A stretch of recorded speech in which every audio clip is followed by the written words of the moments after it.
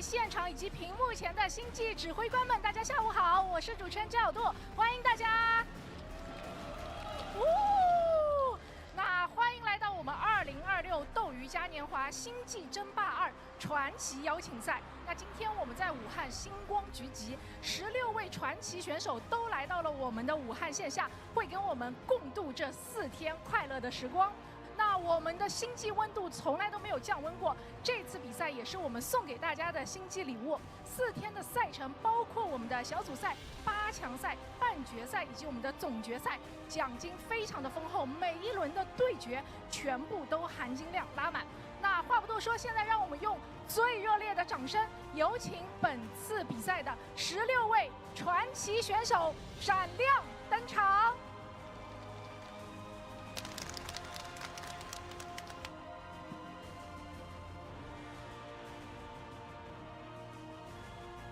第一位登场的是韩国同族传奇，拿下安稳居世界军，常年稳居世界顶尖虫族行列。CBZ 对抗统治，无人能及，让我们欢迎soO。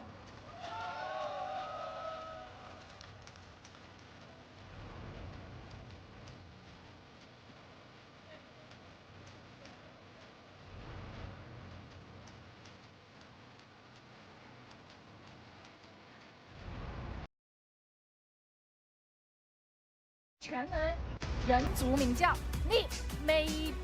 北美的老牌职业选手，战术体系丰富多变，欧美人族标杆人物，欢迎！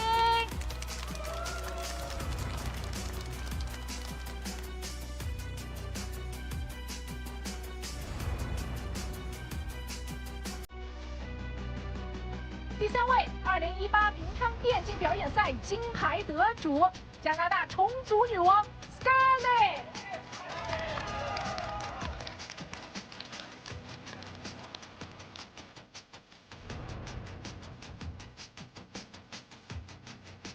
第4位，国内老牌神族名将，解释我们的本土老将，常年征战国内各大星际赛事，运营稳健，是无数国内老玩家的青春回忆。把掌声送给解释。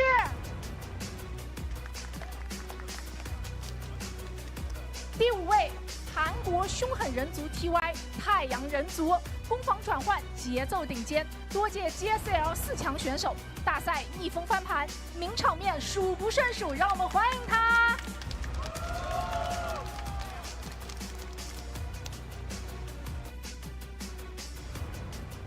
第6位，我们的国内神族标杆Michael赛德。WCG 星际知名国手，征战海内外国际赛事多年，操作细腻，国内神族初代领军人物之一。欢迎赛德老师。第7位，人族天花板Innovation。ES 级全球总决赛冠军，统治重新时代人族赛场。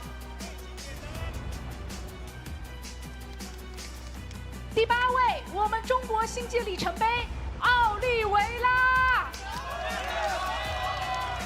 2023 IEM 卡托维兹世界冠军，中国星际史上第1位世界冠军人族选手，创造了属于我们的全球奇迹。再次把掌声送给李培南。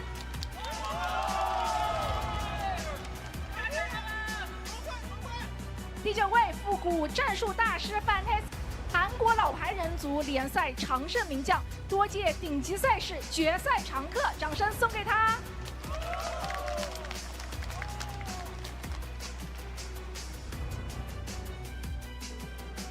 第10位，韩国神族猛将英判，大赛抗压能力极强，多届 GSL 8强、4强选手，这面大规模团战堪称教科书，欢迎他。第11位，欧美实力派神族克拉多尔，海外人气职业选手，海外联赛常年登顶，灵动多线，打法极具观赏性，让我们欢迎他。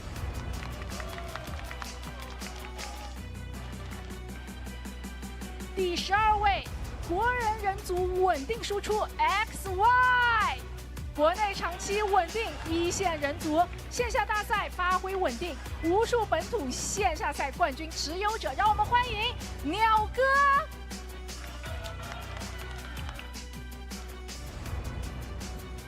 第13位，国服细腻虫族 Coffee， 国内运营流虫族代表，多线控军坦，多线骚扰功底扎实，我们的人气选手，欢迎。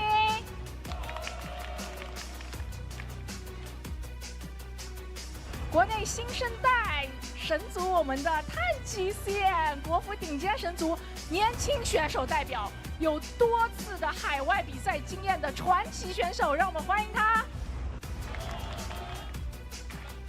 第15位，韩国温柔神族DR双线拉扯大师 GSL 冠军选手，神族多线运营开创者之一，让我们把掌声送给他。最后一位，韩国神族天才 Trip 顶级大赛常驻将军，多次拿下国际线下赛冠军 ，PBT 的对抗统治级表现。那让我们把掌声再一次送给所有的16位选手。16位星际传奇全员集结，传奇之战正式拉开帷幕。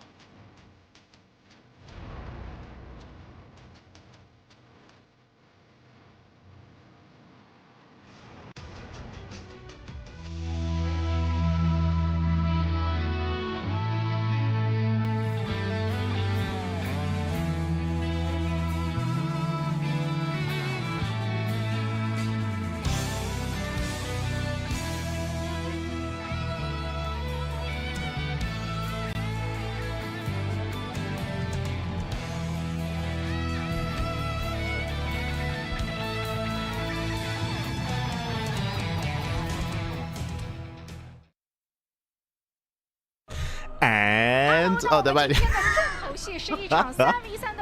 Thought it was time to jump in. And welcome back, everyone. Welcome back one and all to the Douyu Cup. The Douyu Cup is back. The Douyu Legends Cup. I'm Coach Side VIP. With me, I'm joined by these amazing players, these amazing legends, as well as we're about to be introducing them onto the stage. Take it away. Take it away.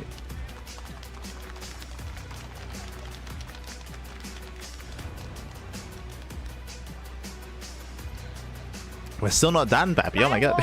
两支队伍也是来到了我们的舞台上，也是想问一下，时隔多年再一次组队来打一个3v3的表演赛，心情怎么样？ We got a translator. Let's go. 时隔多年再一次组队打 Take it away, FanTaSy. 赛，心情怎么样？ 지금 몇 년 만에 지금 3대3으로 팀플 진행하고 있는데 현재 심정이 어떤지 한번 얘기해 주실 수 있을까요? Oh. 이렇게 이벤트 대회에 참여하게 돼서 너무 기쁘고 재밌는 경기 하도록 하겠습니다. 很开心可以参加这次表演赛，希望可以给大家带来精彩的比赛。那有没有为这一次的表演赛专属去做一些定制战术呢？ 혹시 이번 이벤트 매치 준비하면서 전문적으로 준비한 전략 같은 거 있을까요? If anyone can translate in the chat, we'd appreciate it. We'd appreciate it. Ah. 전략은 비밀이고요. 그냥 쉽게 이길 수 있을 것 같습니다. 战术的话就保密一下，但我觉得应该可以轻松拿下这场比赛。啊，很有信心哦。那边说可以轻松拿下你们，你们这个是有羁绊的，是 IG 三雄是吗 ？IG 老将，你们有个新的队名叫什么？欧的基，欧的基。欧的基啊！那想问一下，你们3位上一次一起还在这个线下征战，一起在俱乐部的时候是多少年前了？应该是七八年前了，应该差不多。那这一次再一次组队，心情怎么样？跟这个老队友们还是比较紧张的，说实话，很久没打过这种线下比赛了。想问一下我们的鸟哥紧不紧张？作为这个心态100分的选手，现在紧张吗？很紧张。很紧张吗？你心态可是满分的。最近很久没打比赛了。那有没有为这一次比赛特地去复健一下？练得怎么样？这个保密吧。好，待会儿我们比赛场上见真章。那也是想问一下 Coffee 啊，你们3个有没有赛前一起商量一下有没有什么战术呢？保密。哎呀，全都在保密，不是你哪怕说了，他们现在也听不懂的。那我们肯定随便赢他们呀。啊，随便赢。好的，那么我们传奇的比赛就要由传奇的解说来进行。接下来把画面交给我们最专业、最传奇的解说台。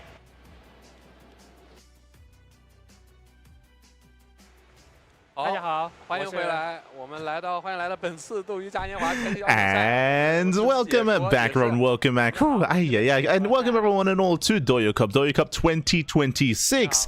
This is a intense, a very, I mean, out of the blue actually, a bit of a Legends tournament where old legends from years gone by have returned to StarCraft. They have returned here players like Trap, Innovation, Oliveira, Neeb, Scarlet, Diego, and many others. Even some Chinese players, of course. Oliveira, Max said, XY after returning for quite some time as well. Jeshi, and many others. Welcome back. Welcome back to all the legends here to StarCraft. Likewise, welcome one and all. This is a multi-day event. I believe 4 days. I believe 4 days in total, going through the group stage into the playoffs and some fun show matches as well. Yo, shout out to some of their merch. I don't know if you can see here, but Max said is showing off some of the player badges that they're going to be selling. Either they're selling or giving away. But they do have a bunch of like merch and player badges with all the players that they have before them. Again, Impact is there, Pappy. Let's go. And before I get ahead of myself, a big shout out to Babelings. Big shout out to Babelings. Thank you so much for providing some translations. Again, we most likely will get some English translators for the English players. But of course, the translators that they have are translating to Chinese from Korean as they're, of course, interviewing them on stage. So we're a little bit limited in what's being asked and what's being told, but regardless, we're here for an amazing week of StarCraft. It's going to be a pretty intense schedule here. We're going to be going through the group stage over the next 2 days, and then the playoffs will be the next 2 days after, I believe. So 4 groups in total. I'm sure we're going to be showing off the eventual bracket soon, but again, we do have 4 groups, 4 players in each group, and I believe our first is going to be Group D, featuring Oliveira, Jeshi, XY, and Trap. 在3v3对抗当中呢，神族配合人族是非常强大的，虫族呢就更多的是感觉是一个起到一个辅助作用，在正面战场还或者是辅助团队相方面呢，相对来说的话发挥有限。但是现在这个 Hold on, I'm just trying to make sure that I actually have the correct clean feed. 什么样的神奇表现 I believe I do.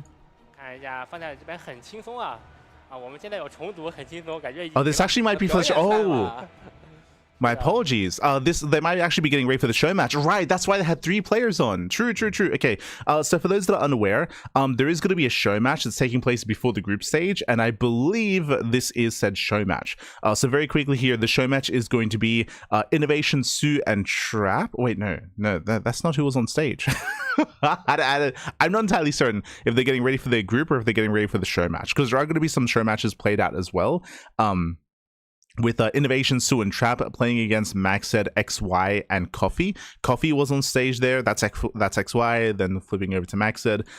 So it looks like this is going to be a 3v3 show match, if I'm not mistaken. It's going to be a best of 1 on Veracity. Okay. So we have a couple of show matches that are going to be taking place. I believe this is kind of like the breaking the ice, if you will. This is going to be the initial introduction before getting into the rest of the matches and the rest of the group stage itself. Okay.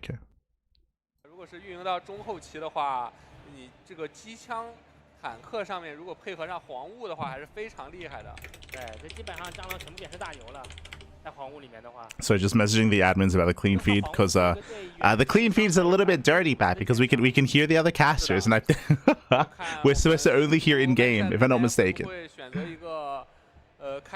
So we'll try to fix this up. I might have the wrong link. It's possible.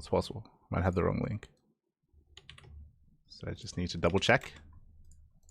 No, this is the correct link, I believe. I'm missing something. Huh.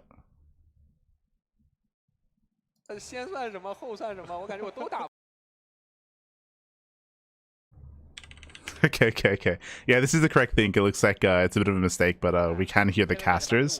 We'll do our best. We'll do our best to try to cover what we can, and hopefully it gets rectified moving forward into the rest of the events. Hopefully. Just catching up with the chat. How's it feel to be team up again with after all these years? Have you prepared any special strategies? True. They have to be kept secrets, but I think we can take the tournament pretty comfortably. But again, I believe that's in reference to like playing alongside all these other players after so long. Crazy. Been a long time since I played an offline tournament, so I'm pretty nervous. I think that was innovation. If you tell us about your strategies, the Koreans won't understand. Oh no. I think that was in reference to Coffee, because I remember everyone laughed when Coffee spoke.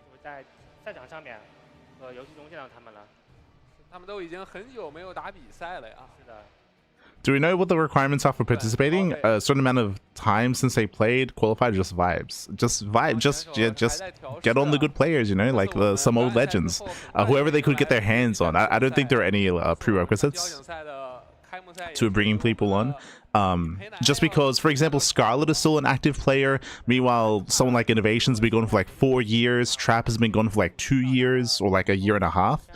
So it varies, right? There are some players that have been going for a lot longer than others, like Innovation, like FanTaSy, TY as well. Meanwhile, you have Trap, who's more recent. You have Impact from like what, 5 years ago. So it varies. It varies.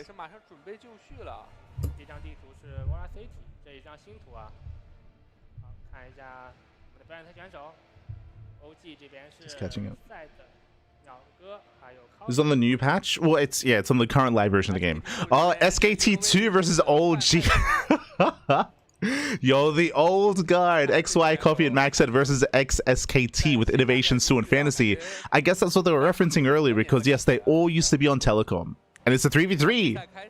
Let's go. Okay. We'll lower the volume a little bit here. A little bit. But yeah, it's going to be a 3v3 here. Bearing in mind, this is a best of one show match between soO, FanTaSy, and Innovation versus Coffee, XY, and Maxed. When it comes to the main event, I believe that is scheduled to begin in an hour. They said now that we have a Zurich player, it feels pretty easy. True. Oh, no. According to the Wikipedia, game version Legacy of the Void patch. No, I mean, you say according to the... I mean, it's live. They're not playing on a mod or anything. It's on the live version of the game. Can confirm.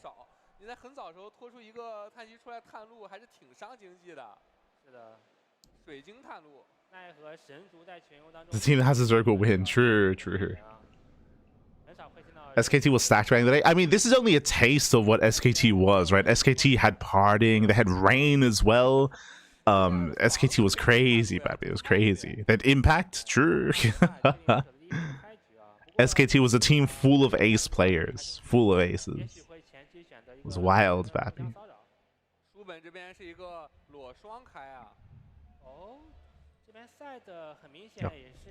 For now, though, we're jumping into a 3v3. I'll be honest, it's been like a year or more since I've last casted a 3v3. Like I can't imagine that our players have been practicing too much of this either. Fixating mainly on the current patch and the current iteration of the game, I'm sure. Again, there was a lot of discussion about this from the Korean side of things. I think Shin was talking about this, correct? Shin Classic talking about how there were some older players like Trap and Innovation that were practicing on the PTR in preparation for this tournament. So for those that are curious, the players competing here were actively practicing on the PTR ladder. They were getting ready. Not 3v3, but 1v1.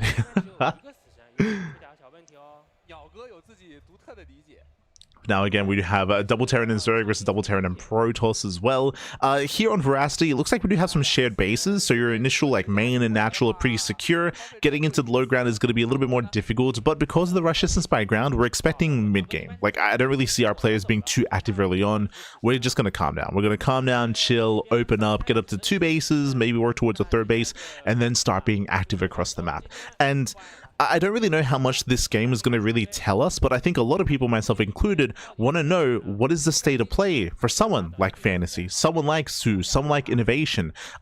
Of course, it's important to bear in mind that there's a player like soO that retired recently, right? soO retired end of 2024. Like, soO, he was around until very recently in comparison to the others. So in my perspective, those players have the advantage. Players like soO, players like Scarlet. I mean, one hand is the patch, sure, but even if it wasn't for the patch, I would say that because their activity was much more recent, they're much more informed compared to an Innovation, compared to a TY, compared to a Neeb, for example.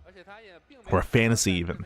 I mean, that's my perception coming into it. Obviously, I don't really know. It comes down to a player-by-player basis or as to how long it takes to get back into shape, right? Like, how long does it take to get back into shape and to be able to kind of shake off all the rust because you just covered in all the rust. You to shake it all off and to settle back in.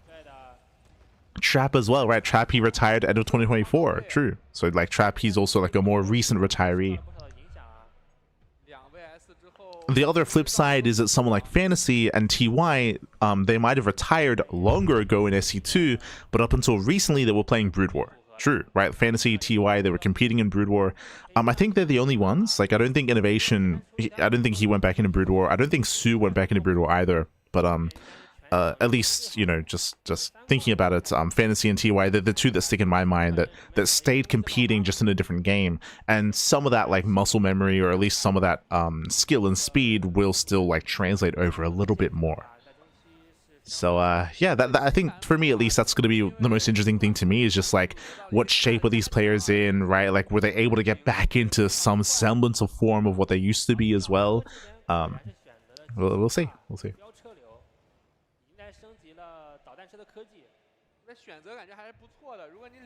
They've been told we'll play on the new patch a few weeks ago. Yes, yes. That's why we mentioned that they were practicing on the PTR.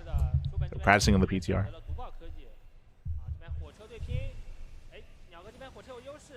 See in the chat, soO did. Oh, there you go. If soO went back to Brood War after retiring, then again that might help a little bit. Maybe more than others. But now that we're going to be opening up, we do see Innovation setting up for a mine drop, pushing towards the top side. Likewise, Phoenix Opener out of Maxed, trying to gain map control. Again, still nothing too crazy. There's been a couple of skirmishes here and there. I say that actually, oh god, I was going to say that the old team, they're going to be trying to step in. They're trying to push forward. The old team, Pap, yeah, Smurge. The old G's. I mean, hey, they're pushing in towards FanTaSy. FanTaSy currently is on his own, by the way. Innovation's going for his drop, so he's not here to defend, and the tank gets caught out. No siege. Yeah, there's no siege up on the high ground, and FanTaSy, he's in trouble. soO's trying to help.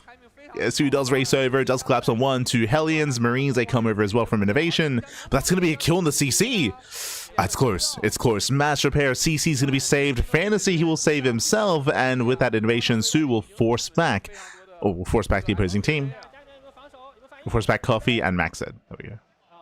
I was trying to think of who exactly was attacking. Back across the map, we have Innovation going for the drop. Nice oh my god. Very nice damage. No WCS game hard, but we're expecting around 10 worker kills here. Heavy damage. Yeah, you can see from 16 down to 6. So 10 workers going down to the main base for Maxed. He was distracted. At the same time, it's finding damage across the map as soO. Ooh, the Queens are struggling to keep up. After all said and done, after we're settling down, FanTaSy is struggling, right? Out of the Korean team, FanTaSy is struggling here. He's down in workers. He has a little bit of catching up to do when it comes to the rest of his teammates. Meanwhile, it looks like Bio out of all the Terrans, except for one, that's XY. Yeah, makes sense. XY is playing mech. Meanwhile, Maxed is rushing Skytoss. On the one hand, yes, Zerg is strong this patch, that is true, but when it comes to team games, especially a team game like this, a 3v3, the likelihood of being able to defend and turtle up and build up into higher tech units is much, much higher. Right now, Maxed is doing a great job here at harassing. He's just distracting Innovation, distracting FanTaSy, pulling them back home. Meanwhile, carriers are amassing, and mech is amassing for XY as well. They're kind of building up these perfect armies. They're still a ways away, but they're getting there. And right now, Innovation and FanTaSy, they're distracted. Like, they're both trying to keep up. Well, nice catch, catching out 2 Phoenixes towards the end. I catch out a couple of Phoenixes. Likewise, soO is trying to build up his Lingbane Hydra. Mech is now revealed. Coffee is likewise also being active with what looks to be drop play on the right-hand side. So XY on the left, Coffee on the right. Maxed in the bases. Oh my god. Yo. The old G's, Pappy. The Chinese team. They're doing well. They're applying a lot of pressure. XSKT struggling.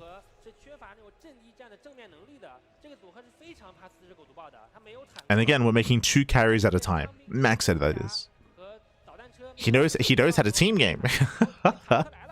Oh, setting up for this round. We see FanTaSy coming in from the right, soO from the left. Brutal choke point. We have 4 tanks sieged up. Phoenix support as well. And we collapse in. Yeah, he's going for it. He's going for the dive. FanTaSy a little bit late to flank. Yeah, a little bit late. Likewise, massive tank shot to your main leveling Bane, but the tanks, they go down. Yeah, tanks go down. Nice surround. And with that, oh, that's going to be the death of XY's army. XY will lose everything. He'll lose everything. Now it's time to counterattack. Send it, Pappy. Send it. Keep going. So nice cleanup in the end. I did notice that the tanks that were lacking vision on the high ground, and they were also very close to the cliff face as well, so they got focused out by Marines. Rough positioning there from XY. Oof. Phoenix is left idle. And now we break out. Now it's time to break free, Pappy. There's going to be 4 siege tanks on the high ground, so not an easy position to break. Yeah, massive tank shot's going to be going off. We're still trying to force our way through. Innovation comes in from behind. He comes in from behind, pushing in towards the production. And it looks like they win on both fronts. They win on both fronts. And yes, carriers are revealed, but they need more support. They're on their own. At this point, they're on their own. Carriers trying to hold on. Innovation, he does bust into the main base of XY. Remember, XY is playing mech, so XY, he has no army. He has no army. And XY, he will lose his main. Carriers are trying to help, but alas, there just aren't enough carriers. There's only 4. 4 carriers, no splash damage, no support.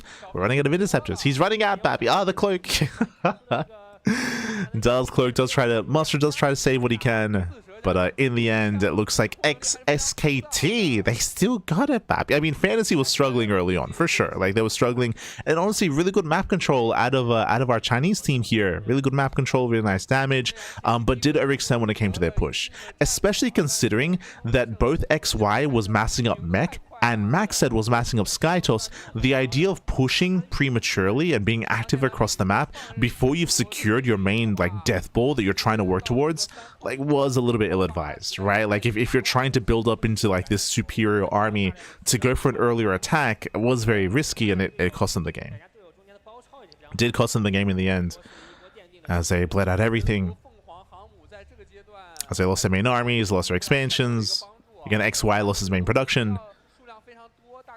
And with that, SKT, Pappy, they're moving in. Yeah, you can see the rally across the map, the parade push, rallying across. And again, there was definitely moments of brilliance for the OGs, for the old guard, with Coffee, XY, and Maxed. But again, considering what they were taking up into, like being overly aggressive early on, again, as we mentioned, was a little bit ill-advised. As it did leave them vulnerable. And with that, there's not really much left here. Sure, Max said he's retained his carriers. True. I mean, carriers are pretty good, but he has retained them.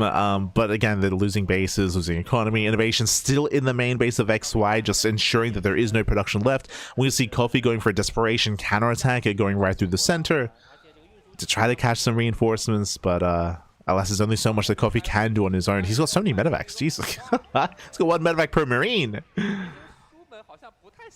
Only medevacs, Pappy.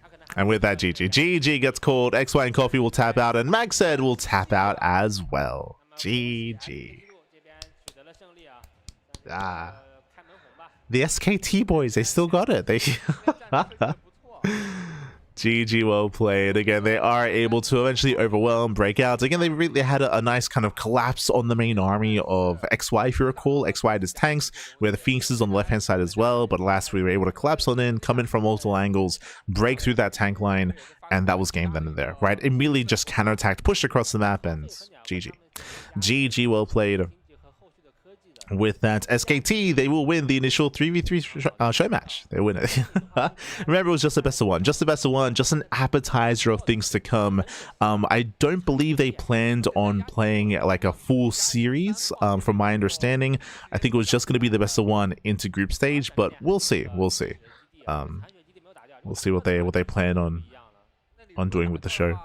Likewise, do apologize that you know, we don't have just purely game audio. Hopefully that is cleaned up at some point. OG 这边呢，他们的选择仍然进行非常好，但他们的部队组合啊，他们这个人口数量是不足以支撑他们打一个正面的交战的。然后呢，关键还是FanTaSy前面那个没有打得太理解，导致他的这个兵量超出了两个他们的想象。是的，而且那个瞭望塔没有控住的话，也并不知道。But there we go. There we go. Yeah, looks like we might have a winners interview before we're getting ready for the group stage. Now, when it comes to the group stage, I do believe we're going to be starting with Group D, based on our schedule. So that is going to be the group with Oliveira and Trap alongside. Let me just double check here. That's going to be Oliveira alongside Trap, XY, and Jeshi. So I believe Group D is going to be today, alongside Group A as well. So A is going to be soO, TY, Coffee, and FanTaSy. Yo, damn, that's like that's a hefty group, baby. Ay. Meanwhile, tomorrow is going to be Group B and C, which will be, you know, Neeb, Scarlet, Diego, Impact, Deer, Innovation, and the others. We have an interview. 队伍吧，也是给我们上演了非常精彩的一场比赛啊！想问一下，是怎么被翻的呢？麦克赛德选手。我们还是进攻的太急了，其实我们控图运营基本上还是比较稳的，就是打的有点急。那我想问一下，我们这边的韩国选手们，有没有感觉到我们这边的 IG 的3位老将在前期给他们造成比较大的压力呢？ 그 IG 팀 선수들이 초반에 혹시 견제가 들어온 게 압박감 느껴진 그런 느낌이 있었어요? 초반 운영할 때. 초반에 게임 끝나는 줄 알았는데 팀원들이 잘 지켜줘서 네, 좋았던 것 같습니다. 其实前期压制的时候，感觉要被输，就是感觉要输掉了比赛，还好我的队友拉了我一下。 是的，我们也想问一下，其实前期 IG 这边是蛮有优势的。当时他们对 We attacked too aggressively. Our macro was pretty solid. We just rushed the attacks a bit too much. Yeah, that was our sentiments. That was from Max said, of course. Max said, letting us know. 상대방이 초반에 좀 Thank you, baby links, for the translation. Thank you. 가까스로 막아서 저희가 후반 가서 이길 수 있었던 것 같아요. 其实前期 IG 的那个牵制压的还是比较大的，但是我们就稍微的打了一下配合，然后后续才可以翻盘。其实也是赢得很艰难的。那这边我们也想问一下 IG 三雄，其实这个版本的话，我们这次来打比赛打的是新版本，新版本的改动还是比较大的。我想听一下，另外 IG 两雄对于这个新版本有什么自己的独特理解吗？这个版本没什么好说的，虫族无敌了呀。咖啡呢？我感觉我们输的主要原因是对面有虫族，我们没有。哇哦，原来是这样啊！到底哪个种族最英霸？我们也是要通过这一次比赛来给大家揭晓了。好的，那我们的表演赛到这里告一段落。我们接下来2点钟会有我们继续的比赛带给大家，让我们稍事休息一下，一会儿回来。 So clearly in chat, so FanTaSy, during the early game aggression, I thought we were going to lose. Luckily, my teammates bailed me out. That was, of course, in reference to the fact that FanTaSy was dying in that game. He was dying, and soO and Innovation came in to back him up. So FanTaSy was... And to be fair, we were also having those sentiments how, like, it was a rough start for SKT. Rough start. Taking the new patch. There's not much to say. Zerg is just overpowered. That was from XY. That was XY and Coffee that were speaking on that. So again, invincible. True. But again, thank you so much, baby links, for the translations. We appreciate it. Meanwhile, we're gonna be coming to a break. Here we do have a nice meme video here. there's a couple of these that they've made for some of the old school players, but we're going to be going on a short break. When we come back, we should have that next series. We should have the group. It should be Oliveira and Trap up next after the break. So we'll see you soon after the break. Oh my god. I don't understand all of these memes. I don't understand, but we'll see you soon after the break. Hup.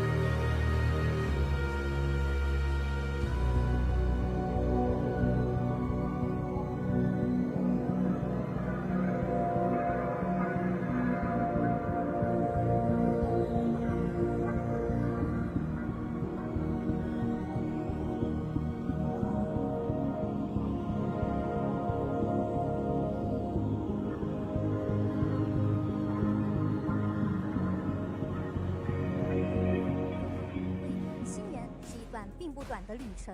但今天，当我们再次聚集在这里，所有的等待便都有了答案。这里是2026斗鱼嘉年华主舞台，这里是热爱出发的地方。我是主持人 Ms， 欢迎每一位来到现场的大家。今天除了本地的朋友以外，也有很多从全国各地奔赴而来的朋友，让我看到你们的掌声，听到你们的掌声和呐喊声，好吗？这可能就是我们斗鱼嘉年华的台面。这里不仅是主舞台，这里更是所有热爱出发的起点。而今天是我们主舞台电竞赛事的第一天，我们将用一场传奇赛事为这一切正式揭幕。星际争霸2传奇邀请赛就此启程，让我们一起见证属于这个夏天的荣耀时刻。在这个舞台上，我们将见证一场跨越国界的巅峰对决，一边是中国选手的细腻运营与大局观，另一边则是韩国选手标志性的凶悍打法与极限微操，两种截然不同的风格正面碰撞，到底谁能在这场博弈中笑到最后？让我们敬请期待。接下来，让我们用最热烈的掌声，有请第一位选手，来自中国，以细腻运营和大局观著称的星际之光 Oliveira 李培南登场。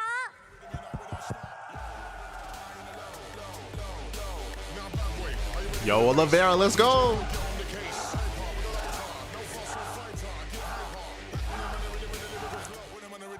现场的观众确实非常的热情。那么接下来，让我们用最热烈的掌声，有请第2位选手，来自韩国，以凶悍打法和极限操纵闻名的星际名将 Trap 赵晨浩登场。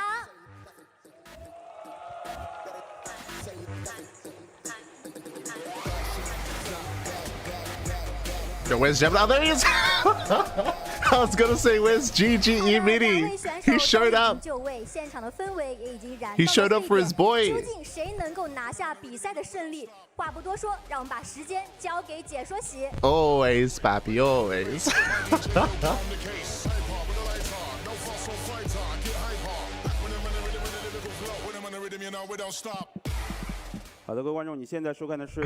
And welcome back, everyone. Welcome back. Once again, a big shout out to Babylinks for the translations in the chat. Otherwise, we are here. We have returned with the Douyu Cup. Douyu Cup day number 1. We just had our lovely 3v3 show match, but now we have returned. We've returned here with the group stage. The group stage, the main event has begun. As you can see on this stage, we do have Oliveira and Trap coming out. For those that may be tuning in for the first time, this is a big Legends event featuring retirees and also some modern players as well from years gone by. Let's go, baby, let's go. So again, it is going to be a blast from the past. A big shout out to SC Boy for hosting the event, Douyu of course for sponsoring the event as well, AMS for hosting, and everyone else involved. Bienvenidos, baby, bienvenidos. Welcome, welcome one and all. Meanwhile, Este Gemini. We'll allow the spam, we'll allow it. But I was gonna make a joke when they choose Trap, like I was like, yo, you're somewhere out there, you know, GGE Mini, like there's the spidey senses are tingling, papi, and suddenly Gemini does arrive. Of course he does, of course he does. But here we go.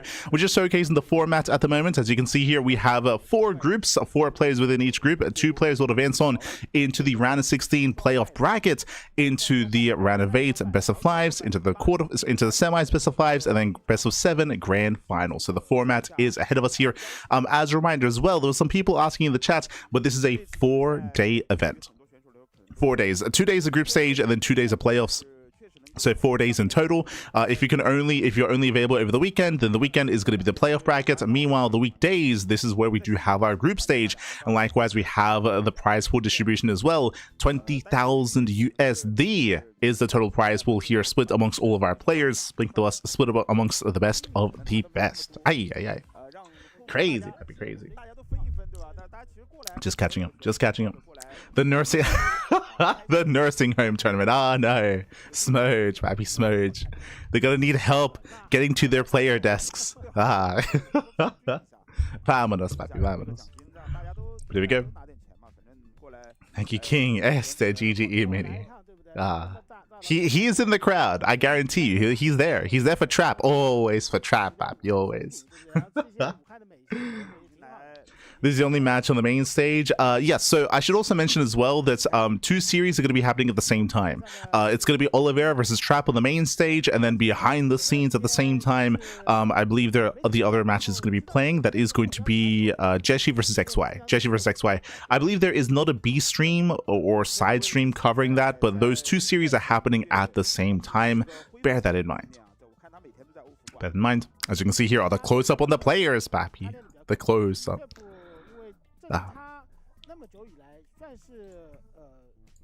So again, we are getting ready. Now, when it comes to our 2 players here, of course, Oliveira, he did retire. I mean, he was the best player in the world. Straight up, he was the best player in the world. Unfortunately, did retire. This was during the time when we were still a little bit in flux about whether or not EWC would return to StarCraft. Eventually, EWC did return to StarCraft, but that was after the decision was already made that Oliveira would step away from the game. He will still actually show up for casting purposes, like for SC Boy events and WTL and things of that nature, and other like Stars War events, I should say. Oliveira would show up as like a host or like as a commentator, as like a guest commentator at times. But great to see him return here in this show match or in this Legends format, and we'll see how he compares to Trap. Trap is a more modern player that only recently retired. I want to say end of 2024, beginning of 2025. But let's jump on in. Let's jump in, and spawning in the top left-hand corner of At Attorney's Edge, we do have the South Korean Protoss player. We have the blue Protoss. It is Trap. And in the bottom right-hand corner, we have his opponent. We have the Chinese Terran player. We have the red Terran. It is Oliveira. Let's go. Let us go. We do have our fresh series here, our fresh best of 3. Do apologize as we can hear the commentators a little bit in the background, so I'll lower that a little bit. So we'll have a little bit of sound in the background. We'll try to make do with what we have. We were provided the clean feed, of course. We do have the clean feed available, but alas, not the cleanest of clean feeds. So we can still hear audio from other commentators and other audio channels, which are usually taken away from that. But regardless, we're jumping into our first series. And also remember, this is on the live patch, of course. There is a mod in the works. I say a mod. A mod has been made in-game to revert to the previous patch and to the previous state of the game. And that is going to be used for Maestros of the game over the weekend. And it does make more sense because Maestros, the entire event was played on the previous patch except for the final day. So they are going to use the mod for that tournament. But for other events, we are on the live version itself. Potentially other events might end up using that mod or not, you know, we'll see. Regardless, we are going to be opening up. Welcome to At Attorney's Edge. At Attorney's Edge is an interesting map in the map pool. It does have a shorter rush distance by ground. If you take the triangular third base, that actually leads into a high yield gas base as well.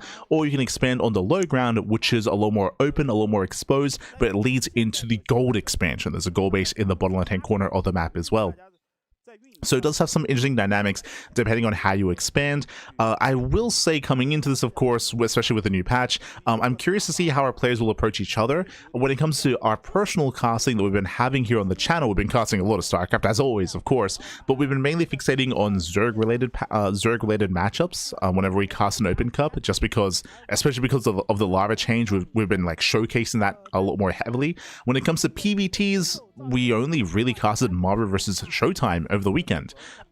Which Mara was hyper aggressive and Showtime had a really hard time defending and a really hard time against the non-stop all-ins at Amaru. We'll see if Oliveira does take a similar approach. We'll see if we embrace the mid-game, which I have yet to really experience on the PTR or on the new version of the game. We'll see. We shall see. For now, Trap does move out with his two adepts, does move out. We'll thread in the shade. Once again, as we mentioned, Trap, he's a player that I would say more recently retired, so because of that, potentially his skill can come back a little bit faster, but everyone's on the same playing field just because it is a new version of the game. That also is another X factor that's going to be affecting this tournament. For now, adepts, they move out across the map. We do see the high ground setup out of Oliveira, responding with the bunker here, and is going to be delayed when it comes to expanding. Did go for a double gas opener, racks into factory, delayed CC. No, sorry, the CC is just below vision here. So racks expand into factory out of Oliveira, going for the high ground CC, but he will lose an SCV. Yeah, worker does go down, so a bit of a shaky start here for Oliveira, losing a worker, being stuck on one base, and it doesn't really have any counterattack potential. Because the opener here, we're going Marine, not Reaper, so back at home, Trap is perfectly safe and sound. Yeah, he's safe and sound. He's going to be forcing out some SCVs to repair. And likewise, Trap going for a Robo follow-up. Okay, I don't believe there's a Twilight Council. I might have missed it. But does open up Robo. Curious to see if he does take it a step further and go old school and go Robo into Bay into Colossus. Curious. Bearing in mind that some gateway aggression has been de-incentivized due to the warp gate changes and due to the cost of going into warp gates. So we have seen, for example, in ZVP, a lot of heavy Stargate play to compensate for that. I'm curious if we have something similar in mind here, where we're going to rush into Robotech units because gateway armies are a little bit less reliable, I should say. But we'll see. But now Cyclone does break out, does catch the first Adept. Finally, Oliveira can expand, can break down to the low ground. And I'm most curious about the tech of choice, as so far we're going to be opening up with the Safety Immortal, so Immortal's on the way. Trap has, of course, maintained map control. And likewise, eyes are on Oliveira's follow-up here, whether he goes into drop play. There it is, Medevac is in production, and we can move out with a good amount of Marines and Cyclones, bearing in mind that there's no stim, there's no upgrades with this, but that's a lot of DPS available early on here for Oliveira, and Trap does spot the move out. Okay, Trap knows. Trappy knows he's aware. He's going to try to engage ahead of time and ideally catch at the Cyclone. No, the Cyclone! Oh my god, massive pickup. Cyclone goes down. Oliveira, he face checks the tall grass. Pappy, heavy loss for Oliveira, bleeding out more Marines. Tank will deter this army, but still a good trade here from Trap. A very nice catch. Yeah, nice catch. Back at home, we do have the War Prism on the way to reinforce. Oliveira will load up, will still commit to the drop, but again, this is a weaker army now for Oliveira, as he bled out Marines and the Cyclone as well. Oof. So Oliveira does go for the drop. We do see Trap has some spotter units here outside of his main. Warp gate is done. Oh, sorry, I assumed that, but we have not warped in any warp gates. We have not warped them in. So the Prism is on the way, but funnily enough, Trap cannot reinforce with that War Prism. I hope he knows that. As Trap is somewhat in position. Oh, Tank does unload, does siege up. Yeah, nice moves here. Catching out 1, 2 Stalkers. 2 Stalkers go down. Nice use here of that little patch in the main base. It does have the steam vents to obscure vision. So nice moves by Oliveira. Moving into the middle line, getting 1, getting soon to be 2 probes. Yeah, 2, 3 probes going down. This is getting a little bit out of hand. And remember, Trap doesn't have warp gates available, so he can't reactively warp in. Yeah, cannot warp in, does drop across the map instead, does get a tank. Ooh, nice pickoff. Yeah, tank gets sniped and does pull away at the same time, though. Again, Trap, he cannot defensively warp in. Oh no. We're getting messy, Pappy. We're getting messy. We got slow lots to defend. Making 3 zealots at a time. Oof. Losing 11 probes, some heavy losses here for Trap. A tank finally goes down. But again, we're just messy all over the place. Trap leading out a lot of workers. Meanwhile, Trap does snipe some high-tech units across the map, but no major economic damage is dealt. Oliveira does have the higher worker count plus mules. As Oliveira does micro his hideouts, getting another couple of workers. 1, 2 more probes going down. 14 probe kills in total. Again, some rough losses here for Trap, as he's going to be losing up to 17 probes. Ay. And again, Trap just chasing with slow lots, no Stalkers to reinforce. He's got charge on the way, and he's going to commit with a very, very heavy Zealot army. But Trap has been slowed down so much, losing 17 workers. It feels like the goal here was to go for an all-in, and he's being forced into one upon losing all these probes, as he still loses more. Another probe goes down. Yeah. Again, lack of Stalkers, lack of Blink, it's brutal. At this point, we must intentionally be just, you know, using gateways as like vanilla production units.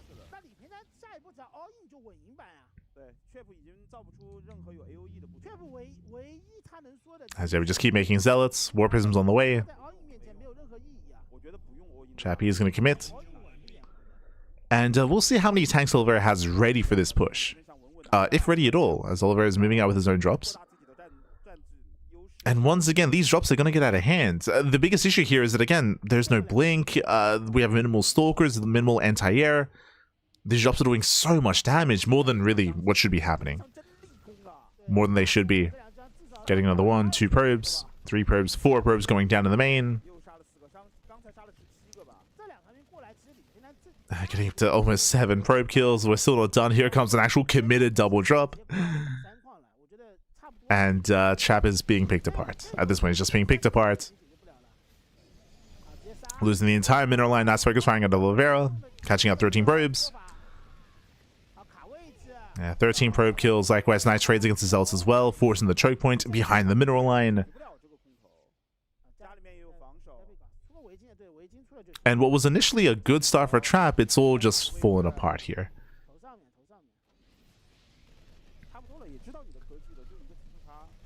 As I can sense the frustrations, like trying to keep up with drops with purely Zealot Immortal. Like Oliveira's having the time of his life. Don't get me wrong. He's he's enjoying himself, Pappy. It's like nothing shoots up. Let's go. Let's keep going. Let's keep getting more damage.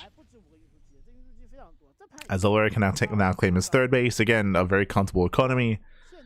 Trap, he commits across the map, still rallying across with his Zealots. Has the War Prism purely for micro potential? Purely for micro.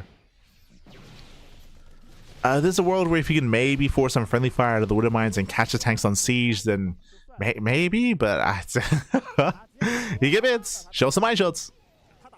Oh, yeah, Widow Mines commits. Results are going down. Nice juggling here with the tank. Pulls back the tank. Sims on forward. GG gets called, and Oliveira takes game number 1. GG. Yeah. GG, well played, Oliveira. He'll take a lead in the series. Meanwhile, Trap had some interesting play. If you recall, initially I thought that maybe Trap had forgotten Warp Gate, but very clearly it was intentional that Trap avoided Warp Gate entirely. I will say that based on what we've seen in recent times, Warp Gate is, especially because now that gateways are a little bit cheaper to morph into Warp Gates, we still do see Warp Gate play in TVP, especially just to have a couple of gateways to reactively warp in as well. But yeah, Trap, he was very much so adamant about refusing to commit into Warp Gate, to warp in any Warp Gates as well, to have those defensive warp ins, and to even have any defensive stalkers either. So it did feel a little bit stubborn there from Trap. I don't blame him, especially after the opener, right? Like here, like he caught all these Marines, he caught the Cyclone, he delayed the expansion as well. Like Trap was in a good position, and then it all fell apart with this drop. Stalkers went down, we had Zealot reinforcements, and it all just kind of fell apart. It looks like maybe Trap had an idea of how he wanted the game to play out, where he would shut down the drop, he'd shut down the aggression, and then just commit with mass Zealot and charge and just send it across the map. But again, because of all the economic damage, that was all delayed, right? It was all delayed. Trap was stuck at home, and any semblance of push was pushed back further until the point where Oliveira had plenty to defend. Shout out to the drops, of course, able to abuse the fact that there was no anti-air, right? There was nothing to shoot the medevacs, no anti-air except for the sentry here, as you can see. And with that, GG well played. With that, Oliveira will take the first game. But remember, this is a best of 3. Best of 3. We have more games ahead of us, and we'll see if Trap can recover and make a series out of this. Let's go. Let's go. Meanwhile, big shout out to F91 and Xiao Se, as they're both casting over on the casting couch. True. No. But we are being notified that most likely the clean feed will stay with the Chinese caster commentary, so we'll have to power through. It's all good.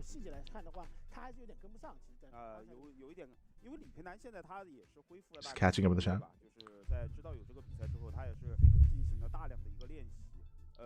Just catching up. Team match already done? Yes. We already had the initial 3v3 show match.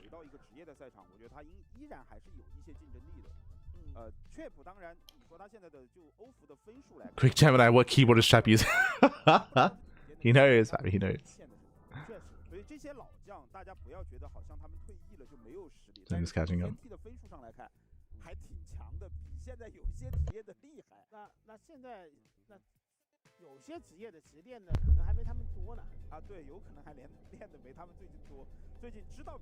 The new patch is bad for Toss. I mean, I would, as I tried to emphasize during the game itself, like Trap very much was very, I still stand by the phrasing of stubborn in his approach to that game, or maybe a little bit fixated with how he wanted the game to play out, and was abused for it quite hard. Was abused.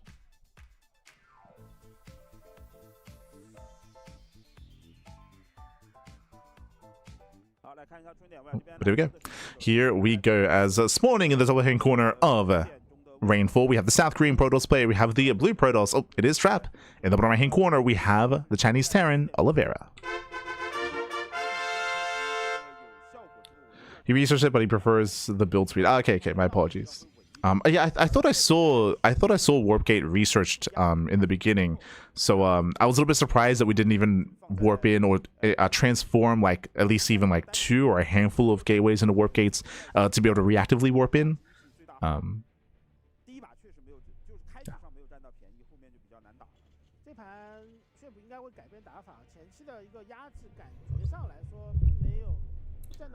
But here we go. Here we go. Is the green trap as hard to tell without the glasses? I still think that Stats looks weird without his glasses. to this day, Stats does look weird without his glasses. I know we're talking about trap, but for those who remember, Stats, he was iconic for his glasses. He was the Walder Protoss, if you remember. Like he had that look. Who's the other one? DRG. I think DRG also got LASIK. I think both Stats and DRG got LASIK. And I still think that DRG looks weird without his glasses. I just have like this visual of them ingrained into my skull, and I just want to put glasses on them, Pappy. Chap hasn't worn glasses in years, Pappy. I still remember the glasses of Stats in Brood War. Yeah. Like when I think of Stats, I think of him with glasses. When I think of DRG, I think of him with glasses. Even though like their career continued without glasses, like in a good way, but don't think I've ever seen live without glasses either. True. If I ever get LASIK, I'll need to wear glasses just for the look, just like for the aesthetic, Pappy. There we go. For now, we're going to be settling in. Welcome on to Rainfall. Rainfall is a much smaller map of the map pool. Smaller map, shorter rush distance by ground. Aggression is favored on this map as we do it once again. Open up racks, expand into CC on the high ground by Oliveira. Same opener 2 games in a row. Very quickly, when it comes to the map itself, this is the new Tourmaline essentially. So aggression is hyper favored here. We do have open 3rd bases, open 4th bases, and a short rush distance. Likewise, just like Tourmaline, there's no like points of elevation or any kind of big terrain factor that can slow down a push, except for the bridges in the center. There are some narrow bridges in the center of Rainfall where you can try to engage ahead of time and choke up the army and try to slow something down, but outside of that, it can be brutal.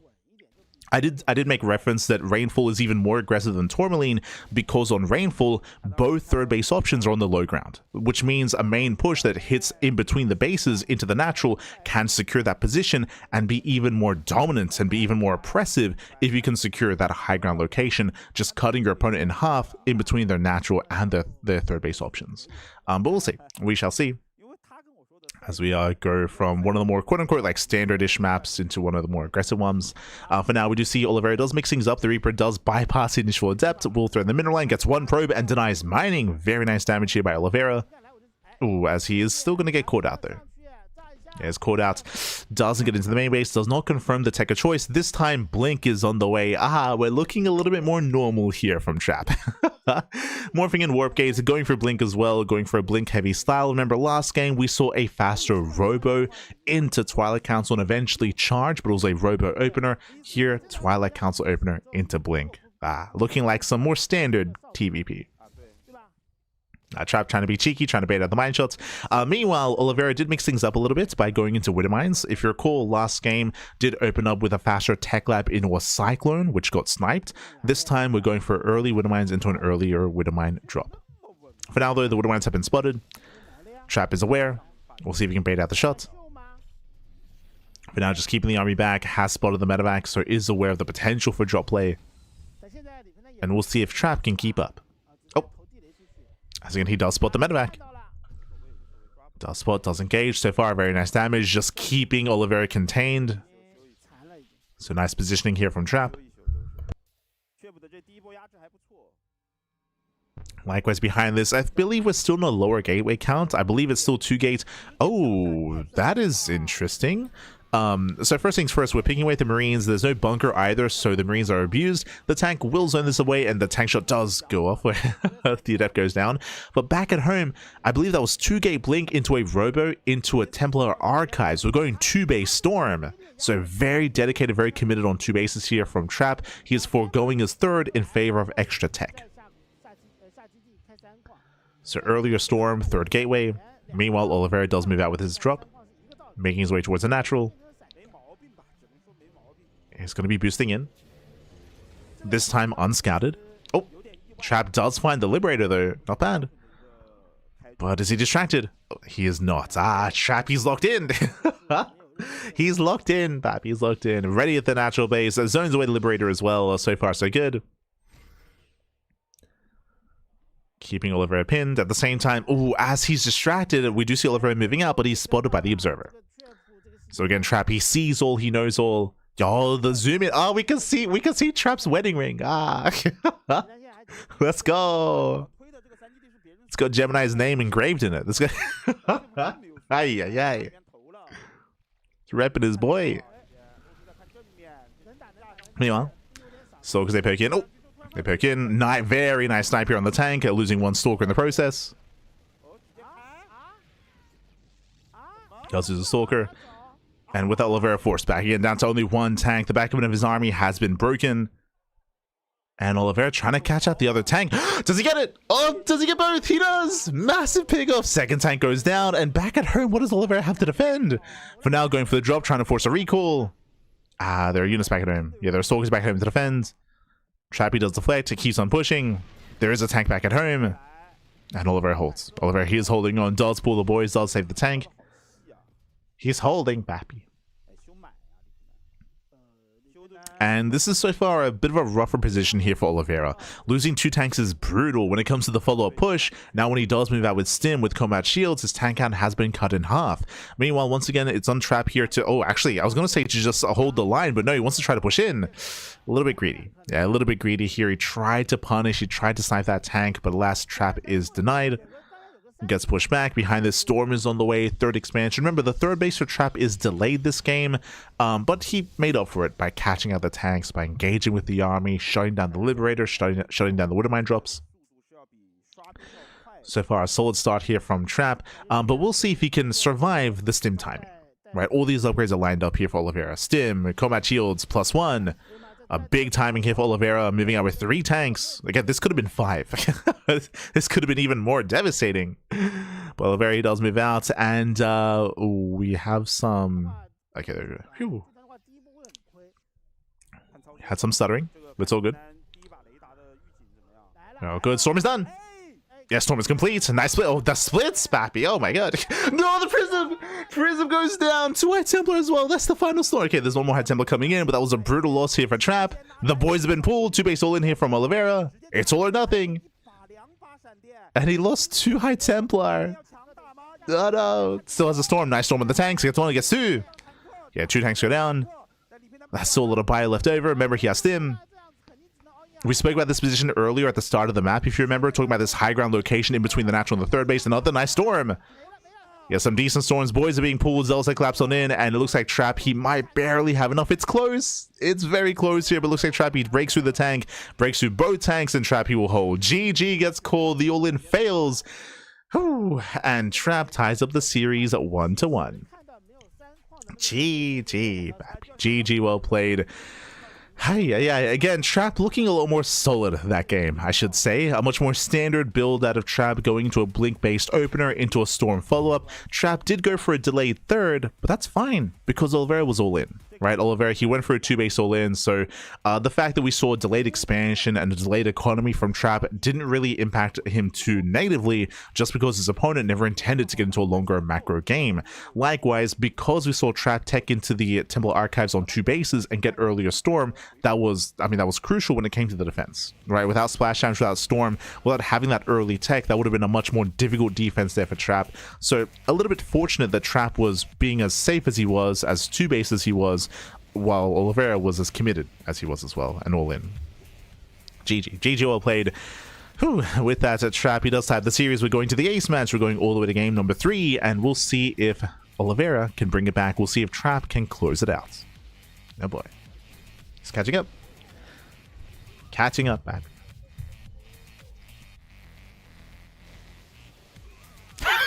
I just caught up in the... What have I done? Is that because you wear glasses, Light? I wonder whether you think about their pants or not, since you always cast pantsless. True. No. Look, when do you really see pro players from the waist down, okay? That's all I'm gonna say. Gemini in shambles. That it's Gemini's name engraved in the ring, Pappy. We know.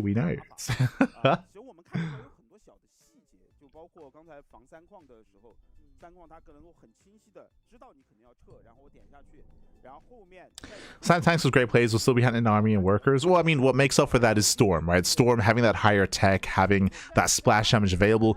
Even though there was some rough moments there with Oliveira sniping the War Prism, which was huge, and for Trap to lose 2 Templar, he still made those storms count, right? We saw the one Storm snipe 2 tanks. We saw another Storm catch out the Bio army as well. It could have been a stronger defense from Trap if he had retained those extra high Templar, but still pulled it off. Still did pull it off.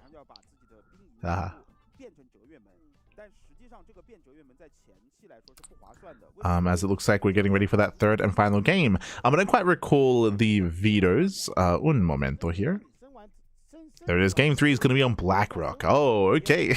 Going to be loading into BlackRock. We're going to be taking a break from SC2, jumping into some Warcraft, maybe. True. Jumping into Warcraft.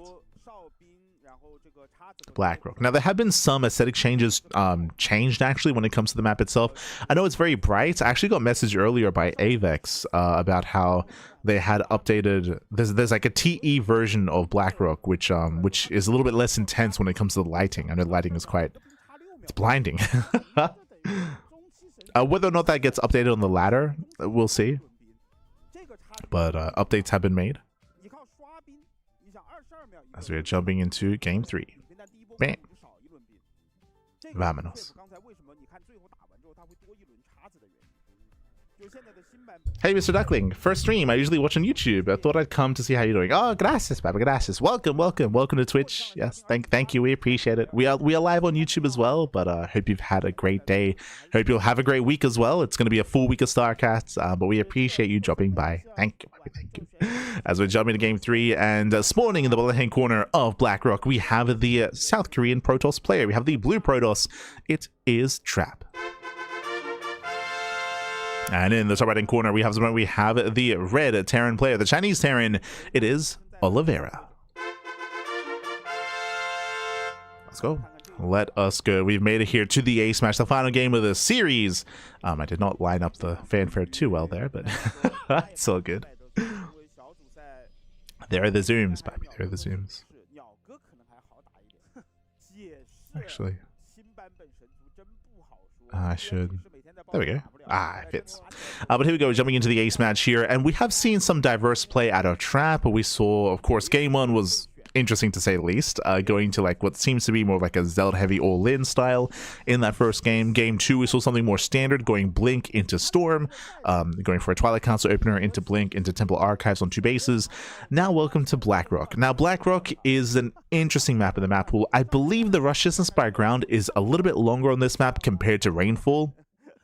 We spoke about how Rainfall is a new tourmaline, and we expect aggression in all-ins, and hey, we saw Oliveira pull the boys and go for a 2-base all-in. Again, expect to see that kind of play more often on Rainfall. Here on BlackRock, it's a little bit different as, ooh, no, Trap, no, stay with us. Looks like a little bit of connectivity issues in-game, but hopefully it all clears up. But winding it back, BlackRock has a slightly longer rush distance and does have more kind of avenues to engage an army ahead of time. There's a lot of choke points. There's a lot of choke points in the center of the map and coming into the 3-base setup as well. On top of that, though, the 3rd and 4th bases on BlackRock are very open. They're very, very open, and they can be difficult to actually defend. So I would say that aggression is favored on BlackRock in the mid-game more so than the early game. So a little bit different here, where the fringe bases are more exposed than their natural, for example. So we'll see how players do approach BlackRock. Likewise, this map, of course, is the aesthetic is Warcraft 3 related. That's why we made the reference to Warcraft 3 earlier. When it comes to the live version of this map, they did remove the grunts, though. For those that don't recall or that didn't watch the PTR or the TLMC tournaments we hosted, but there used to be these orc models scattered around the map. But apparently that was imported into StarCraft 2, and they could not verify that, or they could not implement that into the latter version. So instead, the orcs were removed, and they were replaced by Taurens with like marine suits. So you can see them there. Oh, So you can see Tauren scattered about. So not quite the Warcraft 3 grunts, but the Tauren Marine, close enough. Still Warcraft 3 aesthetic is there. Still there. As, oh, Stargate opener. Okay, so it's going to be a Stargate opener out of Trap. So once again, every game in this series, something different. We have seen something different here. So Stargate opener out of Trap, and most likely we can go Oracle to rush across the map or start building up your Phoenixes earlier on. We'll keep an eye on Trap. Likewise, Oliveira going for Rax Expand into Factory. Same build, 3 games in a row. High ground CC from Oliveira. Very safe play. Will mean a delayed expansion though. Meanwhile, a big shout to Smilodon, God, Papi God. Thank you so much for the Switch Prime. We appreciate it. We appreciate the support. Hope you enjoy the content, the casting, and the StarCraft, Papi. Thank you so much. Thank you so much. Again, it's going to be a long week of StarCraft. 4 days of Douyu Cup. 4 days back to back to back to back. It's going to be a lot of StarCraft. We'll lock in, Papi. We'll lock in. Likewise, we're casting from a clean feed, so we'll do our best, but we can't necessarily verify certain things like check upgrades or things like that, so we'll try to pay a little bit closer attention.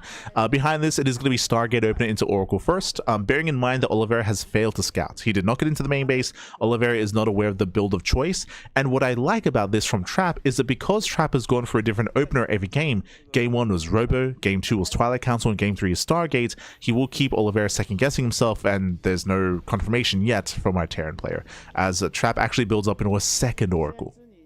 Okay, so second Oracle's on the way.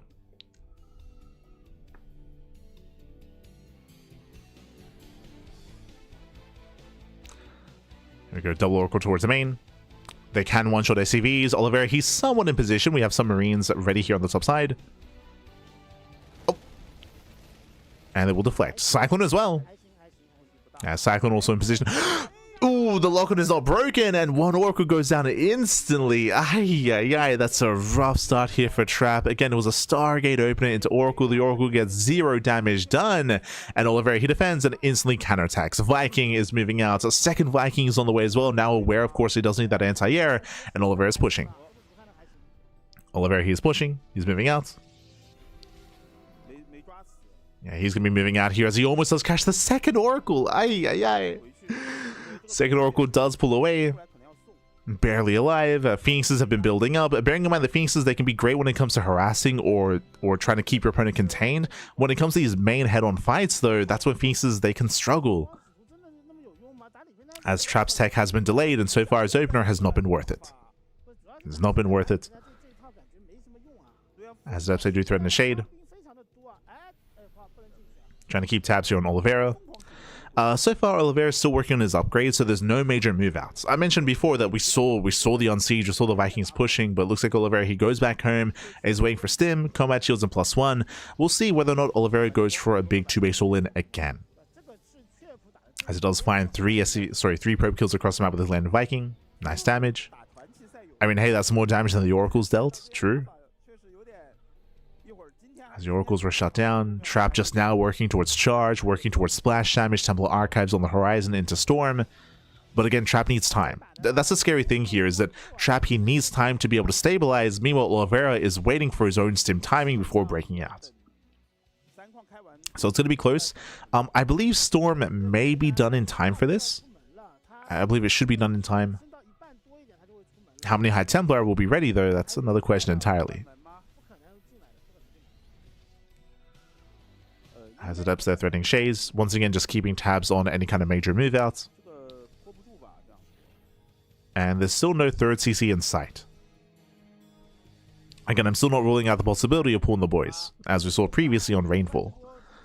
We mentioned at the start of the game that the third base location on this map is much more open. I mean, you can see it here, right? It's a very, very open third. There is a way to close it up a little bit. There are some destructible towers that you can knock down, so you can try to fully wall that area off and try to minimize your opponent's approach.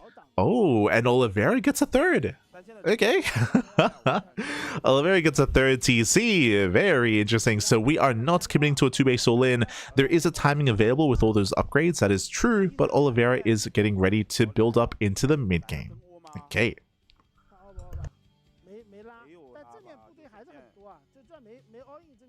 So he's building up.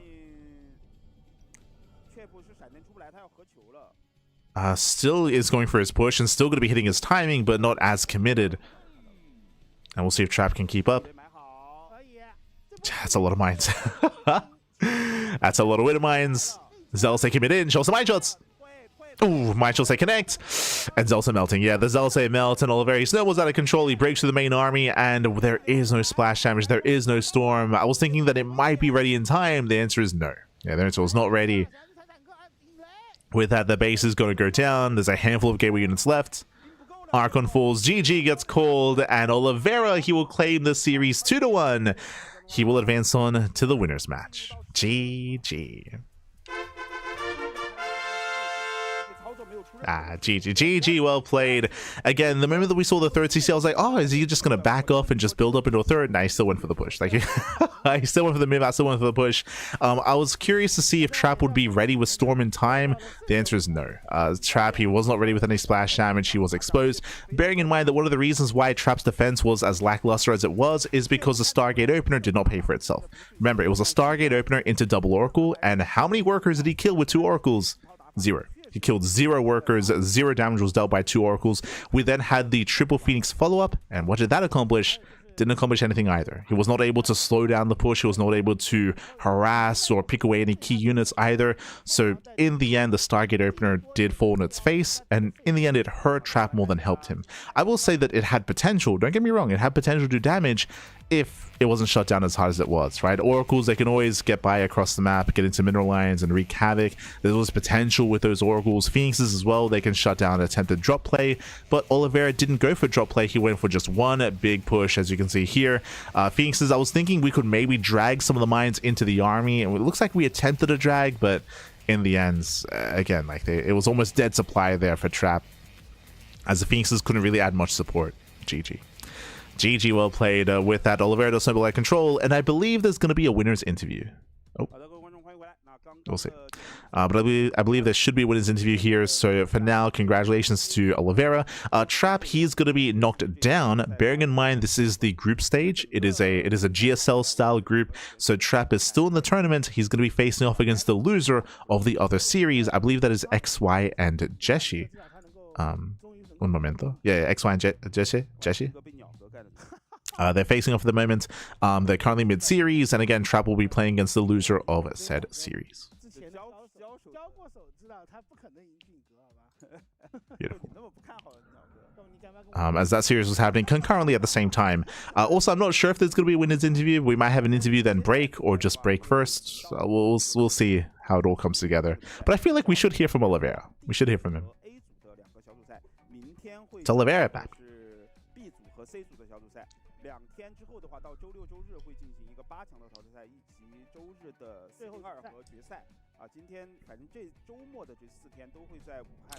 Dustin Prado would be proud of this map. Oh, true. 如果你想来看比赛的话，你可以买这个88块的门票到这个 A3 馆。A3 馆旁边。A3 馆的暴雪区。暴雪区其实。Is this game on Steam? On Battle.net. 还有这个守望，我刚过去的时候，我看到有守望的舞台。还有个星际的擂台赛。有个星际的擂台赛，如果你想过来玩的话，你可以到星际的擂台赛，到时候会安排一些什么选手啊，或者主播啊，或者我们啊过去跟大家挑战一下。当然，我看到还有守望先锋的这个舞台，还有这个。The only unit that killed work was Trap's probe. Again, it was just a really rough opener. It was a really rough opener there for Trap, a really rough follow-up as well when it comes to the Stargate play. But I do appreciate that we saw a lot of variety out of Trap. Again, Robo opener, Twilight Council opener, Stargate opener, something different every game. So I appreciate that Trap was able to spread his wings a little bit, and I do wish the best of Trap. I do want to see more of Trap coming into the rest of the group, but the pressure is on, and I believe his upcoming matches will be off-stream. So the current plan for the schedule is we just covered Oliveira versus Trap. That leads us into the winners match, and then from there that'll lead us into the decider match. I believe the losers match is going to be happening off stream. So 3 series casted, 2 series off stream, and then we move on to Group B, if I recall correctly. No, sorry, Group A. Group A. Oh yeah, Group B, sorry. I believe the times on Wikipedia are incorrect, so just bear that in mind. Oh, bye-bye. Interview? No winners interview? Come on. we want to hear from Oliveira, papi. Maybe only like a winner's interview for the group, for the group itself. So with that, we're going to be going on a break. It looks like a 15-minute break, bearing in mind that they have to get the players on stage and they need time to get all their settings going, to plug in their peripherals, to change their PC settings as well, to be able to set up. So best of luck. Best of luck to the players here. Oh no. So I thought it was gonna, look at that. My apologies. I thought it was gonna be the winners match, but looking at the schedule, it looks like we are covering the losers match. I think. Look, if you see here, hold on, I'll zoom in. We have Trap. He's Trap versus TBD. Okay. Sure. Look, I don't know what's happening with the schedule, but we'll see. Also, I have no idea what we're watching either. We're gonna cut to a break. We'll be back soon with our next series. Whether it's the winners match or the losers match, I don't know. We'll figure it out. See you soon. See you soon, Batty. See you soon.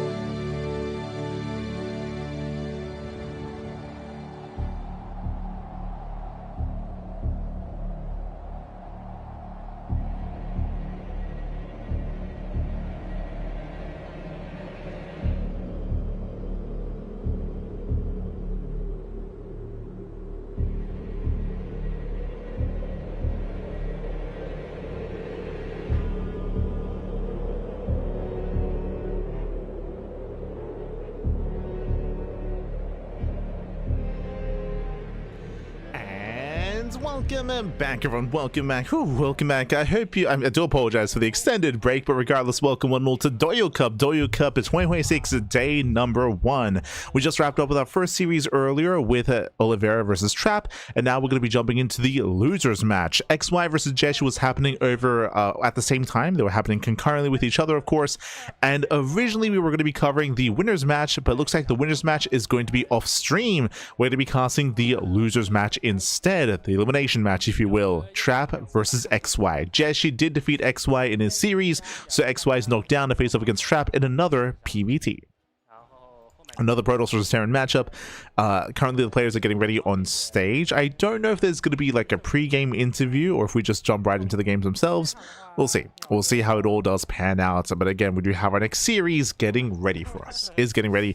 I did see some people a little bit confused as to the format or how things are working. Once again, 2 series are happening at the same time. So match 1 and match 2 happen concurrently. Same with the winners match and losers match as well. Unfortunately, there is no side stream that I'm aware of. There's like no B stream to cover some of the other off-stream matches, so they're just going to be happening at the same time, just to be able to get through all the groups as fast as we can, or just in a decent time, as there's a lot of matches happening today.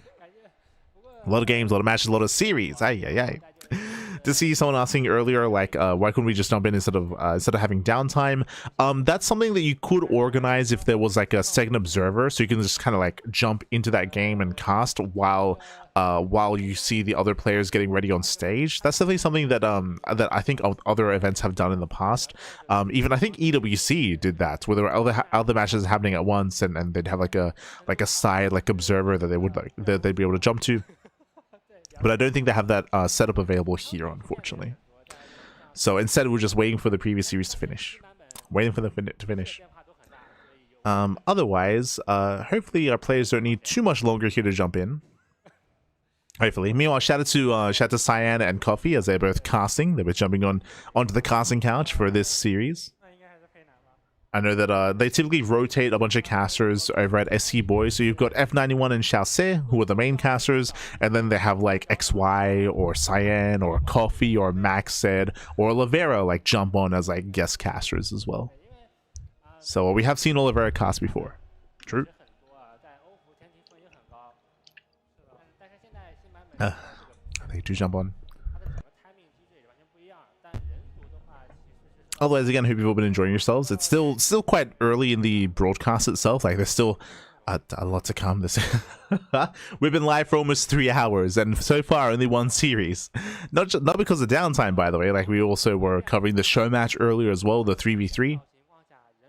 There was that earlier show match. And do expect like downtime to be as long as it is, just because it's an offline event. So every time a series finishes, the players have to disconnect their keyboards, they have to log out, they have to remove their peripherals, they have to get off the main stage, and then the other players have to get onto the main stage and set up as well. And that does take time. Meanwhile, we do get an update here on the bracket itself. As you can see, Jeshi did take down XY, so we have Jeshi versus Oliveira facing off in the winners match to advance on into the playoffs. Meanwhile, Trap versus XY is going to be on the elimination match to find out who's going to be the first player out of the tournament. We'll be there. Meanwhile, a big shout to Chanchito, babiga. Thank you so much for the raid. Hope you had a great stream. Hope you had a great ladder session. Hope you had a great time. And welcome one and all to Douyu Cup. We just kind of went over it. But welcome to Douyu Cup. Douyu Cup is a big Legends event that's going on with a bunch of retired players. We have a Trap, Oliveira, Innovation, Scarlet, Kellezer, Neeb is here, TY, FanTaSy, soO, and many others. And many Deer, randomly, Deer is here as well. And many others. So again, it's a big offline event happening in China. We did go live around 3 hours ago, so we've been live for quite some time. We had a fun 3v3 show match, and now we're currently covering Group D. !B in the chat if you guys want to have a look at the groups yourselves. But again, groups are live. Today is going to be 2 groups. We're covering Group D alongside, I believe, FanTaSy's group. Un momento. Group D and Group A, if I'm not mistaken. Yeah, Group D and Group A are going to be today. Tomorrow is going to be Group B and Group C. So 2 days of group stage, and then the playoffs are going to be over the weekend. So 4 days. 4 days worth of content, 4 days worth of StarCraft happening over in China. Douyu Cup, happy Douyu Cup. So again, that is happening over the next 4 days. Obviously, this is happening on the live version of the game. So new patch, new updates, and old players. Does kind of even the playing field a little bit as everyone is kind of getting into this. Of course, the players were practicing on the PTR leading up to this event. They were all practicing on the PTR, all getting ready for this tournament, for Douyu Cup. And it's been great to catch up with all these players.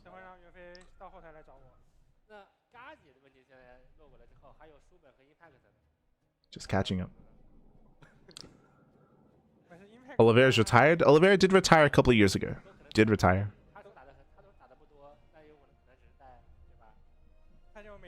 Almost everyone at this event is retired pro, returning for this. Yes, yes. Just to reiterate, like, this is a Legends event, so it does mean that we have a bunch of players that have...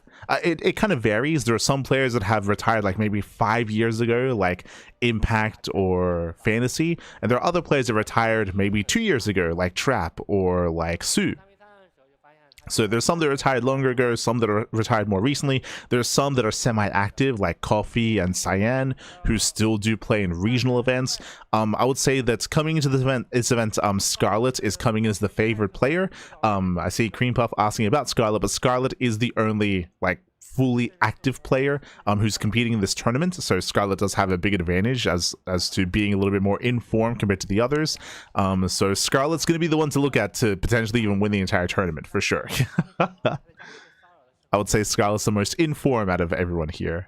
But it's hard to say that with full certainty. I mentioned this earlier, but what's exciting, of course, leading into this is how informed are the other players, right? Like how long does it take for someone like Innovation to get back up to a level of play that he once was? I'm not saying that he's like in peak condition or anything like that. Same with Trap and these other players, but you know, I'm curious to see how much practice they put in, how many hours they put in, and how informed they are.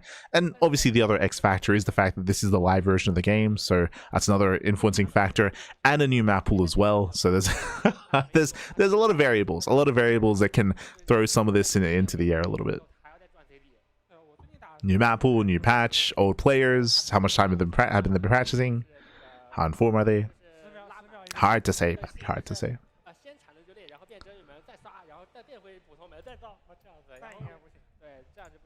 But our players are getting ready as we get ready for our best of 3 TVP. Now, we've already seen Trap showcase 3 different builds against Oliveira, and I'm a little bit concerned that, I mean, we'll see if he has anything else up his sleeve. As spawning in the right-hand corner of Washouts, we have the Chinese Terran player. It is XY. And spawning in the bottom-hand corner, we have the red Protoss player, the South Korean Protoss. It is Trap. And if you're in the chat, something that I forgot about previously, if you're in the chat, you know what time it is. It is Gamba time. Drew, if you're in the chat, predictions, they should soon be open. One moment as I... There we go. Predictions, they are now open, so place your bets on who you think will claim the series. Best of luck in the chat as we delve into our elimination match for Group D. Let's go. Bearing in mind, this is a prediction for the entire series, not just for the game itself, for the full series. So best of luck. Jumping into this, we alluded to this earlier, but for those that may be tuning in a little bit later, Trap, he did showcase 3 different builds against Oliveira. We did see a Robo-based opener, we saw Twilight Council play, and we saw Stargate play as well. 3 different openers, 3 different builds, 3 different styles in all 3 games against Oliveira. In the end, Oliveira did defeat Trap, and Oliveira did advance on into the next round. So I'm curious to see if Trap falls back on some of those builds, or if he does have more up his sleeve as well. We'll see how diverse Trap is coming into this tournament. For now, welcome to Washout. Washout is... I was going to say an older map in the map pool. It's been around for a while. For 2 seasons of TLMC, it was around, and this season did actually make it through the community voting, which did surprise me, to be honest. Has some interesting quirks that I've never really seen come into play. Basically, there are a bunch of hybrid bases throughout the corners of the map. Yo, shout out to the cheerfuls in the chats, in the crowd. But there are a bunch of hybrid bases, and you can destroy some of the mineral patches in each base by knocking down towers. It's a really cool idea, but despite the fact that we did cast quite a lot of games on this map, quite a bit of games, we never really got to see that impact any game at all, as we rarely got to see a lot of late game on Washout. It was mainly mid-game play. Early to mid-game is what we mainly experienced on Washout. So we'll see. For now, economic opener out of XY does open up single gas, racks expand, so standard opener out of our Terran player. Meanwhile, Trap back at home, likewise a standard opener as well. We've yet to see the tech of choice as he does start Warpgate. Okay. So Warpgate does begin. We're not like skipping Warpgate to go into earlier tech, which we did see previously, by the way. So that's one of the reasons why I bring that up. But Warpgate is being researched, and now we can settle in. No. I'm hoping we don't see that kind of weird Zealot all-in that we saw previously. Like it was, it was a little bit chaotic. It was a little bit wild, Bappy. A little bit wild. No. As we have a take of choice. Okay, Twilight Council this time out of Trap. Let's go. Twilight Council most likely into Blink. We could see a charge base opener. I would like that a little bit more on some of these smaller maps to be hyper aggressive. Otherwise, we lean towards Blink instead. Meanwhile, full scouts. Trappy got eyes on the CC in the main base and on the follow-up factory as well. He now knows it's not like anything too greedy like 3CC 3-racks or a 2-1-1 variation or a 3-racks variation either. Nice scout out of Trap. Confirms the follow-up. Speaking of follow-up, that is a fast second racks. This is looking a little bit old school. If we're seeing a fast second racks, in my mind, we're going to be seeing a fast third racks before starport into potentially a 2-base all-in. Meanwhile, 1-2 probes going to be going down. Nice damage here by XY. At the same time, it does shade into the main. Ooh, and gets a full scout. It does get a full scout here. We'll disrupt some of the production. Gets eyes on the additional raxes. As we mentioned before, seeing 3 raxes being built screams 2-base all-in, and Trap sees everything in the main. Assuming that that's a third Rax, like we can't quite see the production tab. That might be a starport. Okay. No, yeah, 3 Raxes. So it's going to be the early 3 Rax setup into a later starport. Now, what's important is that the starport gets thrown down after the adapter is zoned away. So the starport has not been seen, has not been scouted. Trap may believe this is more aggressive than it is, and you can see as a reaction, extra gateways being thrown down. Extra gateways, robo as well. We're getting up to 3 gates so far, 3-gate blink. Oh, nice catch here by XY. Catching out one of the Stalkers. Very nice. Stalker does go down. And Trap is playing this safe. Extra gateways, extra warp ins, delay on the third expansion. Trap may go even more extreme here and may even take up into Storm, into a Templar Archives on 2 bases. I bring this up only because Trap did embrace this build previously in the broadcast. It was on Rainfall, if you recall, where Trap did open up Fast Storm after Blink. Oh. But for now, eyes from Pro are on Trap. Meanwhile, XY is being active, moving out with his first drop. Stim is going to be on the way. And Trap is sticking to a gateway composition here, going for charge. So Blink is done, charge on the horizon. Trap trying to be active, does move out across the map. The hope here is to try to cash any attempted move outs, but this move out is too late for Trap. There's already a medevac active on the map.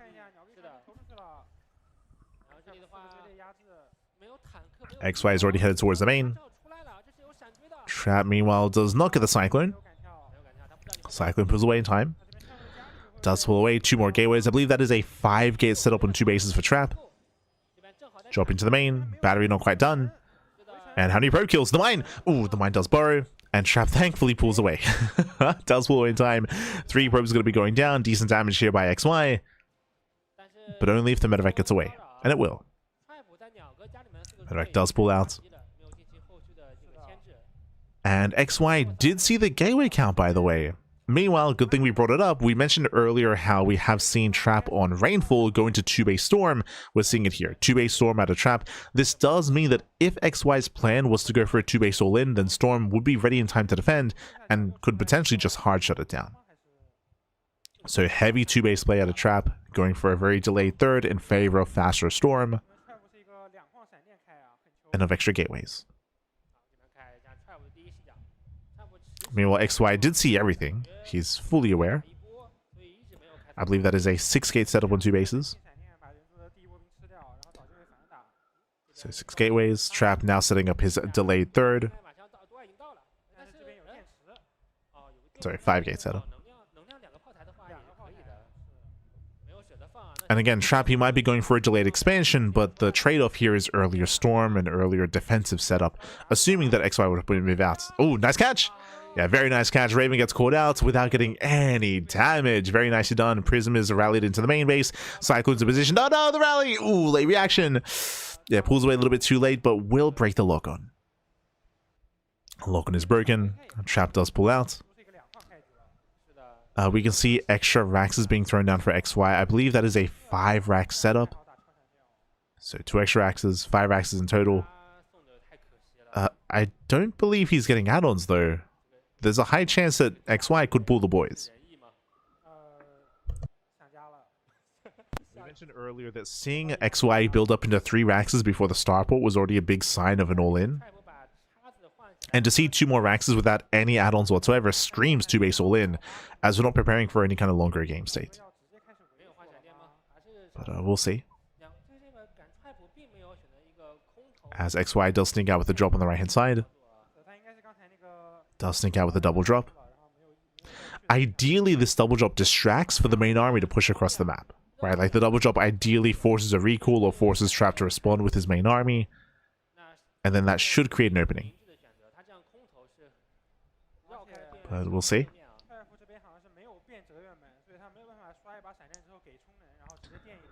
As here comes the move out. Looks like we have the main move out first. Ooh, Medevac gets sniped. I assumed it'd be the other way around. Where the drop distracts for the main army. Here the main army is distracting for the drop. Here comes the push. And do we pull the boys? Oh, has a drop into the main. Will delay reinforcements. Zelsay drop in. Meanwhile, the boys have been pulled. Let's go. 2-base all in here by XY. Again, Trap, he should be aware of this. Storm is ready. Yeah, so far, a nice Storm. Can he catch out the tanks? He can get 1. Yeah, 1 tank goes down. Ooh, another Storm lands. Once again, delaying XY. At the same time, double drop into the main base. Ooh, we have defensive Storms that are connecting. And Trap is holding. So far, so good. Does he have more Storms? Oh. Does he have more Storms? Well, he does. He has 1. He has at least 1 Storm. He cannot waste it. Ooh, Storm on the SCV. Oh, God, God. Massive storm. God, no. Massive Storms connects with everything. The SCVs go down. The Marines as well. Tanks, they're exposed. Very little support left. Do we have another Storm? No, not yet. Tanks are trying to move in. The army is very bruised. But we need Zealots here. Yeah, there are no Zealots coming from behind. Gets 1, 2, 3 tanks. Very nice pickups here. All 4 tanks go down. Massive pickups. And with that XY, he has almost nothing left. He does try to trade. He does focus on the Stalkers. But he had some heavy losses here. At the same time, 18 probes? Whoa, what happened? 18 probes go down, but GG. GG gets called. The all-in fails. And Trap, he will take game number 1. GG. And GG, well played. Trap will take the first game here. Winding it back here. Remember, Trap, he went for a delayed 3rd expansion. He stayed on 2 bases, got early Storm, extra gateways. Very defensive play there by Trap. And XY happened to be going for a 2-base all-in. Now again, Trap, he did, I want to say that Trap going into Storm was a reaction to his scouting. Remember, Trap, he saw the 2nd and 3rd racks before the starport, which does telegraph that it's going to be a 2-base all-in. We then later confirmed that with the 4th and 5th racks without any add-ons, so we later confirmed it, but the first scout from Trap did kind of allude to that, and he took it very seriously. Took it very, very seriously. For just went for a delayed 3rd base, did forgo it, went for a heavy 2-base play instead, and he was more than ready. If you recall, I was expecting XY to try to distract with the drop. I was expecting the drop to hit first, distract Trap, pull him away, and then move out, but he went the other way around. The main army instead distracted Trap, and then we had the drop coming in from behind, but Trap, he defended well, he shut down the double drop, and he was able to engage with the main army in time as well. GG. GG, well played. With that, Trap takes the lead, and now we're getting ready for game number thus, loading into Sanctuary 3. Gonna be loading into game 2. And again, we'll see if Trap can bring it back and claim the series. We'll see if XY can tie things up and force the ace match. Sanctuary 3 is one of the more standard maps in the map pool. I will say that it's quite difficult to all in on Sanctuary 3 because of some of the changes, but we'll get into it. We'll get into it, of course. Yo, we got some Oliveira shirts in the crowd. Let's go. Some Max set as well. I see a Scarlet shirt. Let's go. They're selling merch. I was pointing out earlier that at the event they're selling like player pins, but it looks like they're selling shirts as well. I see Oliveira. I see a lot of Oliveira. I see a bit of Scarlet, a bit of Maxed.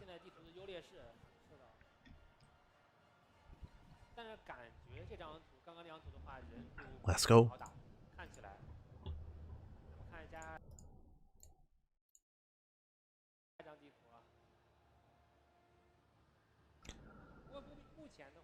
So we will soon jump in to that second game. I would want to see from our players here. I'd want to see XY maybe taking a different approach. I mean, it's just difficult because we got scattered early, right? Unfortunately, XY was unable to deny the scout and deter a trap. He was seen early on. So we'll see if he can hide his tech this time. As spawning in the top right-hand corner, we have XY, the Chinese Terran.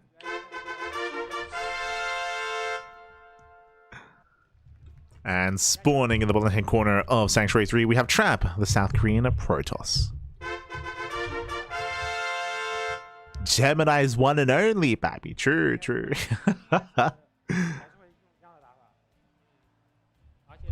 Gemini mid-transit, making his way over to China to cheer for his boy. To cheer for him, baby. He's coming. Yeah, knowing that, we'll see if Trap can recover in this group. Again, he had a bit of a rougher time against Oliveira earlier in the broadcast, but is looking to recover. We'll see. Welcome to Sanctuary 3. Welcome, welcome, one and all. Sanctuary 3 is an interesting map. There are, what, 3 levels of elevation? You have the high ground main, you have the high ground natural, and then you have the low ground area here. Outside of the natural base. Basically, we have a ramp coming into the natural, so it's a very secure 2-base setup. All-inning, especially a 2-base all-in, is going to have a very hard time pushing up that ramp and breaking that natural position. At the same time, here on the right-hand side, we have the forward 3rd base, which is protected by these slow zones, choke points, and by destructible towers to fully wall that area off as well. I will say that aggression and all-ins can work on this map if they get across the map unseen and unscouted. I feel like if you can see it coming ahead of time, then you have a lot of opportunities to engage ahead of time with a better terrain, with the choke point, with the slow zone, buying time by knocking down the rocks. There are a lot of defensive aspects of the map that can allow you to slow things down if you see an all-in coming ahead of time.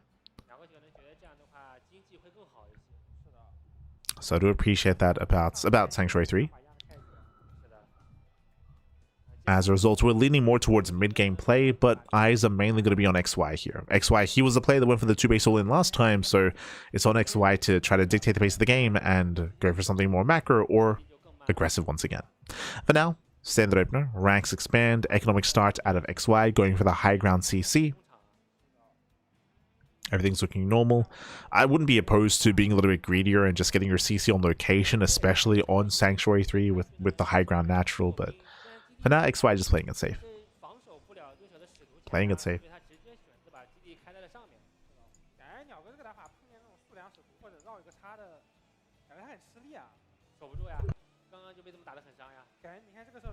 Likewise, we have our production follow-up here going for the early tech lab. Interesting. So with this early tech lab, because of the factory follow-up, it's looking like an add-on swap into early Cyclone.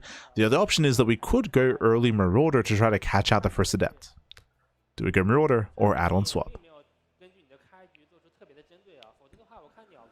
And based on the minimap, it looks like a swap, I think. I'm trying to squint. There we go.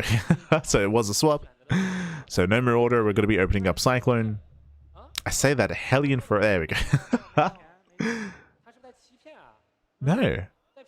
Yeah, the observer's confused as well. That's why we're zooming in. There we go.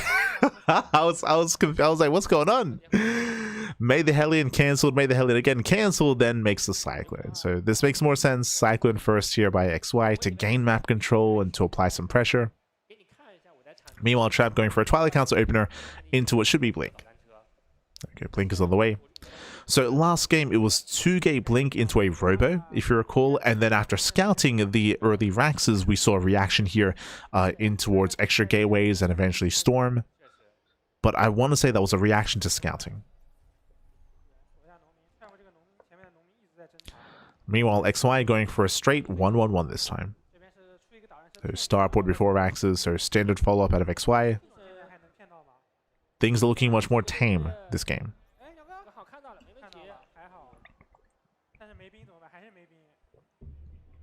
Much more tame. The depth scouts, it does confirm the drop. So Trappy gets eyes on the Medivac and gets eyes on the Water Mine as well, so he's fully aware of the mine drop. Trap is aware. Back at home, Robo's on the way, so still some very careful play by Trap, going 2-gate blink into a Robo. From here, Trap may opt to expand. He has the option to go for a faster third. I wouldn't be opposed to it, for a faster third base. But Trap, he has been very opposed to being too greedy so far in today's broadcast. And there's a third gateway. So 3-gate blink. This does allow Trap to be a little bit more aggressive if he wants to. He can try to be more active. Meanwhile, just watching Trap's POV. Oh, let's go! Shooting into his POV. We can see soO is ready in the main base. There is a Water Mine drop coming, but I believe it's coming into the natural, if I recall correctly. There is! It does drop in. Medivac goes down. Good reaction here by Trap. Baits out the mine shots and shuts down the Medivac. So a pretty clean defense here from Trap. Shuts down the drop. A charge on the way. Yeah, Trap, he still got it, Pap. Still and just like last game, that is a Templar Archives before third expansion. So this is the third time now tonight that Trap is playing Storm on 2 bases. It's very safe. It's just a really safe way to play. But again, it does delay your third. Speaking of third base, XY, the first to expand. Let's go. As you mentioned, this time you had a much more standard opener into the third. Meanwhile, soO is able to the main. Oh, they get punished though. Yeah, they pick up a couple of Marines. They do get the Cyclone low. Delay the third command center. Even slamming the Cyclone. Hey, okay. Some okay pickups here by Trap. Oh, not again. Also, just realized that once again, we saw this in game 1, but do you notice something? Trap doesn't have warp gates. He's making the units just as they are, with vanilla gateways. He's playing like a Terran player, Pappy. True, true. 3 probes go down. Obviously, the big concern here, without having like a couple of defensive warp gates, it does mean that there's no reactive warp-ins, which can kill you. Like we saw that earlier in the series, right? In the previous series, I should say. Earlier in the broadcast, Trap, he was just punished for not having any warp gates and just bullied by drop play. Oliveira was able to show that off to great effect. So that is a downside of avoiding any warp gates.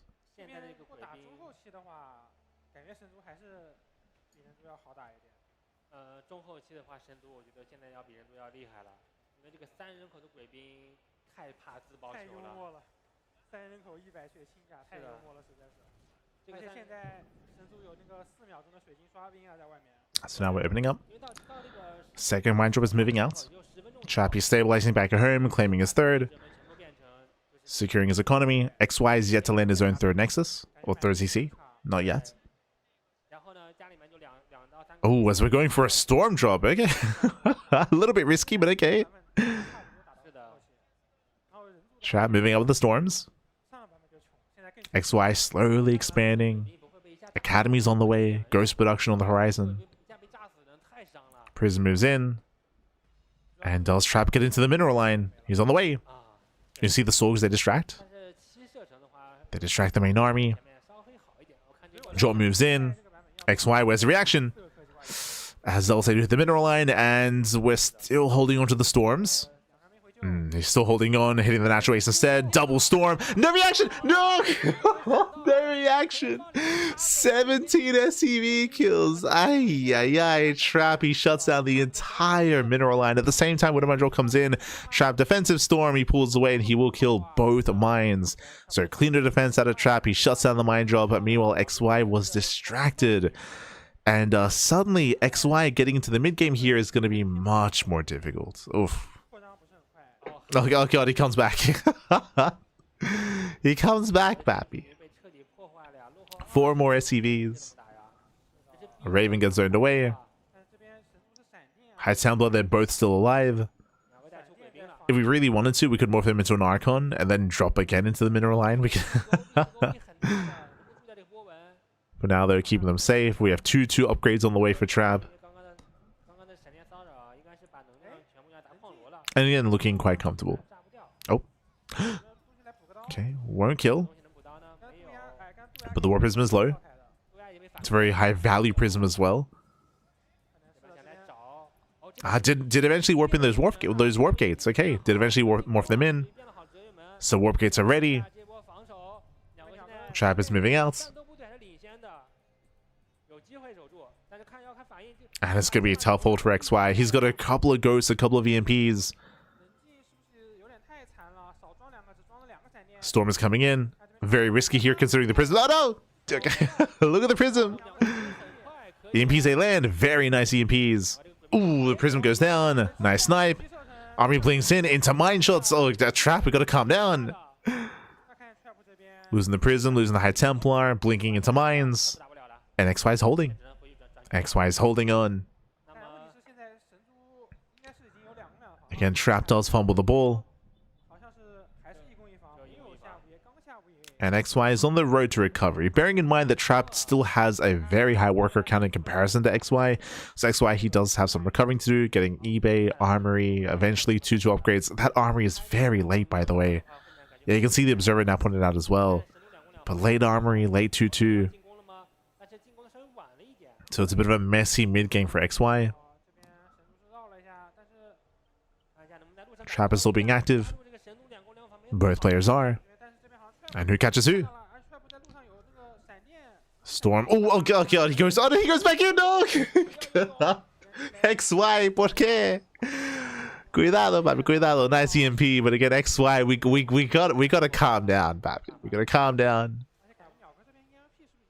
He moved in, then back through the storm. I know the storm technically does less damage, but it's still very potent, and we gotta respect the storm. Gotta respect it. Both armies are maxing out, and we can see Trap just refining his composition here. He's got High Templar, he's got Storm, but now he's got Colossus on the way. Now, what's scary about the Colossi that are coming is that XY's anti-air. Oh, actually, he's got a decent Viking count. He has 4, soon to be 6 Vikings. Oof. Storm on some of the ghosts. And still run by at the same time. Widow Mines, they seem a little bit out of position though. Yeah, just 2 shots. Just 1, sorry. Yeah, 1 shot goes off. Trap has control of the high ground. Just zoning, just delaying. These also getting ahead, even forcing friendly fire. 7 SCVs. Very nice. So far, 7 SCV kills. More Stalkers warping in. Colossi have arrived. Trap is still maxed, and this low ground base is going to be difficult to maintain. And XY is stuck on the low ground. Oh. EMPs they connect. Again, so far the Viking count is okay with this 4 Colossus. Oh, against 6 Vikings. And once again, another very nice storm. Ghosts are exposed. Every ghost is going to go down. Oh no, they're too far forward. Too far forward. Heavy losses for XY. Losing every single ghost. More storms coming in. And there are no EMPs. No EMPs remaining. There's still, what, 3 storms. Oof. Storms are connecting. Again, catching out with the bio. Planetary goes down. And I think there's 1 storm left. There we go. Storm does once again land, and now we can reinforce. We can reinforce. GG gets called. Trap does overwhelm, and Trap, he will take the series 2-0. GG. GG, well played. Trap, he will claim the series. He will advance on. Again, XY, he did have a very... I mean, game 1, winding it back. If you remember, he went for a 2-base all-in and he got scattered very early on. Here in game 2, XY had a hard time maintaining his economy. The storm drop was insane. Well done. Congratulations to Trap. But the storm drop... Oh, there he is. The handshake, Bappy. GG. GG, well played. But the storm drop was insane, killing 17 SCVs. Trap had a very strong follow-up as a result of that. I will say that if you remember, Trap did fumble a little bit, pushing into the 3rd base. Instead, Trap, he backed off and waited for XY to claim his 4th. And we saw some very strong use of storms, some brutal storms here on the main army. We saw that XY was trying to recover and recoup his losses, taking up in towards Ghost, but he was stuck on the low ground. Specifically on this map, that low ground expansion can be difficult to maintain. I will say that you can rotate to the top side and try to engage on the high ground instead. I would say that would be a stronger position, but XY, he was trying to engage from a disadvantage, from that low ground instead, and as a result, he was being punished, he was shut down, he took so many storms to the face, and the Colossus popped off. As I mentioned, there were only 6 Vikings for 4 Colossus, like a heavy Colossus count, and instantly the Ghosts were the first things to go down. Once the Ghosts were killed, no EMPs and storms, they could just wreak havoc. They could wreak havoc, and with that, congratulations. You can see here the final score. Trap does advance on into the decider match, where he's going to be waiting for the loser of Oliveira and Jeshi. GG well played. I'm assuming Oliveira won the winners match, but did he? I don't know if it's done. We will find out. We'll find out. Hard to say. I don't know if that's a good assumption to make, because Jeshi is more informed than Oliveira, right? Like this is a weird thing about this tournament, is that in peak condition, in form, right? Like Oliveira, best player in the world, but Oliveira, right, he's out of shape, retired for a long time. Jeshi, more in shape, active a lot longer in more recent times instead. So there's that dynamic going on where Jeshi is a little bit more informed. And is that enough to overcome Oliveira? Hard to say. We will soon find out. For now, we're going to be coming to a short break, and when we come back, we'll find out that final series, and then we'll find out the final score of the other series, and we'll have that final best of 3 for the group. We'll see you soon. We'll see you soon after the break. Otherwise, take care. Take this moment to get some snacks, get some food, get some water. Bearing in mind, this is going to be an extended break, around like 12 minutes at minimum, I would assume, because even one, we have to wait for the other series to finish, and if it is finished, we have to wait for the players to set up on stage. So there's going to be some downtime. Bear that in mind. Get some food, get some snacks. We'll see you soon after the break. So, see you soon.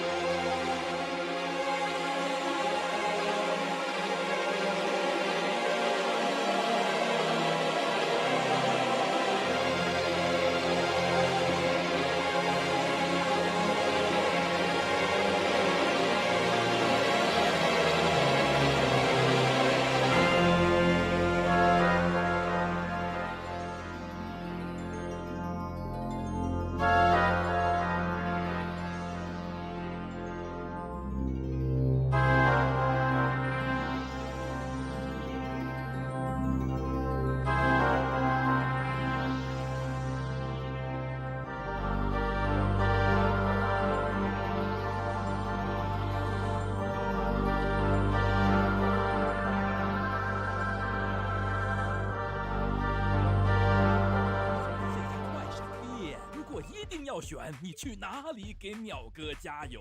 嘿嘿，我选老男孩淘宝店，足不出户便可买到快闪店所有限定商品，赠品也一个不少。我在这里也可以把光借给淼哥。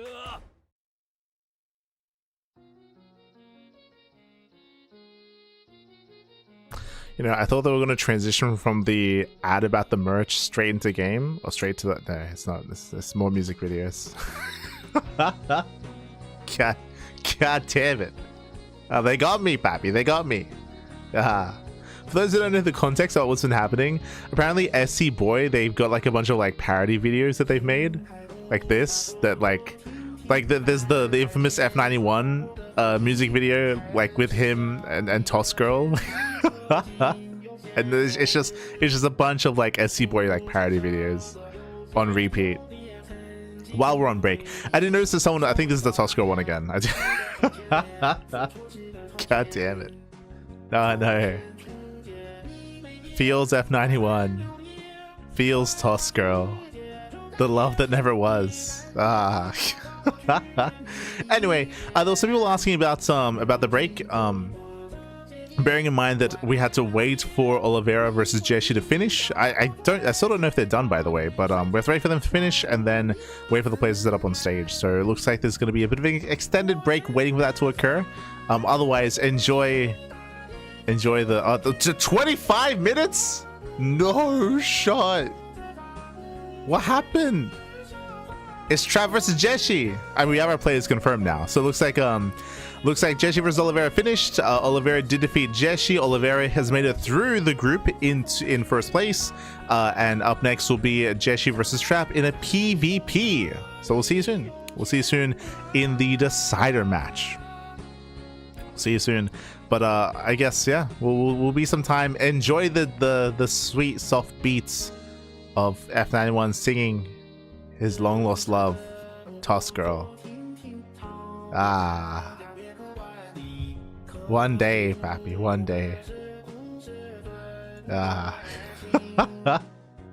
So it's God damn it. They're all animals. So let's see you soon. We'll see you in 25 minutes. We'll see you then. Until then, enjoy the music videos. Can you sing along? They do. It is karaoke. Like the subtitles are there so you can sing along. The problem is that the logo is covering the sub, so I can't read it. I can't read it. Oh no. It's all good. We'll cut to a break.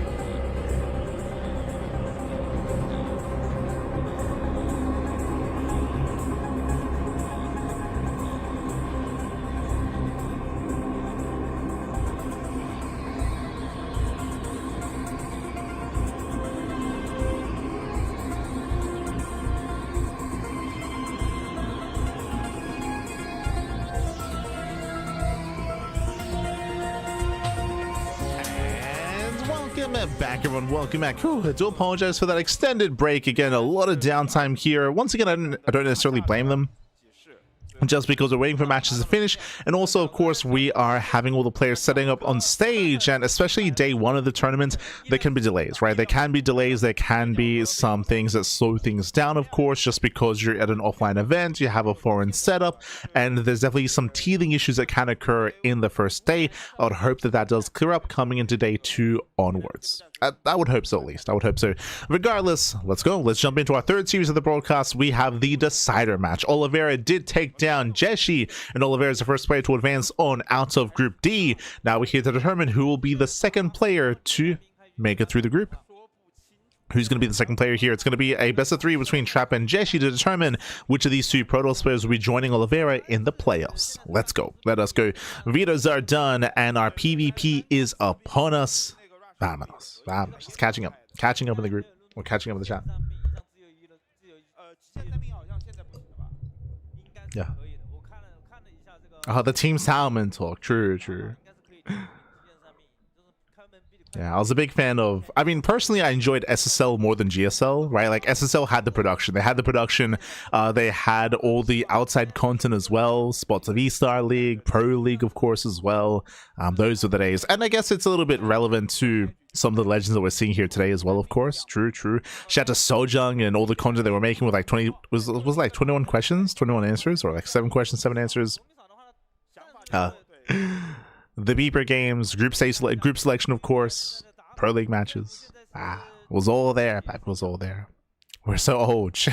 But regardless, we're getting into our fresh series here. Again, vetoes are done, and we're about to get into our best of 3.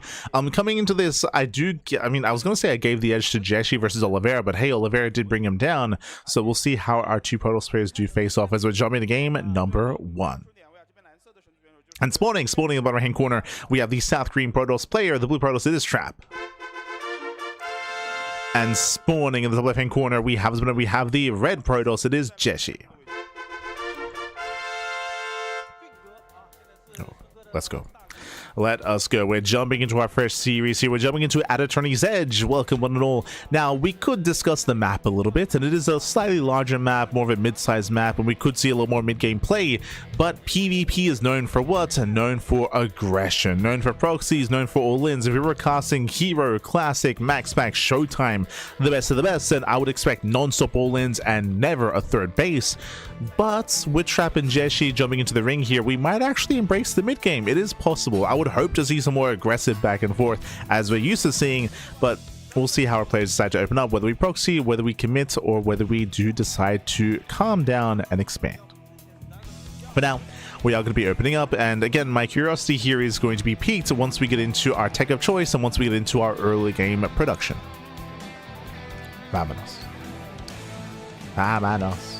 I really liked SSL. Yeah. Like, SSL, in my opinion, was peak StarCraft. Like, not to say anything badly about GSL, those good games, of course, as well, but I feel like SSL did have a better show, to be honest. We were vocal about that at the time. Like, SSL had better production, better show, like, there was a lot more going on with SSL.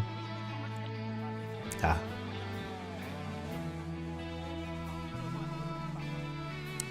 There we go. All right. Also, my apologies. I did forget. But if you're in the chats, it's Gamba time. It is Gamba time. Predictions are open, and place your bets on who you think will claim the series. Best of luck in the chats as we delve into our PvP. So best of luck with those predictions, bearing in mind that the predictions are for the series, not just for the game. And already we do have Trap going for the faster Nexus. So single gas opener into the faster Nexus, greedier build out of Trap, and how will Jeshi respond? Sorry, that was... Trap's name is above, so I just associated it with the player. Jeshi cuts corners. Jeshi does go for a single gas opener. Jeshi does go for the faster expand, and Trap responds with a 1-base all-in. Let's go. Proxy pylon gets thrown down. It's going to be a reactive all-in going into the rover. Because it's reactive, it's going to be a little bit more delayed here, but regardless, Trap is going to commit. Eyes are on that probe, and oh no, he saw him! Jeshi saw the pylon. He knows he's going to double check as well, and Jeshi has the foresight. Yep, there we go. Does double check, does confirm the 1-base all in, and we'll see if Trap can pull this off, as Jeshi now can shut this down. He looked his own away. He can look to focus on the pylon and disrupt and delay the all in. It's a shaky start here for Trap. The plus side, of course, is that Jeshi did go for a greedier build, and the Nexus won't help too much in the defense, but we'll see. Also, something that I should bring up as well in regards to the patch is that, remember, the shield battery was nerfed, and that will impact defensive play in PvP as well, 100%. As batteries are a big part of surviving the early game aggression and getting in towards the set and surviving all-ins. Remember, the battery now begins with 75 energy, not 100. True. For now, though, we're setting up. It is going to be a Stargate out of Jeshi. With this, we can get the defensive Void Rays. Defensive Void Rays. Bet on Zerg. True, true. Is Trap back, or did they bring him back for the tournament? They brought everyone back for the tournaments. Trap, Oliveira, Innovation, TY, FanTaSy, Impact, soO.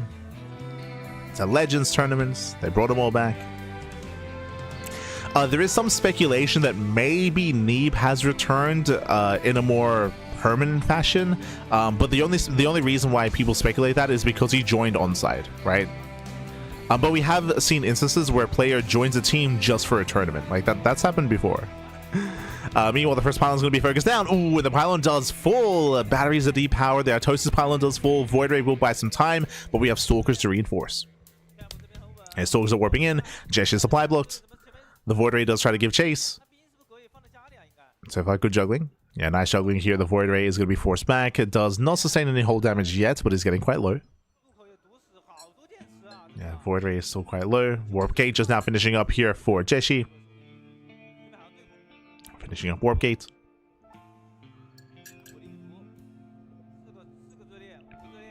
Yes, Trap. He now has up to 5 Stalkers. And Void Rays are going to be ideal against the Immortals, but remember, Stalker reinforcements are amassing. Thankfully, Jeshi does repower those batteries. So the batteries are repowered. I'm hoping for a sec. Yep, there we go. 2 pylons as well, just in case. So 2 pylons are set up. Void Rays are coming to on the Prism. Yeah, massive pickup. Prism goes. Oh no! Prism goes down for the cost of a Void. Does he have the second one as well? Barely. Oh, does. Oh my god.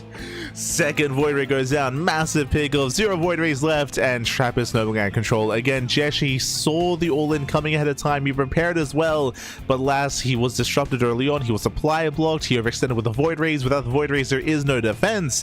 And Trap, he has done it. He is breaking on through. Snowball's out of control. Breaks through the shield batteries, and that, alas, there's barely anything left. Barely anything remaining. He can 3-shot. 1, 2, 3 volleys. Another Void Ray falls. We're down to 3 Stalkers. Down to 2.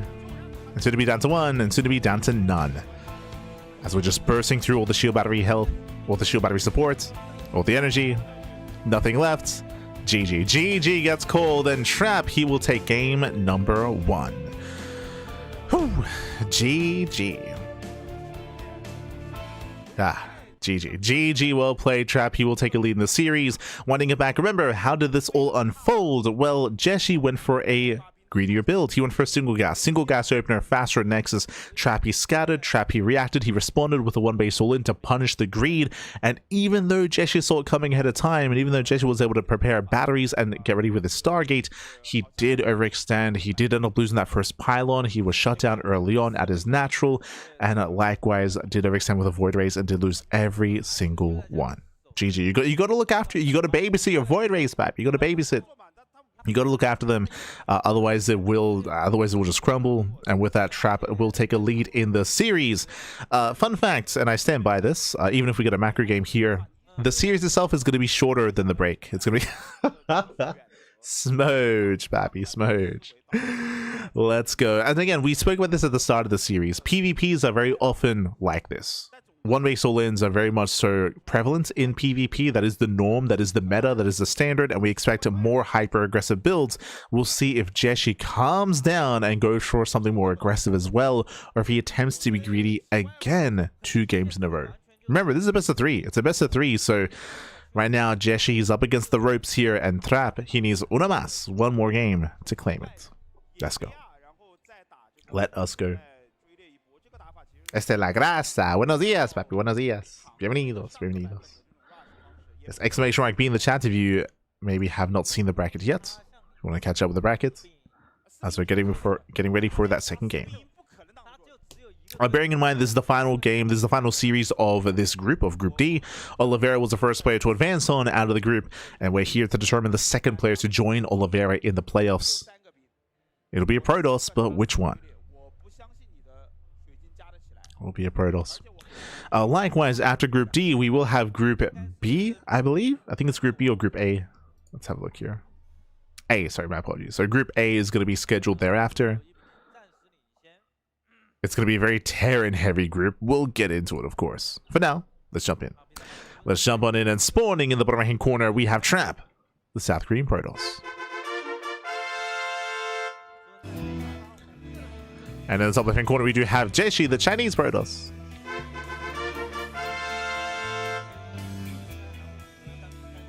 Let's go. Let us go.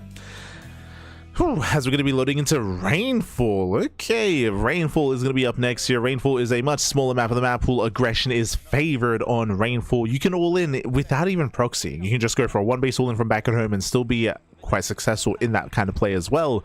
So we'll see if anyone tries to be greedy again. Last game it was Jeshi. Jeshi, he did try to cut some corners. He did try to be hyper greedy, and Jeshi, he was punished. This time we're hoping that Jeshi calms things down, and we might see both players be aggressive and have that back and forth, or we might see both players play safe, calm things down, and then build up into an economy. We'll see. We shall see. For those that are curious about Oliveira versus Jeshi, that did happen off stream. Series was off stream, so we weren't able to quite cover that. We weren't able to see it.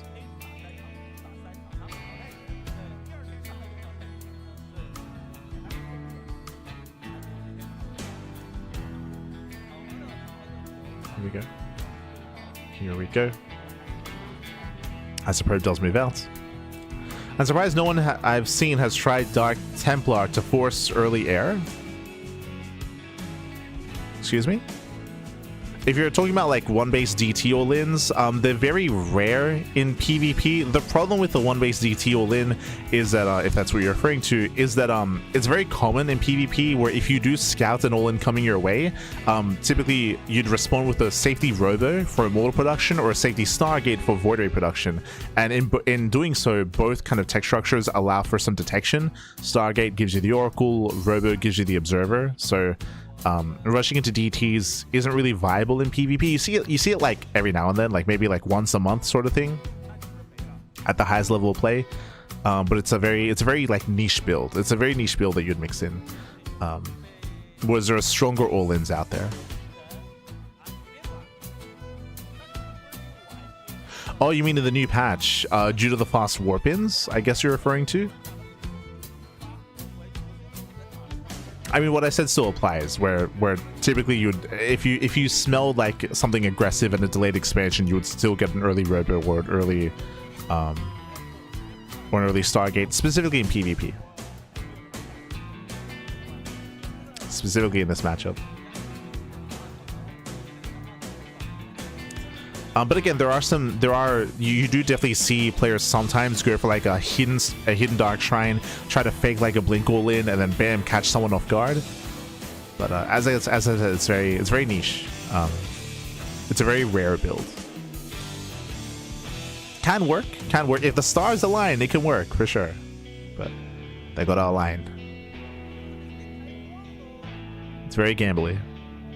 For now, though, we do see Jeshi's going to be the first player to expand. Both players did open up Adept, so double Adept from both Jeshi and Trap. Going to be testing each other's walls as we build up in towards the early game. So this time, much more standard openers. No one rush into a Nexus this time. Do see both players engage here in the center of the map. Ooh, and Jeshi will lose both Adepts. Some heavy losses here for Jeshi, losing both Adepts. Ay. Now, what's scary is that this early on, you don't have many warp-ins. You don't have many units in general. So to lose 2 Adepts, that is a massive loss there for Jeshi. Trap will move out across the map. Behind this, going for his Twilight Council into Blink. Meanwhile, Jeshi opening up Robo. So, sorry, the opposite way. Jeshi is going into Twilight Council to Blink. Meanwhile, Trap is going to the Robo. So more of a robust setup out of Trap, more defensive with immortal production. Jeshi going into Blink. Here we go. I keep assuming that the top name is the player on top. That's not true. We gotta lock in. Hallucination will confirm the tech. We'll confirm what Trap is up to. As a result of our tech choices here, Jeshi will have map control. He'll be able to build up his stalker count, gain map control, and force back Trap. As I mentioned with the Robo Opener, typically it means a more defensive start from Trap with early Immortal production. Despite talking about early Immortals, we are going for the early War Prism to be able to harass across the map. I would imagine this is just for Adepts. 2 Adepts can one-shot probes, so trying to sneak Adepts into a base can be devastating. So we'll see what Trap gets up to, whether he does go for the Adept drop or into the Sentry drop, which is a little bit more old school. If you remember, it was last year, it was like early last year where we did see a bunch of Sentry drops, where you drop in 4 Sentries, force field the mineral line, and kill a good amount of workers. But no, the Sentries are kept back at home. War Prism is moving out. And we'll see what Trap can get done. So as Trap is going to be harassing with the Adepts, he is building up his Immortal count. As I mentioned, it's going to be a much more robust army. Trap does have to be careful though. Because of Blink, the Prism is going to be exposed. It's going to be vulnerable. So far, unscouted.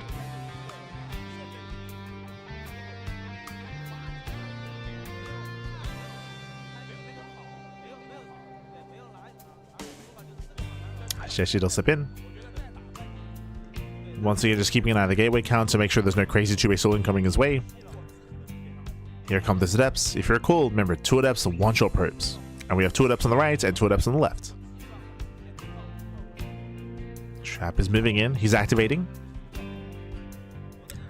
Yeah, here come those 2 Adepts. Soon going to be go time for Trap. We can see Jeshi trying to take up as well, going for a faster third.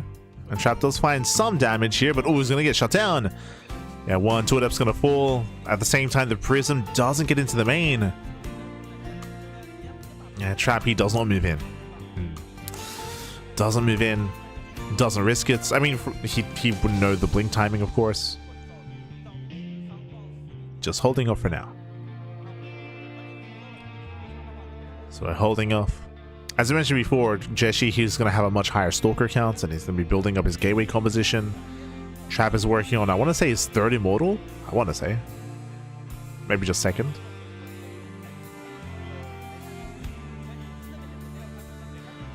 Likewise, Trap, he's building up his army, getting into Immortal production, into Charge-Out, and eventually into Archon. This is a very standard composition here from both players. But let's get curious. So initially, your army consists of Mass Stalker, and then Immortals, they surpass and they outscale Stalkers. So you have your Immortal army. Then to help with that, you get Zealots. Zealots are a very good buffer. They tank very well and very nicely against Immortals and against Stalkers. So then you go into Mass Zealots. And how do you counter Mass Zealot? Archons. You can see Trap, he's morphing in High Templar as we speak, to morph into Archons, and that's the counter to the Zealot. So in the end, you end up with a Charged Archon Immortal Blink Stalker composition. And that's kind of the bread and butter of mid-game PvP.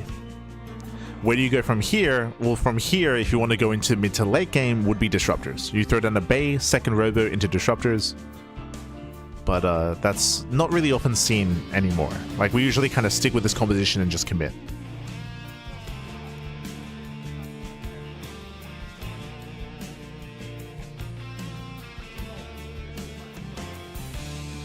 Once again, both players are taking up into the same composition in their own way. We do have a slight upgrade lead for Trap, but only slight, by a couple of seconds. I believe Trap still maintains a higher Immortal count, which may come into play. It may come down to that. Otherwise, both players are being relatively passive. And no rush 10 minutes, true.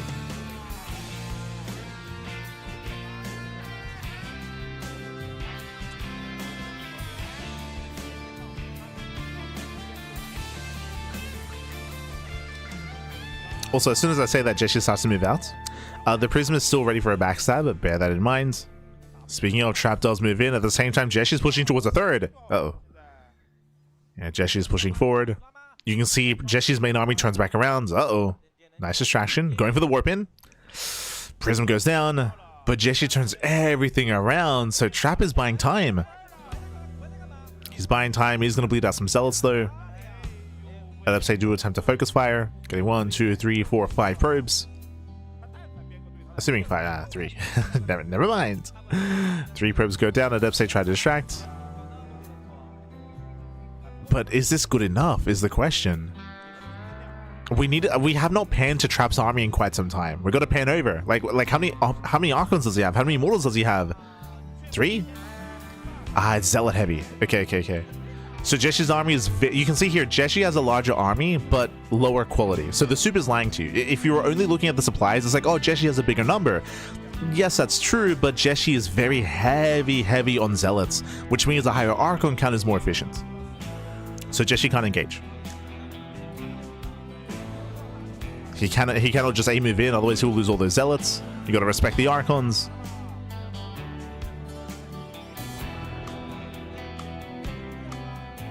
Speaking of Stalkers, they try to chip away at the army. They trigger the shields. They trigger those shields. Nice hold position micro. Trap pulling back. Zealot, he wants his Immortals. He does want them, and he's going to get them. Yeah, 1, 2, 3 Immortals are exposed. They're going to go down real fast and real. Oh my god, the Force was working in favor of Trap here. Oh no! No, who is it? Now is not the time. The Immortals, they pull away. Very nice force field. Zealots, they just melt, and now there's Stalkers remaining. Just Stalkers, but hey, Jeshi, he is pushing through. Unfortunately, there's a bit of a lag spike here. It's happening on the server side, on the... Yeah, because now is not the time. It looks like the Observer's lagging out. No. This is a pretty important fight. Like, we...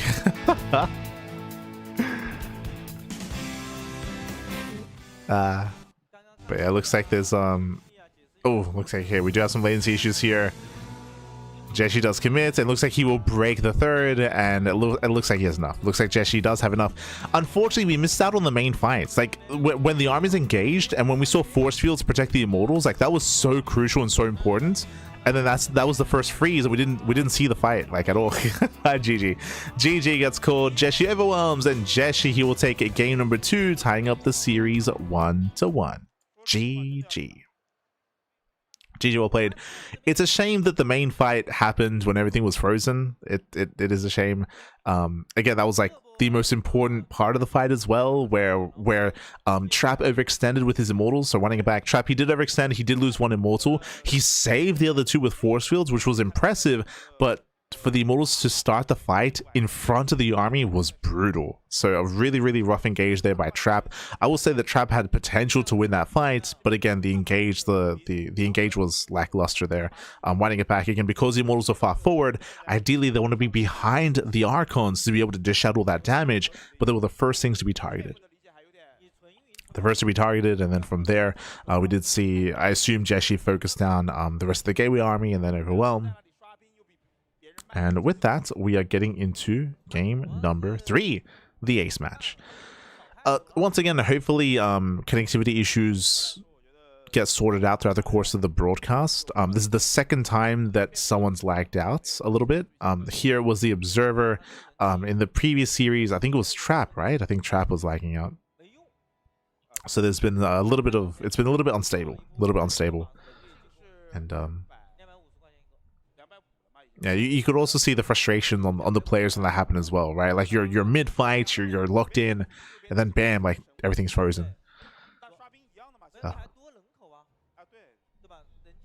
Yeah, hopefully we can iron all of that out.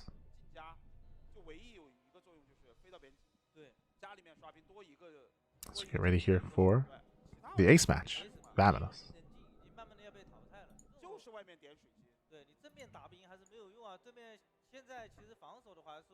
No. Do I see any other shirts in the crowd? I see Oliveira, of course. Of course, a lot of Oliveira fans. How could you not be? But here we go, we're getting to the ace match. Game 3 between Trap and Jeshi. We're currently tied up 1-1, and this could still go either way. I'm curious as to the map of choice here. Game 2 was a little more passive. Both players kind of built up. As I mentioned at the time, Trap did have a higher tech army with more Archons, but a lot of that comes down to the engage, right? It comes down to, when it came to the main fight, we didn't get to see, but like, were the Archons actually engaging? Were they a little bit too far behind? They have less range. They can be a little bit clunky at times, depending on your angle of attack. And also, again, Trap had his Immortals forward. But here we go. Game 3. In the top right hand corner, we do have Trap, the South Korean Protoss. Let's go. And spawning in the bottom left-hand corner, we have the Chinese Protoss player. It is Jeshi. Let's go. Let us go.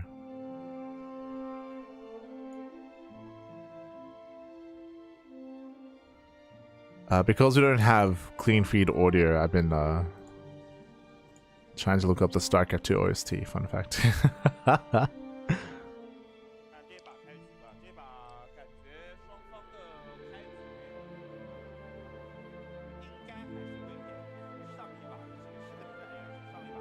Yeah, for now though. For now, again, we're going to be opening up here. We're going to Washout. Washout is, I would say, one of the, do I want to say larger maps? I mean, it is, right? But it's a bit of a larger map in the map pool. We have seen a lot of aggression on Washouts, just because of the accessibility of the third base of the area outside of the natural as well. Oh god, it's a little bit loud. Calm down. But we have seen a lot more aggression here, and PvP, I mean, you can never count out aggression, right? Like, you can always be in each other's faces. And Trap does open up here with his second gas geyser. Jeshi staying on one gas for the time being, and eyes are on Jeshi to see if he once again tries to rush a faster Nexus. Trap moving out this probe. With this, he can go for a very committed proxy or a fake pylon, one or the other. Again, it does look like Jeshi wants to go for a faster Nexus. Trap, does he commit with the pylon? He will hide it, but does he do anything with it? Based on the proxy location here for Trap, it looks like it will not be a proxy robo. It's either going to be just a fake proxy pylon or a proxy Stargate. Or a proxy Twilight Council. For now, Jeshi moves in, Jeshi scouts, Jeshi he does see that a pylon is missing, so he's aware that something is wrong. Something is not quite right. And Trap, he does float around the area of the pylon, but he doesn't go back to it. Yeah, he doesn't go back to it, so it looks like Trap is just a fake out. Ah, I say that. Yeah. Just a fake out. And he said, ooh, what's the probe gets caught in the mineral line. Nice moves out of Trap. Nice moves, and we'll see if he can force an overreaction. And Jeshi sets up on the low ground, opening up double adepts. No big reaction. Jeshi calling his bluff.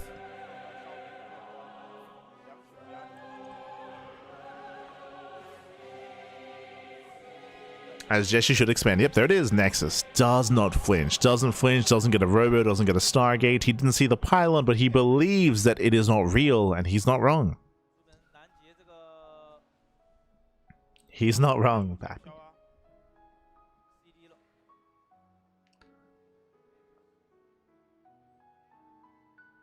And with that, Jeshi's going to be threatening a harass. Ooh, does get caught out though. He might kill the sentry, but we'll lose the adepts. Okay, 1, 2 adepts going to be going down. We'll barely snipe that sentry in time. Hallucination did still pop. And with that hallucination Trap, he should get eyes and confirm the faster Nexus. So now Trap is aware of how greedy Jeshi has been, and we'll see if Trap can punish. Nah, just taking up. Okay, just taking up. Later Nexus, into a Twilight Council. Trap working towards Blink.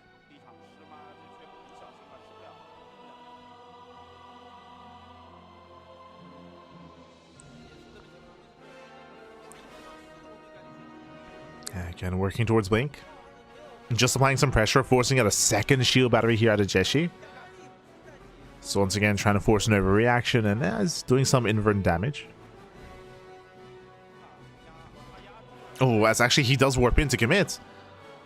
Yeah, Trap will reinforce. Diving on the sentries, will try to get one. Yeah, 1 sentry goes down, and might even get a second. Okay, not bad. 2 sentries. So I'll split out some Stalkers, so we do have a bit of a trade.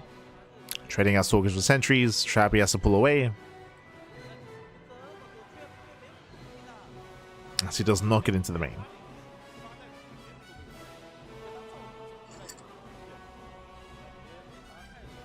Quick moves by Jeshi.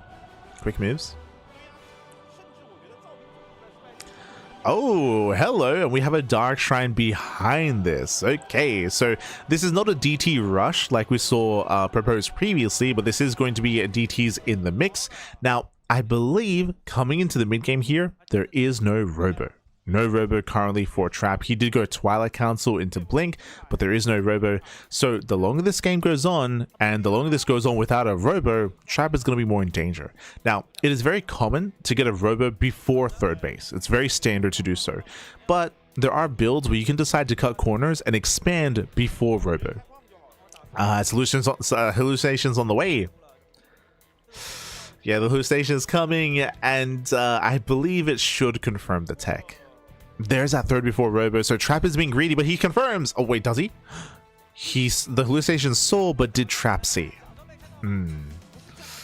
Does Trap know what he saw? Because if he didn't click on it, it looks like a pylon. That's the issue here. It can be mistaken for a pylon. Robo gets thrown down, and a forge. Yeah, he knows. Robo and a forge.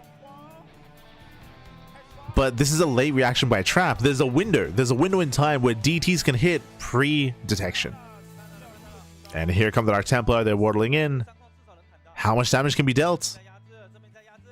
Trap needs more time. Yeah, for now he's distracted. Dark Templar, they're waddling in. They're waddling into the bases, and probes are going to start going down. Going for the Robo? It was an A move. It was an A move, but there we go. 4, 5, 6, 7 probes going to be going down. Critical damage. And is this game? This might just be game. This might just be too much here. Observer is now on the way, but that's going to be 13 kills. At the same time, Trappy commits across the map. Blinks in. Yeah, it blinks into the natural base. Is there a ground army? Oh. Jeshi, the ground army is non-existent. So on the one hand, yes, Jeshi is killing a bunch of workers, and he has the defensive DT as well, defensive warp in. 23 probes going to be going down. 23, 24, but at the same time, there is still no observer. And Trappy has to blink away. He has to avoid the Dark Templar. Bleeds out more stalkers. And there's one observer. Okay, there's one observer on the map, but it's still not here. Where's the observer, Pappy? Yeah, stalkers are going to be forced away. We're getting messy. We're getting chaotic. Trap, he's down in workers. He needs more damage.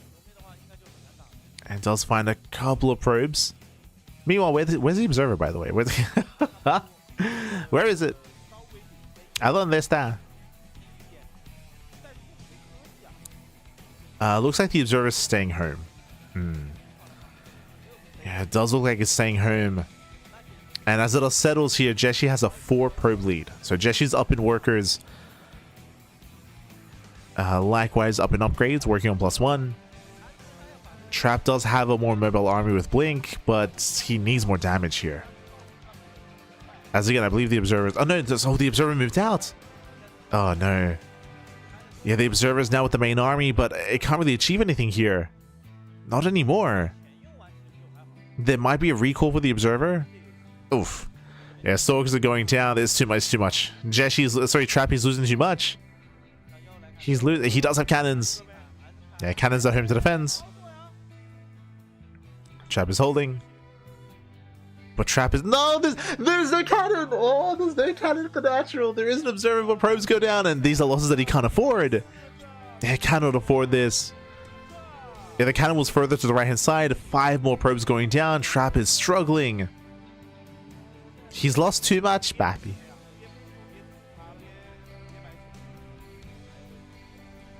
Yeah, he's lost too much. From here, Jeshi's just enjoying a greater economy and building further up. And there is a chance to recover here for Trap, but he is heavily reliant on harassing damage. So think of like Adept Harass or War Prism Harass or Zealot Run-Bys, like things of that nature. If he can try to catch Jeshi out of position, then he can find some damage that way, but that's the only way, right? Like that's really all that we're banking on here for Trap. As he's slowly being outscaled.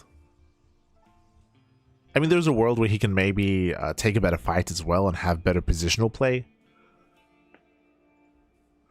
But it is looking bleak here for Trap. We're just making DTs, just making them.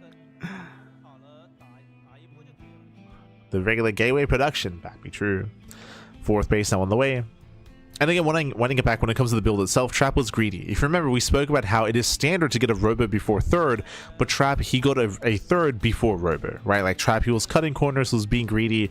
I should also emphasize that Trap did scout the Dark Shrine, but it was a delayed reaction. Remember, Trap, he didn't throw down the Forge and the Robo until well after his hallucination had seen the Dark Shrine. So it was a delayed reaction to what he had seen. It was a greedier build to begin with.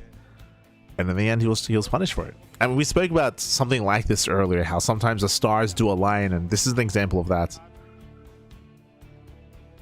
Where Trap didn't recognize what he had seen, and likewise, he was also being greedy to begin with his build. So the stars aligned.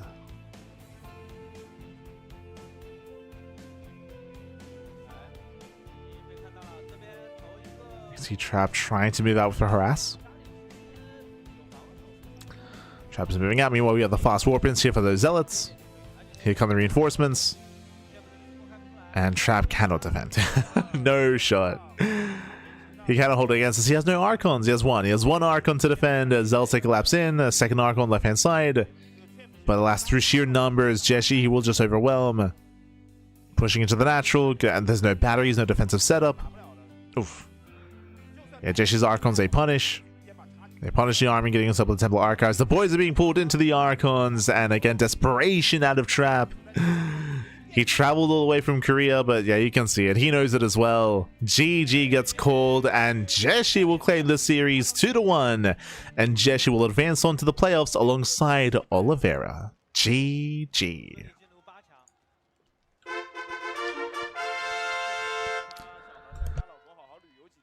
GG, well played. Congratulations, Jeshi. He will claim the series. Again, a Trap, he was being greedy. He did scout, the hallucination did see, but he himself did not recognize it until a little bit later, and every second does count when you have to deal with something like Dark Templar.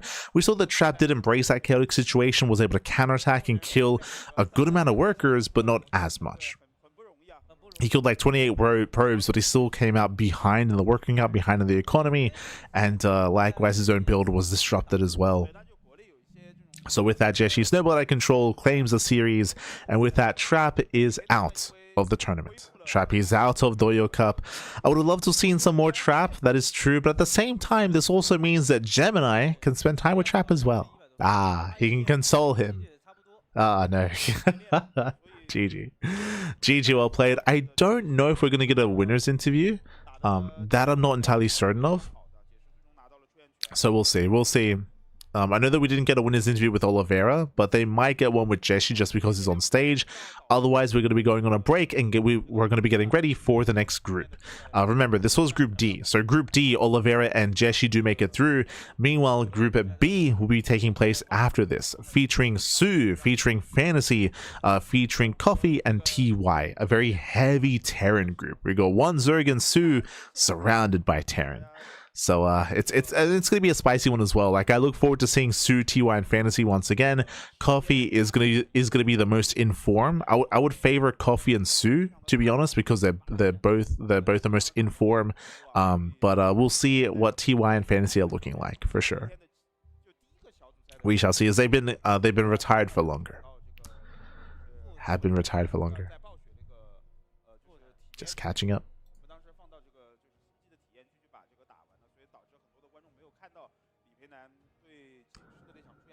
With a small army, why not keep Templar back for Psystorm? Psystorm is not very viable in PvP. That's why you never see Storm in PvP. Just because of shields and just because of the damage output. Like, it's just not. It tickles more than anything. There are better splash damage units in PvP, like Archons, which you saw used to great effect. Like Archons, they're a lot more robust and they can punish charge outs a lot better, as opposed to Storm, where Zealots, they just run through it. They just run through Storms. DTs did work. How to see someone try? As I mentioned, this is not rushing. This was not rushing into DTs though. This was hidden DTs, but in the mid game instead. It's in the mid game. So you're looking cracked and brutal right now. There you go. There you go.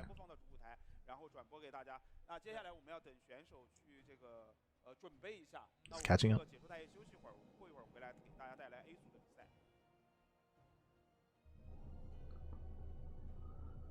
As it looks like we're going to be cut to a break. Just catching up with the chat. Oh.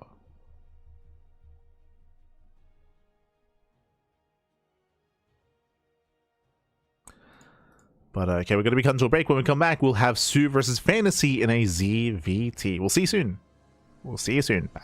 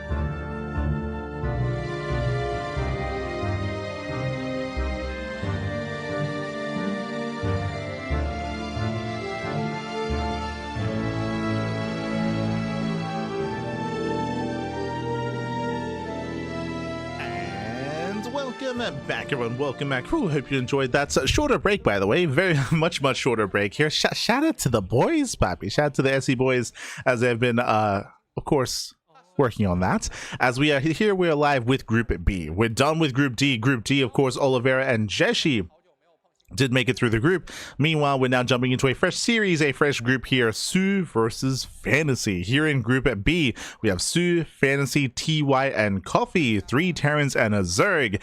And I'm very excited to see how our players do shape up against each other. Bearing in mind, of course, this is the Zerg patch. True, Zerg is heavily buffed, and soO is coming in as one of the favorites to win the entire tournament. Even if we were playing on the previous patch, for example, I would still favor soO purely because he only retired like what, 2 years ago, a year and a half ago. It's been pretty recent. Like soO, he only recently retired from StarCraft 2, so because of that, trying to get back into shape, back into form, it's going to be a little bit easier for soO, I would imagine, compared to FanTaSy or TY or some of these other players that retired many more years ago. Likewise, apparently soO's also been competing in Brood War, so because of that, I would say that maybe not like certain skills translate over, maybe not too much, but what I will say is like the speed, right? Your speed of your fingers, right? Your reaction time, a lot of that is going to be able to cross over as you've been still working on that yourself. I should also emphasize that FanTaSy also did switch to Brood War, but he retired from Brood War as well. FanTaSy retired from SE2, went to Brood War. He did compete in Brood War for like 2 years, right? Like 1 to 2 years, and then retired from Brood War as well. So FanTaSy has been a lot out of that pro gamer lifestyle for much longer, I should say. So coming into this, we're going to lean towards soO, but I would want to see FanTaSy take it to soO. I want to see him play, compete. FanTaSy is an amazing player. He had a lot of potential. I mean, he was an accomplished player, of course, when it comes to StarCraft 2, and had a lot of potential when it came to his return after military service, but did decide to switch back to Brood War, which was a really sad time, I will say. Like, FanTaSy was doing really well. He came back after military service. He competed for like a couple of months, and then went back to Brood War. It was very sad. It was very sad when we lost him, Pappy. When we lost him. But otherwise, we are jumping into our fresh series. Let's go. Vitas are done, and we're jumping to game numero uno. soO is bordering on ASL quality. Oh, there you go. There you go. There you go.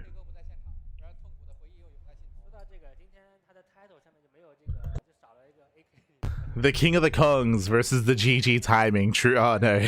We're in for a long one as spawning in the right hand corner of Lockdown. We have the South Korean Zerg player. It is soO.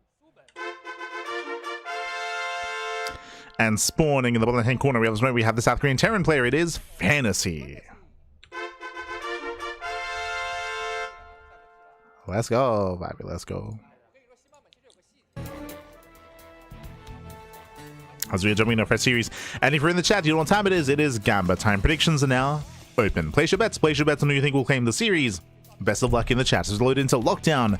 Lockdown is an interesting map in the map pool. I would say does have a bit of a shorter rush distance by ground, but has more defendable positions. I'm referring to the high ground natural base. I'm referring to the high ground third base as well, and also the choke points scattered throughout the center, and even destructible rocks as well. So there are ways to make use of the terrain to try to slow things down and try to stem the tide and stop aggression and build up into the mid game. So we're expecting more mid-game play here out of our two players. Again, we had a hyper-aggressive PvP earlier, but now we can embrace our ZVT as soO does open up pool first.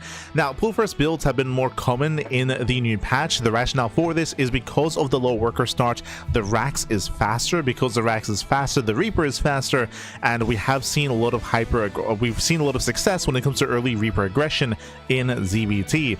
Because of that, we've seen more and more Zerg players stop going hatch first and start going pool first instead against Terran. So we have seen that switch. We have seen that adaptation over the past 3 days. So soO, he's watching. He's watching, Pappy. He's watching. As it is a pool hatch gas opener out of soO. From here, we're going to be able to drone up, set up, but we do see 4 Lings are on the way. 4 Lings, that's not enough to be hyper aggressive. It's just a way to be safe. We might try to sneak past the Reaper and get across the map and try to find some damage on the CC. There's potential there. Otherwise, I might just keep this at home to defend against said Reaper aggression.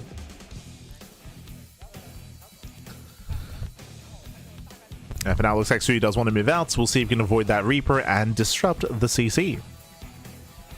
Here we go. As you can see, he's rallied in. At the same time, Reaper is also rallied across the map. But remember, because of the early pull, the Queen is popping out faster. Hatchery timing is spotted. FanTaSy is now aware. Does spot the early Queen. FanTaSy knows.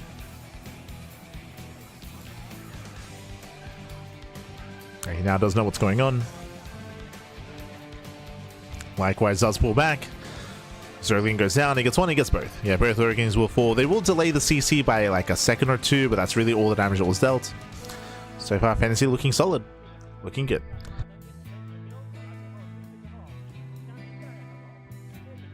As FanTaSy did open up double Reaper. Now, speaking on common builds, because we've been seeing more pull first out of Zergs, we've been seeing more double Reaper out of Terran. So the second Reaper could defend while the first Reaper moved out. Ooh, but both Reapers do move out across the map, and we will pick off the SCV. Okay, so nice moves out of soO. He hides the two Zerglings. He only lost two to begin with, and with that, he still delays, and he will still force FanTaSy back home. Very nice damage here by soO. Again, very aware of the meta. Both players, to be fair, as we get a second SCV. Oh my god, heavy delay for FanTaSy. Again, punished for moving out, punished for not respecting the bull first. He was unaware there were extra Zerglings, and he was caught with his pants down.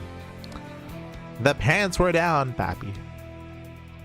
And soO starts off with the lead. Oh my god. soO skipping link speed. He skips link speed, going lair first. Very fast lair timing out of soO. This can lead into 2-base Muta or 2-base Nidus all-in or 2-base Roach play. Meanwhile, FanTaSy going for a third TC before Starport. Standard build out of FanTaSy, but FanTaSy's build has been delayed. And do you see what I see? I see a fast Roach Warren. Ooh, fast Roach Warren here out of soO. So soO is going for a 2-base all-in. Lair is scouted though. Big scout there for FanTaSy. He does spot the fast lair, but he has not seen what is going on. Is it Muta or is it Roach? Mech? On the flip side of things, FanTaSy is going 3cc into Mech. Ay, papi. Is FanTaSy just gonna die to a Roach all-in? Going Mech like this, you're gonna be reliant on a battle Mech composition, a Hellion Cyclone, but Roaches are built for that. We have fast pulsing carapace. Roach speed is on the way. We're gonna be hitting that Roach speed and plus on carapace timing. soO's getting a third base. In my mind, it's gonna be just for Larva. And we'll see if FanTaSy can piece together what's going on. Does pick up the ramp. And he gets past. Yeah, it does slip by. No Lings. Yeah, no Zerglings to defend. Drones are going to get roasted. Very nice damage out of FanTaSy. 6 drone kills, and he gets a full scout. He confirms the Roach Warren. Big scout by FanTaSy. Is still not done. Oh my god, still not done. 8 drones going down. Nice damage. And again, a big reason why this got so much damage is because soO skipped Ling production. Remember, he skipped Lings, he was rushing Roaches, he was trying to wall off on 2 bases, but he failed to wall. He failed to wall, there was a gap in the wall there, and with that, soO now takes some heavy losses, and he gets scouted, and now we have a back and forth. Initially, FanTaSy had a rough start, but soO has a rough early to mid game, so now we have things evening up here. FanTaSy gaining map control, the Roach all-in, the Roach play has been spotted, and back at home, FanTaSy begins tank production. So he starts up those tanks, getting ready for any kind of assault. Meanwhile, soO, ooh, supply blocked. Yeah, soO supply blocked. 3 Overlords are on the way. A couple of Roaches slip by, but again, it's only a couple of Roaches. Once again, gets in. Oh my god. Yeah, once again, FanTaSy gets into the middle line. Once again, 5 drones go down. We're getting roasted here. 6 drone kills across the map. Roaches, they move in, but there's a tank to defend. Yeah, there is that tank. soO will avoid. Yeah, it does stay out of range. Pulls away, so it stays out of range. It does get 6 SCV kills. Very nice damage here by soO. Tank is trying to move in. And soO will eventually be cleaned up, but he will disrupt a lot of mining. Disrupts the mining before being cleaned up. Behind this, soO is droning. He's droning, saturating. Again, if the plan was to go for an all-in, that plan has come and gone. Infestation bit's on the way in towards safety infestors in case it is to be battle mech for that fungal. Oh god, no, another drones not again.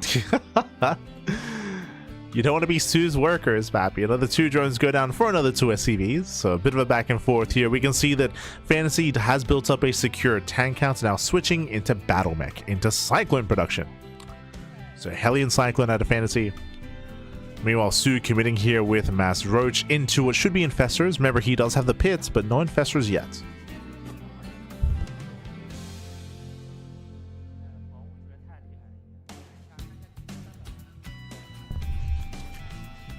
Yeah, no infestors yet here. as we are massing up. Once again, soO getting supply blocked, 5 overlords on the way. And we'll see if FanTaSy can punish the economy once again. Oh, but that is not Infestor, that is Swarm Host? Okay. I mean, Swarm Host is viable against mech, especially a more traditional form of mech, specifically Hellion Tank. Against Hellion Cyclone, I'm a little bit more concerned for soO. I'm a little bit less convinced, is what I should say. But we'll see. Show us what you got. We got 12 Swarm Hosts on the way. Again, Swarm Hosts, they can do really well if you have map control, but the problem is that Battle Mech often should not lose map control, as Hellions, they get it once again. Yeah, 3, 4, up to 6 more drones going down, once again roasting up the mineral line, 7 drone kills. The question becomes, were the Swarm Hosts scouted? Scans the natural, what does he see? Sees roaches popping out, now he confirms. Okay, yeah, now it does confirm. Now he is aware, and again, FanTaSy needs to fight for map control to make sure that the Swarm Hosts don't get close, that they don't get free damage. Another Hellion into the main. soO pushing out. Here comes a Locust Wave. He wants the tanks. Uh-oh. Yeah, he wants those tanks. 1, 2, 3, 4 tanks are exposed. He's going to get at least 3. Yeah, 3 tanks go down. Can he get 4? Oh, actually, no. He only gets 2 tanks. One of them barely survived. No target firing. No target firing out of soO. So FanTaSy trying to hold on, but alas, roaches are amassing quite quickly. And FanTaSy just doesn't have enough on the ground. He only has 2 Cyclones. FanTaSy needs more time. Does catch one of the Swarm Hosts. Does get 1. But soO is outscaling. The reality here, even though soO has lost a lot of drones, like soO, he's lost so many workers here. But I mean, this is where the lava change comes into play here. Like soO can recover and recoup those losses faster than normal, thanks to the rate of lava, of course. Locust Wave comes in, trades with the army as soO's almost maxed out, and FanTaSy cannot keep up. Cannot keep up, not like this. Again, I want to praise FanTaSy. He killed 29 drones this game. He killed a lot of workers, but again, recovering from those losses is much easier here. Oh, does knock down the towers. Let's go. Can knock down the towers. But it is much easier to recover from those losses. And with that soO, he can just zone away the army. He's maxed out. The soup is lying too, that is true, but I mean, he's still maxed, right? Still maxed out.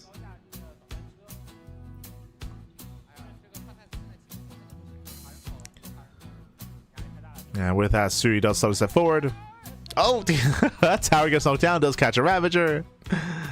But it doesn't matter. It doesn't matter. It's not good enough as roaches, they overwhelm. They snowball out of control. They break the third expansion. We can see that FanTaSy does kite back as best he can. And he will retain 4 Cyclones. Ah, I spoke too soon. As we're down to 2. Down to 2 Cyclones remaining. And there's nothing left to defend, Pappy. Nothing left. And again, FanTaSy had some really good moments. The harass, the run-bys, the counterattacks were solid, but again, not good enough. Not enough to really give himself the lead that he wanted, to be able to maintain his position, to be able to secure the mid-game. Not enough.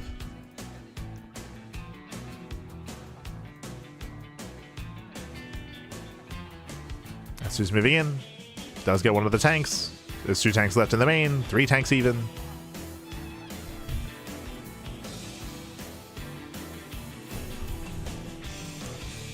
Is FanTaSy gonna make soO break the main? No shot. no shot, Pappy. No shot.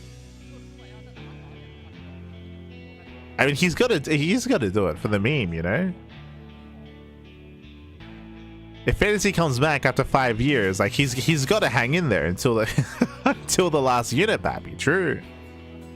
It's what the fans want. They want the FanTaSy GG timing. Ah. As well as they connect, they catch out one of the tanks. 1, 2, 3 more tanks. And there it is. GG gets called, and soO will take game number 1. GG.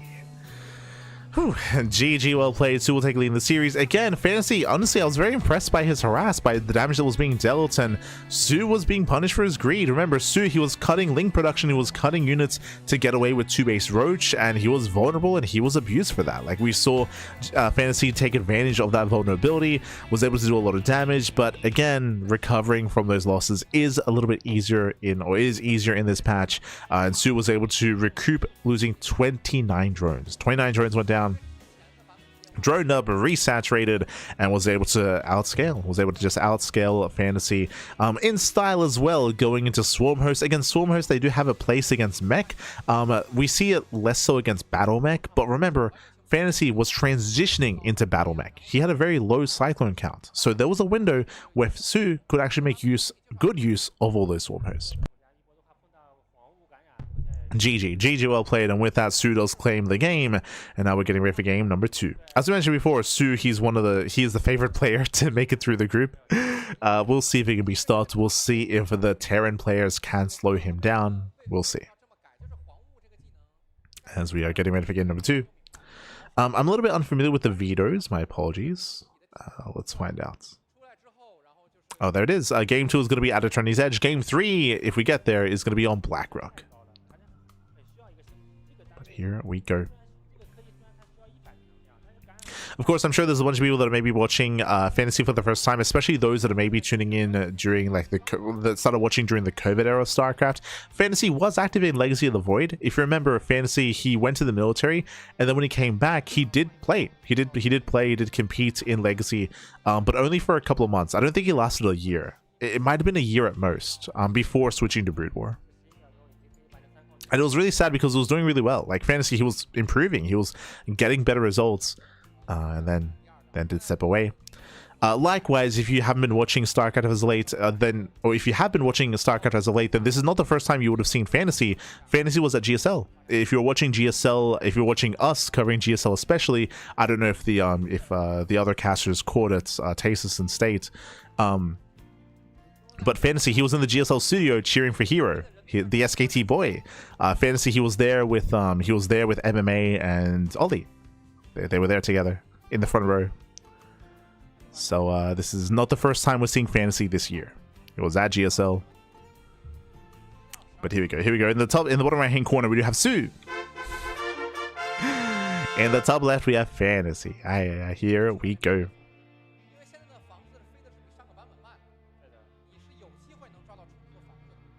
The fans, they want to see the GG timing. They do, baby, they do. Oh, right, sorry. I was going to say that for those that may be unfamiliar with FanTaSy, FanTaSy, he was known for the FanTaSy GG timing. That's where that phrase came from. He was known for tapping out very, very late in the game. After the game had basically concluded, he would still hang in there, microing his heart out with like a handful of units, like a couple of Marines, a couple of tanks, a couple of units, even if there was no necessarily real way to recover. Is what FanTaSy is known for.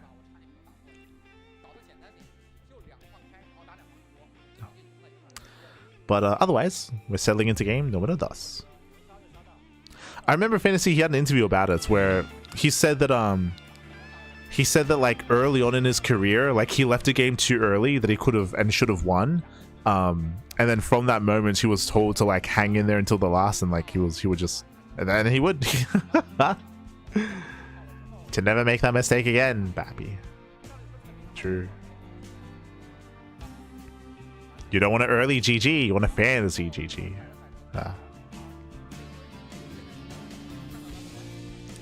Who are the favorites in this tournament? I would say that soO and Scarlet are the two favorites for sure. But I should also emphasize that even if we were playing on the previous patch, I would say that soO and Scarlet are the favorite players. But I would say that just because, as I mentioned before, Scarlet, she is still an active player, so she's the most informed out of everyone here. And soO, he's the most recent retiree, so he's also the most informed as well. Like, so you have that factor, and then if we're talking about this patch, well, then you have the Zerg buff factor as well. But I'm looking at soO and Scarlet for sure. Now, the real question, if you're asking who am I the most excited about casting, Impact, Pappy, for sure. The Pimpact. I mean, we're biased here because we are at core Axiom fans, and Impact, he was on Axiom, of course, before SKT. One of the Axiom boys. I do still have my WASD, my WASD Axiom keyboard. Still have it. Still use it. From way back when. So Impact, always, Pappy, always. I don't think I ever got to cast Impact, unfortunately, because we started casting what, like in 2018, 2018. So I don't think we ever got to cast Impact. Smurge.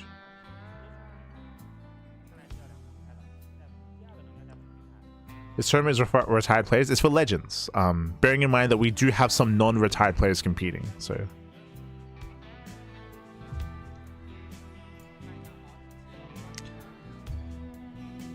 The theme is old school players, which is maybe a better way of phrasing it. Some retired, some not. Meanwhile, a big shout out to Shurash in the chat. 1 full year of support, 12 months. Pappy, 12 months. God, Pappy, God. Thank you so much. Thank you so much for the support. We do appreciate it. I hope you enjoy the content, the casting of the StarCraft. Thank you, Pappy. Thank you. Do appreciate it. As we're going to be opening up, here we do see a FanTaSy instead. I mean, we had some standard openers, but FanTaSy is going to be going for, instead of Mech, going into an earlier tech lab on the racks, into Stim. Now, I believe that this is a, I believe it's going to be a 3cc 2-on-1, if I recall correctly. I believe there's a delay in the starport into extra raxes, so a much more bio-heavy mid-game out of FanTaSy. But we'll have to pan over to the main base to see if he did get a third. In my mind, he did, but I'm not entirely certain. As FanTaSy breaks in, pulls away. soO going for a much more standard layer timing this time. Yep, there's that 3cc. So it's going to be 3cc, 3-1-1. Overlord does confirm Stim being researched, and soO is aware of the bio. It's aware of bio. Overlord going to be hunted down. soO responding with Ling Bane this time. Bane's going to be amassing, and again, welcome to At Attorney's Edge. This is a bit of a larger map in the map pool, a little bit. Likewise, we do have a. I still have to measure. Actually, I have to measure all the maps because I'm not entirely. Obviously, the 4-player small maps are large, but I need to like. I'm still on the fence about At Attorney's Edge and Lockdown and Washouts, and how long and short the rush distance is for those 3 maps. So yeah, I need a better perspective on that.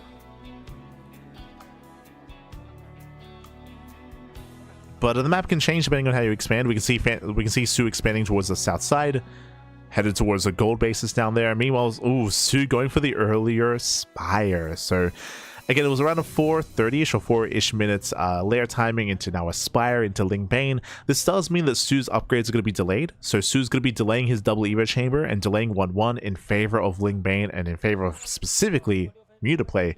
And we'll see if he gets away with it. Now, if FanTaSy does go for an earlier timing attack with Stim, then FanTaSy can punish, but bearing in mind, FanTaSy currently has no idea. He doesn't know that mutas are coming, and unscattered mutas can wreak havoc. They can and they will wreak havoc. Scans are natural, doesn't see much. Now, he does see the lack of Evo chambers at the natural base, which is very unusual, but they could technically be in the main. That's the thing here. They could be in the main base.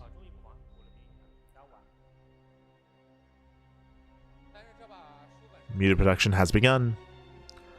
Bearing in mind that mutas are now a little bit more microable, they're now easier or stronger to control.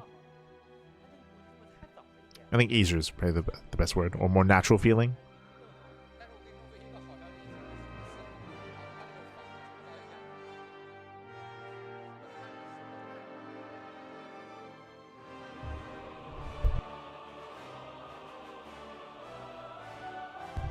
They're going to play on the PTR, so I think this is good timing. Yes, for those who don't know, the initial plan for this tournament was for it to be on the PTR.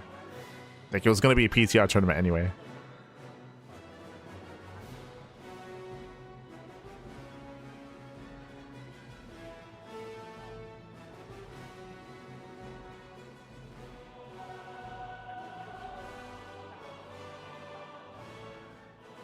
Yes, who pulls away, mutas are now revealed. Oh, bearing in mind that mutas they built to harass, they cannot really engage head on here.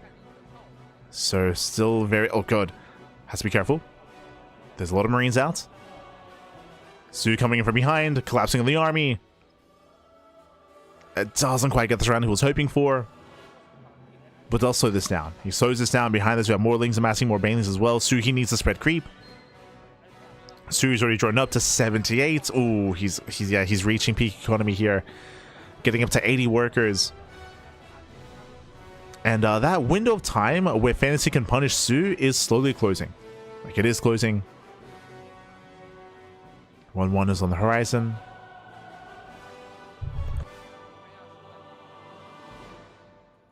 I still do worry here for FanTaSy. As getting stuck ass on the map. soO's still messing up. And soO's about to max out. He's about to max out, Bappy. Oh! Does need to respect those Widow Mines. Widow Mines, they move in.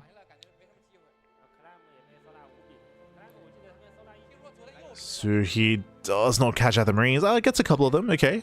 That's what, 5-6 Marines going down. Not bad. Does catch some of the bio. We can see FanTaSy's laid a couple of traps back at home. Let's go.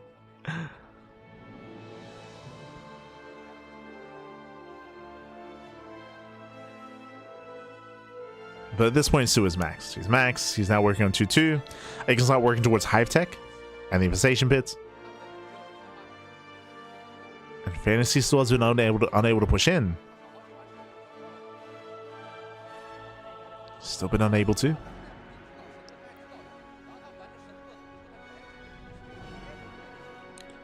And Marines at night creep. Nice moves by FanTaSy. At the same time, soO finally gets across the map. I was going to say earlier here, but soO, he is yet to do any economic damage, but finally does move in. Remember, we have some Widow Mines over at the natural, but not here at the third. And not at the third base. soO does snipe a Gas Geyser, dipping into the main. Going for the add-ons. No major pickoffs. And nothing major. But once again, just distracting. He's distracting FanTaSy as he maxes out.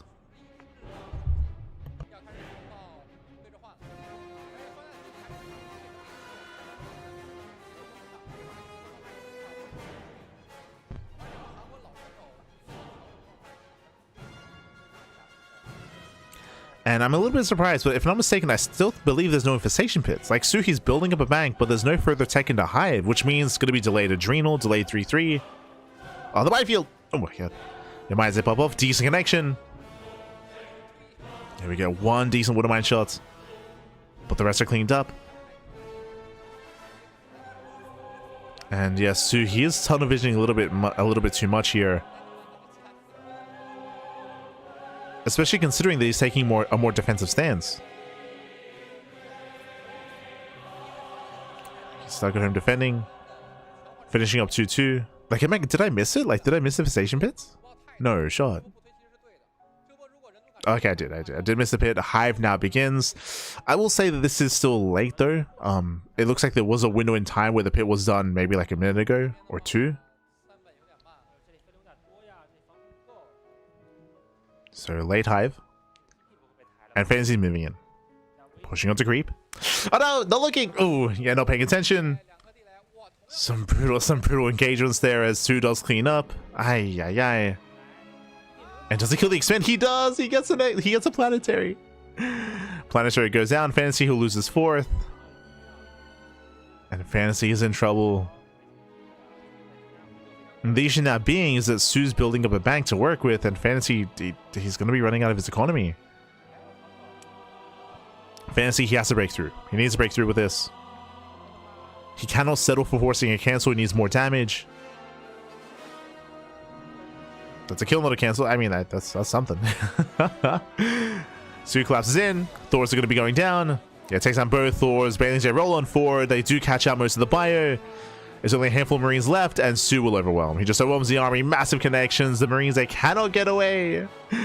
And soO, he just rolls on in, and now we can just knock down the bases. The fourth is going to go down. FanTaSy cannot keep up. Not like this. Not like this, Pappy. And with that, soO has broken FanTaSy. The main army now pushing into the natural, rolling towards the main.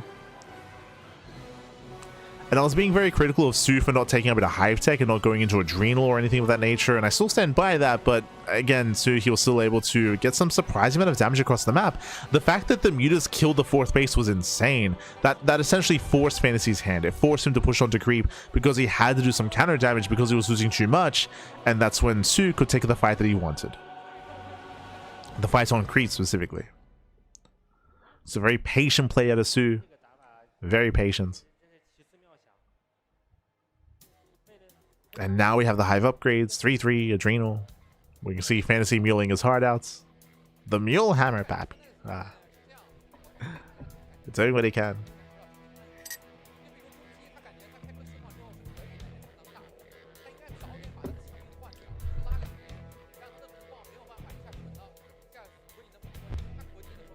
And if there's any way to recover in this game, I mean, FanTaSy is just hoping that soO makes mistakes at this point. The mines! Oh, does it go in? Does he go in? He's so close.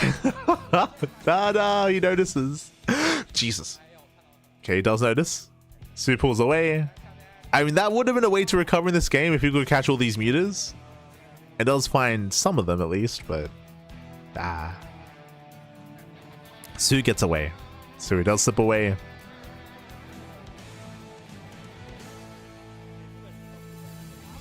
And with that, soO is maxed out. Ultra Cavern's on the horizon into Kindness Plating, into Ultra Tech. soO's almost there.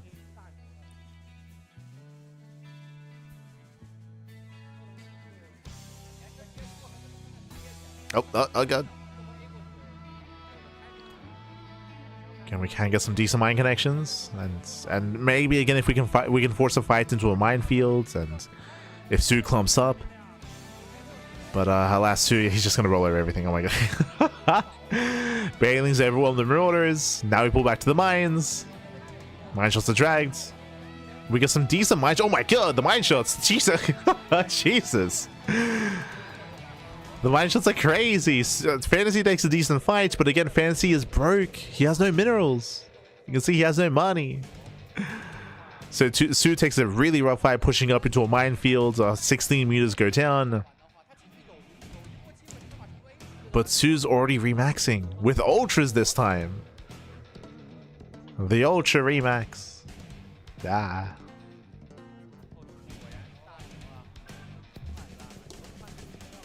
Again, FanTaSy just lost too much momentum, losing his 4th base. Here, FanTaSy's floating over his main. His main base floats over. Trying to expand. Meanwhile, big shout to Luis GGG in the chat. Gracias, baby, gracias. Bienvenidos, bienvenidos. Thank you so much for the raid. Hope you had a great stream. Hope you had a great ladder session. Welcome one and all to the Douyu Cup. Douyu Cup 2026, day 1. We are halfway through the broadcast. We're halfway through the broadcast. We're 5 hours in, baby. True, true. As we wrapped up with Group D earlier, now we're here in Group B. And again, soO having the time of his life. Hey, moving in, baby. You can just say, hey, move. We see FanTaSy microing his heart out to just try to split, but again, the writing's been on the wall for quite some time. FanTaSy was just hoping that maybe we'd see mistakes out of soO, that maybe he'd be dragged into minefields, and we did see a little bit of that, but it was still not enough to recover. GG gets called, and soO will claim the series at 2-0. GG. GG, well played, soO. He will claim the series. He will be able to advance on into the winners match. Meanwhile, GG, well played at FanTaSy. He will tap out. Still, of course, is going to be in the tournament and will still have another life, another chance to recover. But he is knocked down to the elimination match. GG. GG, well played. With that, congratulations to soO. Now, when it comes to the rest of the group here, very quickly, let us head on over. When it comes to the rest of the group, again, soO is going to be waiting for the winner of Coffee and TY. And I want to see some TY, baby. I want to see. So, again, Coffee versus TY is currently ongoing. The winner goes up against soO. The loser goes up against FanTaSy. Oh, So again, up next, I don't know if we'll have the winners match or the losers match. They alternate depending on the matchup. Like they typically go for the highest profile series. So I would say that if Coffee does defeat TY, and if we get TY versus FanTaSy in the elimination match, I can see the casters going for that elimination match over soO versus Coffee. Like I can see that happening. But we'll see. We'll see how the results turn out and who is up next. TY. For now, though, we're going to be going on a break. Going to be going on a short break, so we're just catching up in all the chats.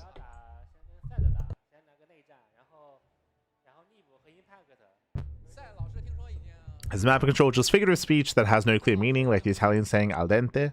No, map control, means map control. In the context of StarCraft, it's referring to being able to control the center of the map and forcing your opponent to be more defensive, if that makes any sense. So map control will allow you to, will typically allow you to shut down drop play, contain your opponent, force your opponent to be more reactive to you, and you control the pace of the game, if that makes sense.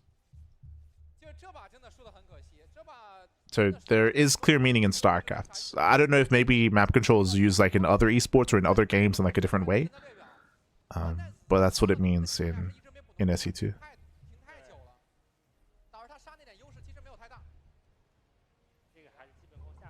It's catching up. Is this on the new patch? Yes, yes. On the new patch. For now, though, we're going to be going on a break. Going to be going on a short break. So I'm assuming short break. We'll see. We'll see as the players have to set up on stage. When we come back, we'll have a next series. Again, still yet to determine whether it's going to be the winners match or elimination match. It will depend on what players are going to be competing and what players are going to be playing. We'll see. We'll see what our SE Boy production team does decide on. Until then, though, we'll see you soon after the break. See you soon. Bye. See you soon.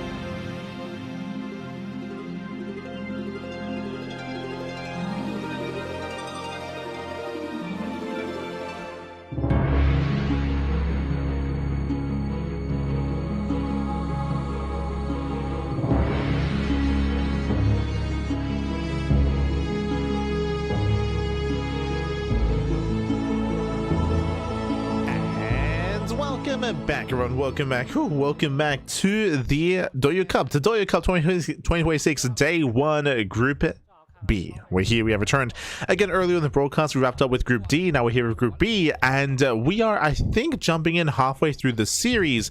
I think Oliveira was just saying that we're going to be jumping into the ace match. So CranKy versus TY has been ongoing, and the plan was to have that run concurrently with soO versus FanTaSy, wrap up both series, and then jump into the next matchup with the winners and the losers of said series. But I believe TY and CranKy were a little bit late to begin, or they've had longer late game, which is very likely, and as a result of that, we might be able to jump in mid-series into the ace match of that, of the two of them, or we might have our next series ready. So we're about to find out. we're about to find out what happened between CranKy and TY. Yeah, because I can hear Oliveira say TVT, and I heard him say ace match earlier. So either it went to the ace match and it concluded, or we're going into the ace match. We'll see. I'm Frankensteining it together with my limited Mandarin. Very limited.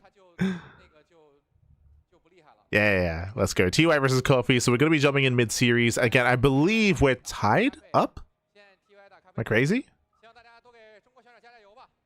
Or are we getting into a fresh series? No shot.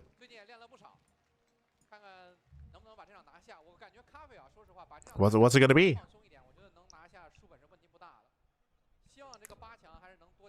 As vetoes are complete, we have our map order. Were they playing practice games earlier? Just warming up? Is that what happened? No shot. Yo, it's gonna be a 10-hour cast. Like, ay. All right, let's go. We're locking in.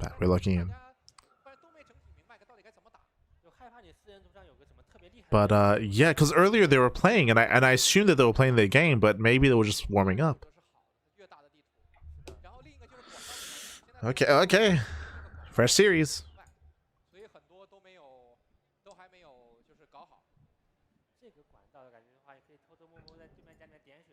Was it Lockdown Game 1, Sanctuary 3 Game 2, and then Attorney's Edge Game 3?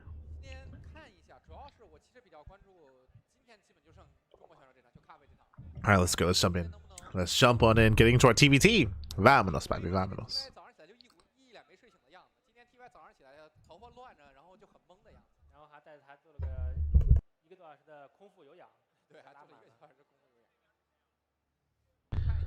Yeah, here we go. And again, as we load into the map, we'll be able to confirm what game we're in at the moment.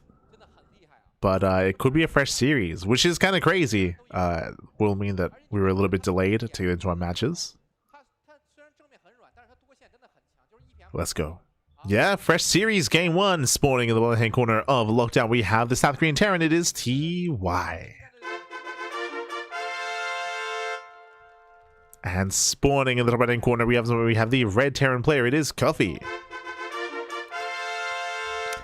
Are we going to cast every series in this group? Oh boy. Okay. Let's go, Bobby. Let's go. As we get into our first series.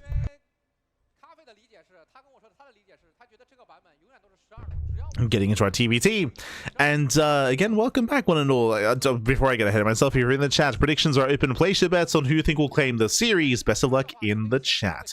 Coming into this, when did TY retire? 2022? Like it was relatively recently. I'm gonna hazard a guess he retired in 2022. No, it was earlier than that. 2023, I'm gonna guess. All right, let's look it up.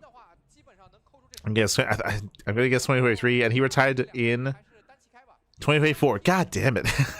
I knew it was earlier. So I was a year off. He did retire in 2024. So again, only 2 years ago. 2 years ago. So pretty recently. And after TY retired from StarCraft 2, he did switch to Brood War to have a brief career there as well. I believe TY is retired from Brood War as well. I believe he's retired just all around. Both SE2 and Brood War. And with that, how long will it take for a TY to kind of get back into the swing of things? Now, as chaotic and as intense as the patch has been so far, and controversial and imbalanced at times as well. What I will say is that mirror matchups are untouched. We were able to experience the PvP earlier, and the PvP that we experienced was very similar, if not identical, to what we expect in the previous patch, in the previous version of the game. And I expect that to be the case here in TvT as well. Like, I don't really expect, like, there's nothing in the patch notes that would tell me that there's going to be any real change in TvT either. So so PvP, TvT, and ZvZ are more or less what they used to be. There's some differences here and there, of course, allowing for like earlier pool timings and earlier aggression in some of the matchups, but for the most part though, like, we should be expecting more of the same, which you could argue is a good thing because we know it's stable. Like, it's like true. For now, we're going to be opening up. Welcome to Lockdown. Lockdown is one of the larger maps of the map pool. I say larger map, it does have a relatively direct rush distance, bearing in mind, of course, we do have a lot of points of elevation. Coffee, he will control. Oh my god, Coffee does shoot first, does that control. First Reaper goes down, SCVs are exposed, and with that, workers are going to fall. Oh, are we good? Okay. I almost got timed out. I almost got timed out from the clean feed. Yeah, we've been watching, but we've been watching. But there we go. So far, a better start for Coffee, but he will be punished by the Hellion. Hellion does pop out, so we'll shut down the Reaper. And I don't think Coffee was able to get any SCV kills. So with that, Coffee's going to be deflected. Looking at the worker counts here, the worker counts are neck and neck between both players. And now we can calm down and build up. Both players are expanding. Both players are settling in. I will say, though, that Coffee is making an extra wave of Hellion Reaper. So Coffee's going to be much more aggressive here. Meanwhile, TY, it looks like he might go Cyclone instead. Yeah, he's waiting for the Tech Lab into Cyclone Opener. This is going to be more defensive, and we'll see if TY can minimize losses against the Mass Reaper Hellion that's going to be coming his way. Oh boy.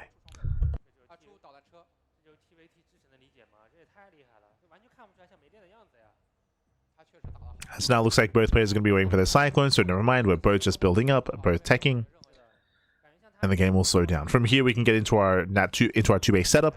We typically do expect both players to be aggressive when it comes to claiming our third bases. Usually, like 3-base plays where our players are more active, more aggressive, pushing towards their bases and trying to punish expansions. Until that point, though, we're just calming things down and building up into a standard TvT. Initially, with our safety Cyclones into Raven follow-up. Ravens are paramount in TvT. Disables are crucial as well. We do see Disable being researched by TY. We should be seeing that out of Coffee soon as well. So both players taking the same direction. 16k on Coffee. I mean, TY retired 2 years ago. Coffee, he's still an active player, and Coffee Coffee in his prime as well could threaten the top players in the world, especially in TvT. Coffee would often be a little bit more exploratory with his builds. Like the Coffee build was very much so a thing that permeated throughout the meta. Was very much so a thing. If you remember, Coffee, he was known for being a little bit more unorthodox in his play. If you remember, he was even known for, I think it was in TVP, producing, like, bringing the boys just to throw down, like, eBay walls to wall off and to commit, to wall off Zealot specifically. In 2-base all-ins. Coffee, he was notorious for quirky builds. Of course, that was quite some time ago. Ooh, a 2.2-base all-in at a TY. Okay, also very, I mean, I say old school. You still see it nowadays as well. In modern TvT, it shows you how TvT hasn't really changed too much in the past 4 or 5 years. But it's going to be a 2.2-base all-in. Basically, what's happening here, second starport means Mass Viking. TY is going to go Mass Viking. With Mass Viking, he can gain air control, and once he has enough Vikings, then he will switch into Liberator production, so then he can have air control and ground control as well with those Liberators. So we'll get a very hyper-aggressive build here by TY. Meanwhile, Coffee getting a third CC. Ooh, Coffee is being greedy. Getting a third base in the face of an all-in. Vikings are rallying. TY is pushing. And on that production tab, we should soon be seeing a Liberator as well. For now, though. Just rallying. Just amassing that army. On the one hand, yes, Coffee will have more Ravens, but it's going to be on TY to snipe said Ravens with those Vikings. Again, to dominate the skies. That's the goal. TY moving in. It's all or nothing. Still making 3 Vikings at a time. He has to wait for those Vikings, though. Ooh, brutal lock on. Yeah, TY bleeds out a Cyclone. Likewise takes a tank shot to the face as well. Some rough losses for TY already. Yeah, some rough losses. Behind this, he gets a third TC. Ooh, it is going to be delayed. So late third base and delayed as well. TY, he has to make something happen with this army. Otherwise, it's a waste. He has 6 Vikings. He does have those 6 Vikings. Now moving in. Yep, now we can bully. Nice Falcon with a Cyclone.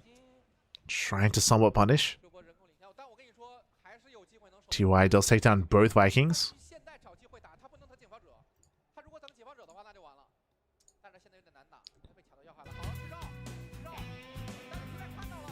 Yeah, it does take down both, and TY, he will pull away. Yeah, he pulls away, he does back off, he doesn't want to get surrounded, doesn't want to get caught out. Cyclone with the lock on. Oh, nice disable. Cyclone is shut down. There are those Liberators that we mentioned earlier at the start. How the goal here is to have air control with the Vikings, then ground control with the Liberators. And TY's moving in. He wants those tanks. And Coffee has to get the hell out of here. He has to get the hell out of here. Coffee now sees all the Liberators. He knows he cannot engage, not head on. He does find these tanks though. Oh, we do get it on Siege. Yeah, on Siege just in time. Despite that, 1, 2, almost 3 tanks go down. 1 tank barely gets away. Quick moves out of Coffee. Oh no! Get out of there. Ooh. And he does preserve his army. So far, so good. Coffee is trading well. Does catch a Liberator. Nice pickoff. Coffee moving further in. I believe Coffee does have the tank lead. He may be up in tanks, but again, TY still has the Viking advantage, but he's not really making full use of it. He has yet to snipe a Raven.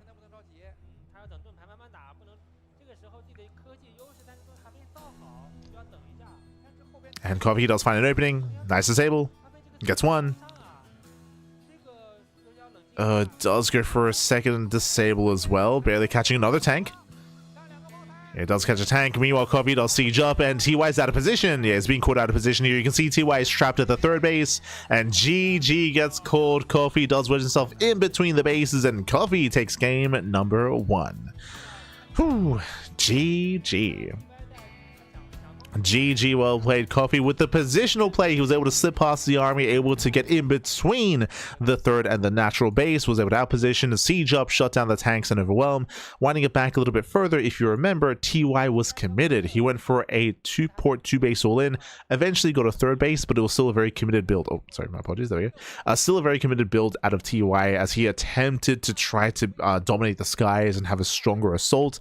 In the end, he failed to do so. Remember, he didn't kill a single Raven until the very end of the game. He failed to snipe the Ravens, he failed to break through, he failed to make full use of those Liberators as well. The Liberators that were being used defensively, he wanted to get on top of the tanks, but he couldn't quite make use of that.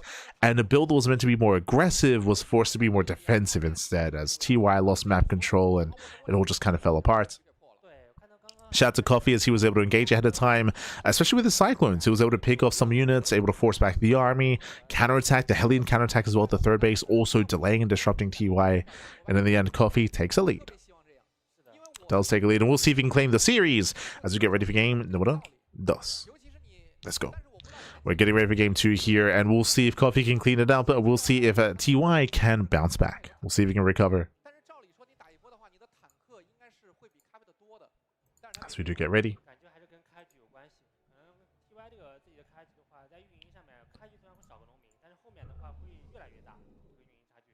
Likewise again, TY, we got to lock in. Like, the build itself made sense. I should winding it back a little bit here. Like, the build itself did make sense for TY. It's just the execution that was lacking there.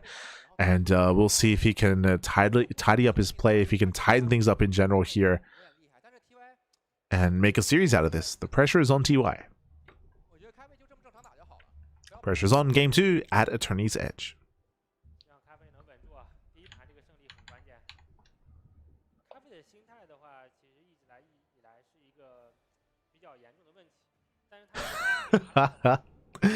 We just got a response from the admins. Only dirty feed for this tournament. Fair enough, fair enough. And we were just notified as well that that they've changed their schedule and now they're casting every series remaining in the group. Oof. So what was supposed to be 2 more matches is going to be 3 more matches. So it's going to be TY versus Coffee, and then the winners match, then the losers match, then the decided match. So 3 best of 3s remaining. Let's go. As in the bottom right hand corner, we do have our South Korean Terran player. It is going to be TY.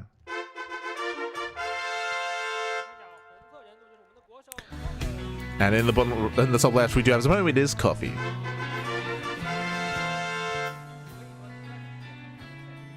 Let's go.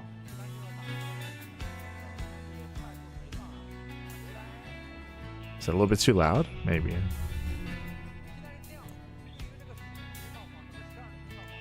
Alright, cool. As we're getting into game 2, we're getting into our TVT. Coming into game 2 here, I will say that these bases should be a little bit more defendable. We'll see. Just like previously, there's also this area in between the natural and third base that can be abused if a player is able to get up the ramp and into that position. I will say that that area, though, is a little bit less accessible than on Lockdown. On Lockdown, we do have the main attack path being the same plane of elevation as the area outside of the natural base. Here, it is not. Here, you have to push up a ramp. So I will say that this the 3-base setup here is more defendable, for sure. It is much more defendable setup here on at Eternity's Edge, so a higher chance we can maybe even get into a macro game. Can we get there? Can we get into the mid game, more importantly? True. As we were denied that in the previous game.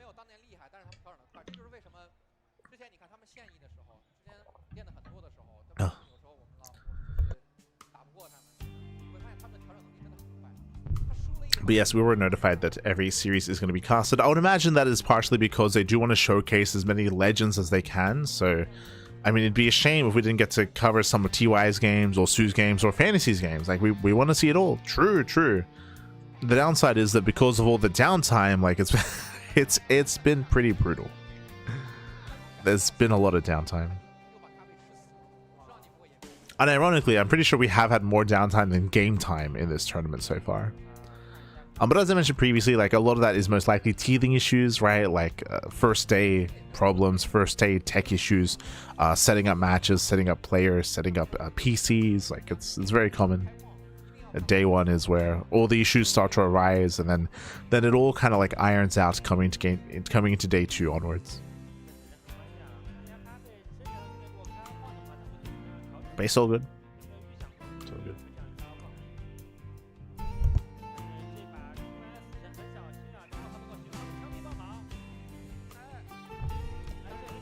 Coffee does poke in. Pokes in, pulls away. Again, so far we do have our relatively standard openers here. Once again, Coffee does open up with additional Reaper Hellion. Meanwhile, TY, he will cut Reaper Hellion and instead go for the safety bunker instead. Safety bunker into further tech. Is that a... No shot was that a second factory from TY, right? It was a faster CC. Okay. I was just looking at Coffee's POV. Does back in, does spot the bunker, rotates towards the main base. We'll see what he scouts. We'll see if he can confirm the tech, the production, and the follow-up. So he does confirm the later factory. So again, it was a greedier build here by TY. Hellion does pop. He wants to go for the dive. He wants that Hellion. He wants that Reaper, and he does get it. Yeah, Reaper goes down, and Coffee has to pull out. Does pull the hell out of there. As it settles, again, TY is in a better position. TY, he should be able to build up a greater economy. Currently, Coffee's up in workers, but that natural base will soon kick in for TY.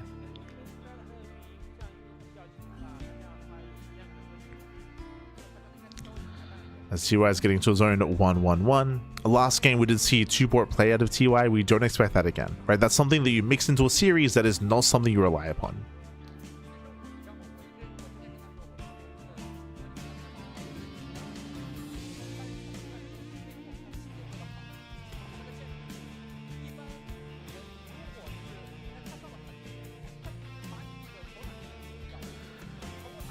So from here, we're building up.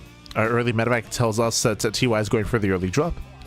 Bearing in mind this will be hitting without stim or anything like that, lacking upgrades of course, but still can hit quite hard, quite early, and can catch Coffee off guard. I'm curious if we drop with the tank as well. Meanwhile, ooh, Coffee doing something very similar, except going with the Cyclone. Does he intercept? No shot. So Tank drop versus Cyclone drop. They do run across each other. Who reacts first? TY. But the tank can't shoot up. The awkward moment where the tank unloads but does not shoot up.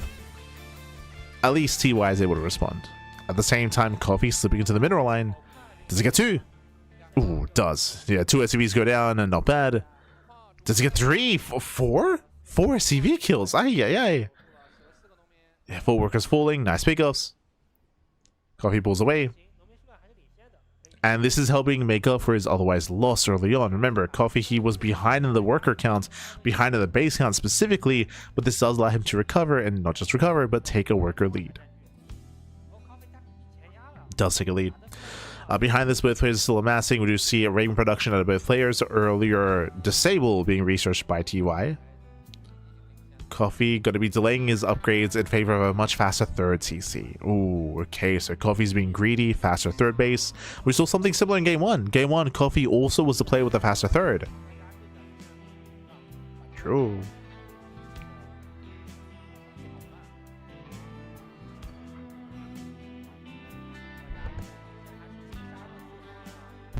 Also at the faster expand.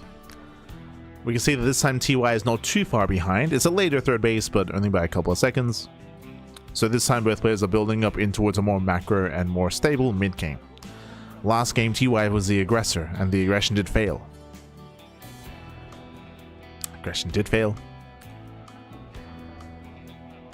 This time we're just calming down, securing our bases.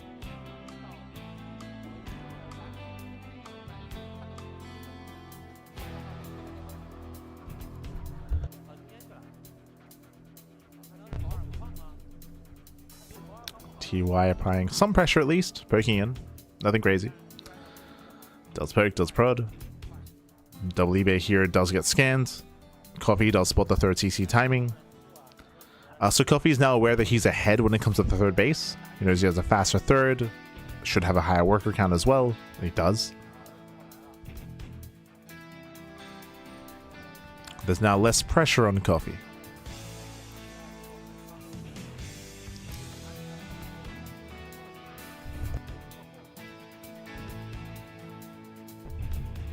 Just see TY slipping in from behind. Does sneak in. Going for the Raven harass. We'll see how quickly Coffee does respond. Losing 1, losing 2, losing up to 3 SCVs. Yeah, nice damage. You're getting up to 4, 5. Oh my god. 5 SCVs going down, and we're still not done. Another order tower here at the National base denying mining. It denies more mining time, so nice damage here by TY. Catching up. Tanks do siege. Does shoot first. TY looking good. Again, killing 6 workers in total.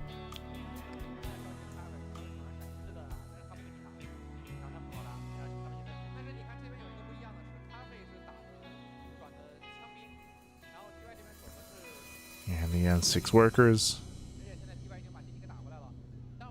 And we'll see who catches who. Does go for the turrets. Yeah, it does go for the turrets. Meanwhile, Coffee does mass disable, catching every single tank. No, he does get all 4.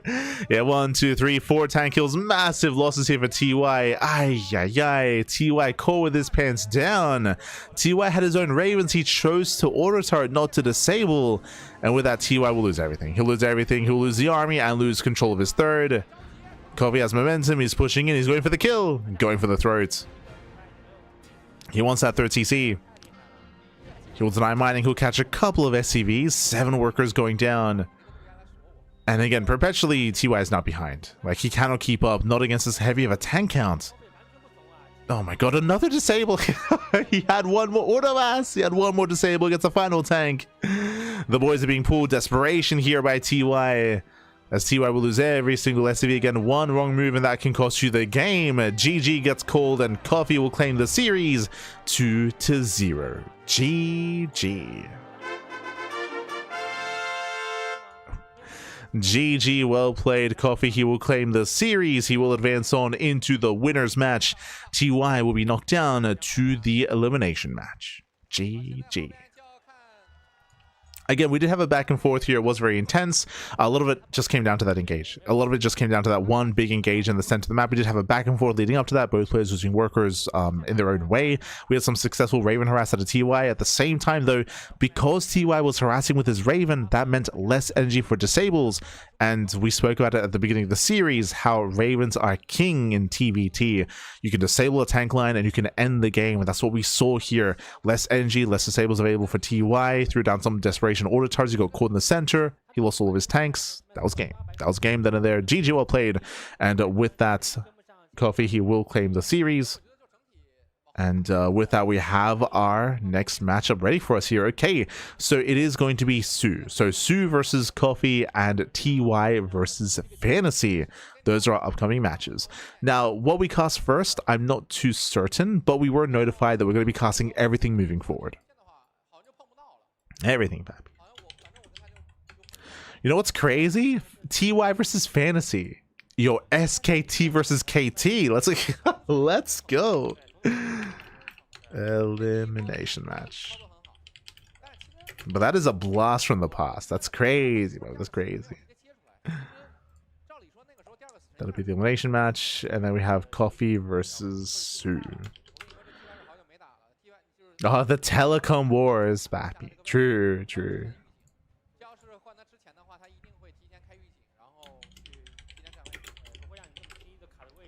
Winners match. Okay. So we're going to be going on a short break. When we come back, we'll have one of our next series here. Again, it's either going to be TY versus FanTaSy as the elimination match, or it's going to be soO versus Coffee in the winners match. So again, 3 series left here tonight. It'll be those 2 matches, then the decider match as well. We will get there. So we'll see you soon. We'll see you soon at the break. See you soon, Pappy. See you soon.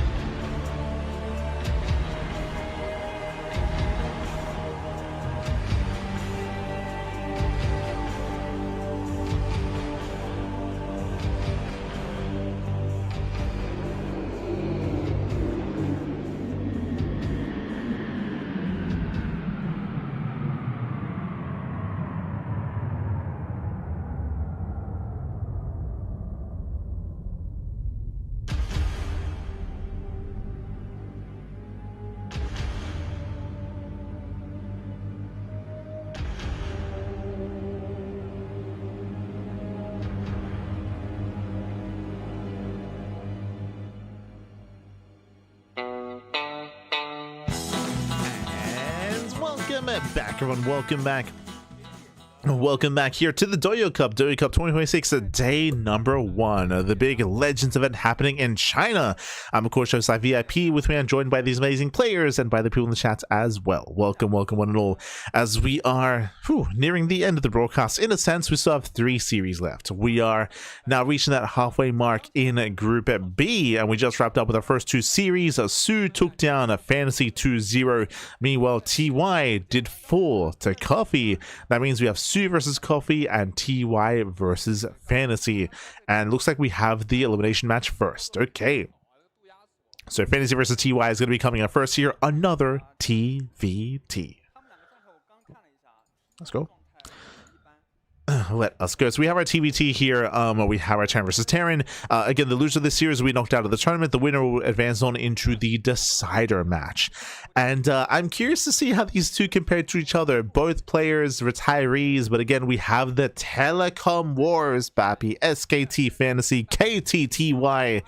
I'm ready. I'm excited. Show us that Terran versus Terran. Again, TY did retire more recently. Remember, TY retired in 2024, only 2 years ago. FanTaSy retired much longer than that ago. So when it comes to recency, when it comes to like recent performances and recent strength and recent skill, TY has that advantage over FanTaSy, but they also both switched to Brood War, by the way, so that did also happen. But we'll see if that's going to be enough. TY was not looking too bad last series. Was not looking too bad. A couple of key mistakes, so a couple of key missteps did cost him the game, but that's TVT. Like one wrong move and bam, you will lose everything. You will lose your tanks, you'll lose your Ravens, you'll lose momentum, and you'll lose control of the game. TVT and all the mirror matchups, to be fair, can be very cutthroat in that sense, and we're jumping into game numero 1. And spawning in the bottom right hand corner, we do have FanTaSy, the South Korean Terran. And spawning in the top left hand corner, we have the XKT TY. The XKT player. Let's go. All right, let's go. If you're in the chat, you know what time it is. It is Gamba time. Predictions are open. Place your bets on who you think will claim the series. Will go the way of FanTaSy or TY, Terran or Terran. Best of luck in the chats. Coming into this, I do lean a little bit more towards TY, but we'll see how FanTaSy can hold his own, if at all, as they load into our mirror matchup. I also emphasized this previously. I'll echo it here as well. These mirror matchups have not changed. So if you enjoyed a TVT in the last patch, it's basically the same thing here as well. Like the mirror matchups, TVT, ZVZ, and PvP, a lot has unchanged in said mirror matchups. I say a lot. I will say ZVZ is a little bit more aggressive and a little bit more chaotic because of the 10 pool that has been introduced to the game. So 10 pools, and also with some changes to like Spore play to Spore. Remember, Spore was strengthened against Mutas, and also Mutas became more microable as well. So there are some key changes in ZVZ, but when it comes to PvP and TVT, I mean, yeah, when it comes to PvP and TVT, for the most part, like we should be seeing a very similar play to what we saw previously as well. We've already experienced that in the Protoss versus Protoss matchup, and we have been experiencing that here in TVT as well. We saw that in TY versus Coffee. For now, we're going to be opening on up here. We do see that FanTaSy does go for a double gas opener, so double gas leading into a faster factory, a more tech-heavy start out of FanTaSy. Meanwhile, TY is going single gas into a faster CC. So already our players are diverging. FanTaSy is going to be more tech-heavy. TY is going to be more economic. Speaking of being more economic, there is a CC. So again, TY's build leads into a faster command center. FanTaSy's build leads into a faster factory. With this, we have taken our roles. It does mean that TY is going to be the defender. FanTaSy is going to be the aggressor. And we'll see what FanTaSy can get done to make up for his deficit. Because FanTaSy will fall behind economically, but the goal here is to be able to find some economic damage to make up for that. We go. We'll see if we can make up for that.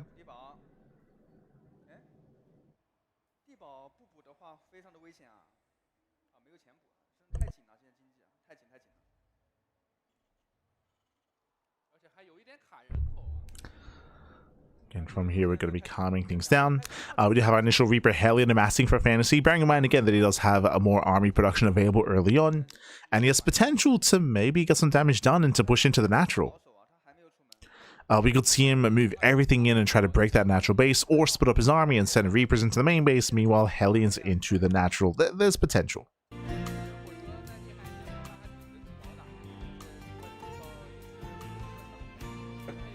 There is potential, Pat.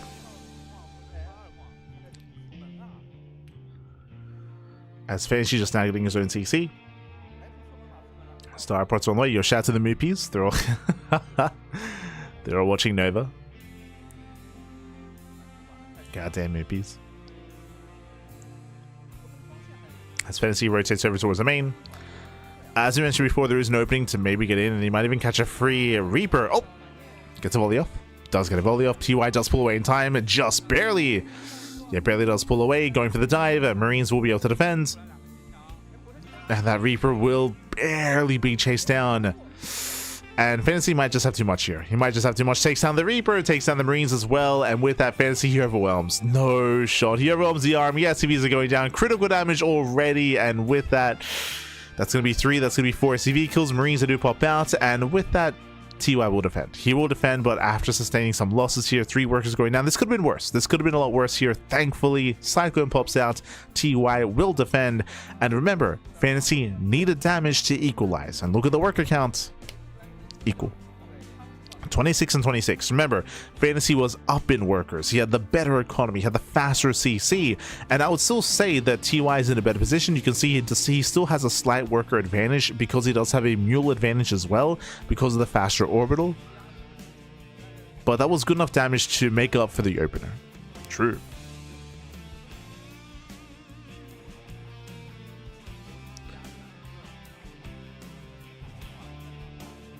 Yeah, from here we're getting to our own 1/1/1s.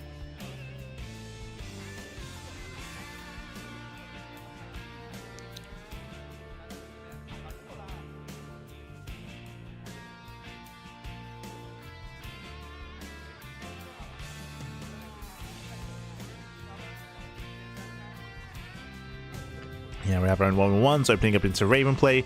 Behind this, we see TY going for the faster CC. Interesting. I find this interesting just because if you remember, it was Coffee that was going for the faster command center in his series versus TY, not TY himself. So we do have a bit of a shift in roles here. We do see a shift. So again, TY still having the greater economic state. FanTaSy amassing up his bio tank. And we're still waiting to see, say, a second starports or additional Raxes, 3rd CC from FanTaSy. 3rd CC. As FanTaSy does have the tank lead thanks to the faster factory. And there's that command center. So no 2-base all in. FanTaSy is expanding, but we do expect him to move out soon. We still expect that move out.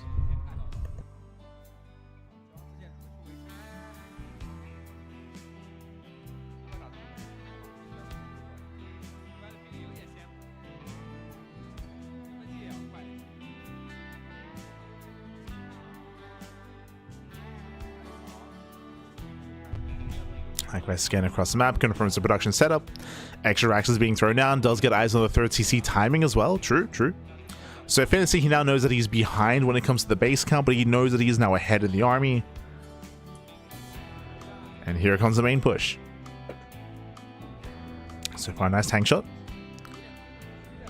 FanTaSy zoning TY away, setting up for his 3rd. TY's army is a little bit more mobile, but alas, he does not find a way in. The tank's already pre-sieged, and TY gets the hell out of there. Yeah, it does pull out, does pull away. Both players now expanding. And again, as things stand, I do favor FanTaSy's main army, his main composition, just because he is up by 3 tanks. Remember, TY's advantage was supposed to be his economy, but he lost all those workers earlier. So he lost that attempted lead.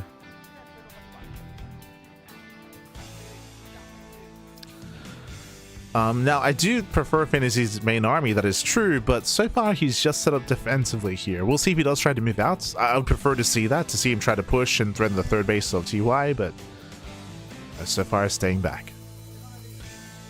We're slowing things down, Bat. Slowing things down. Raven harassed out of TY.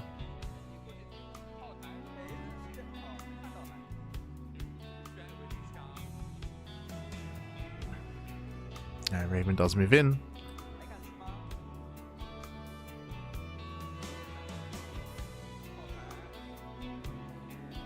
Oh. Yeah, it does move in so far. Double auto turrets. They do get an SCV. Nothing major though, just the one. Nice counter disable.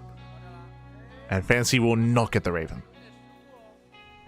Oh, FanTaSy out of position. Oh my god. Yeah, FanTaSy out of position. TY does stem in. He gets one tank. He might even get the other. And he will. Yeah, the other tank is within range. Second tank goes down. Nice pick also by TY. Very nice. And with that, denies mining. 4 CV kills. FanTaSy losing his tank lead. Remember, FanTaSy, he was up by 3 tanks. Now he's only up by 1. Only by 1. Does go for the sim. We do see a disable on one of the tanks. Likewise, nice counter disable as well. And FanTaSy does catch out TY. Oh my god, he does catch out TY with the disables, with the auto starts as well. FanTaSy does dominate the fight, and it's go time. Yeah, it's go time. We've been here before in the Coffee series. It's time for FanTaSy to just commit across the map, push in towards the third base. He does have the tank advantage. 4 tanks to 2. Ravens are out of energy. And he's not quite within range of the base. Within range of the tank? Okay. I was about to say. Yeah, it takes out the missile turret. I swear I saw a tank shot go off on the tank of TY, which is crazy. And FanTaSy is pushing further in. We do see TY trying to come in for a flank, trying to come in for the surround. Who runs into who? FanTaSy does spot him. Yeah, he spots the army. There's that one disable. FanTaSy stims forward. Within range of the tanks. Barely gets 2. No shot. And FanTaSy, he's doing it, Pappy. I say that. TY goes to the counter attack, but there are defenses back at home. There are defenses. Oh, FanTaSy being overwhelmed. Gotta be careful.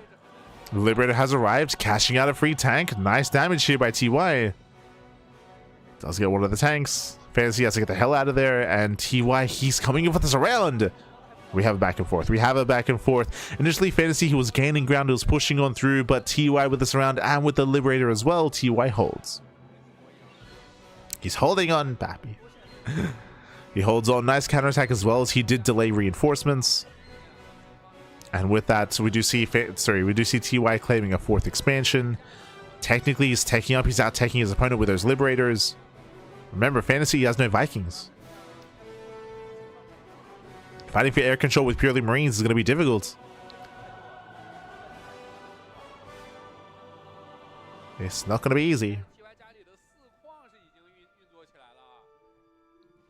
That's TY pushing further in. Sets up those Liberators.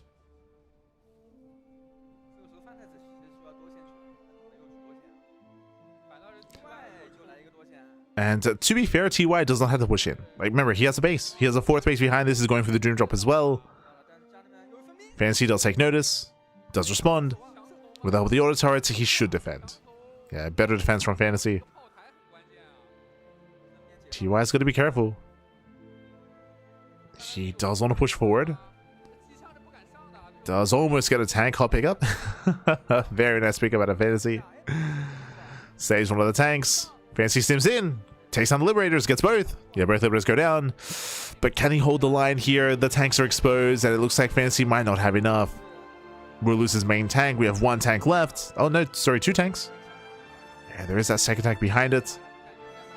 FanTaSy barely holding on, but he's running out of bio. And again, he's being outscaled. He's just down a base. He's down a base, down an expansion, down an economy. TY over time is outproducing. He's just outproducing FanTaSy. 3-3 is on the horizon. Upgrade advantage here for TY. Now it's TY with the Vikings as well.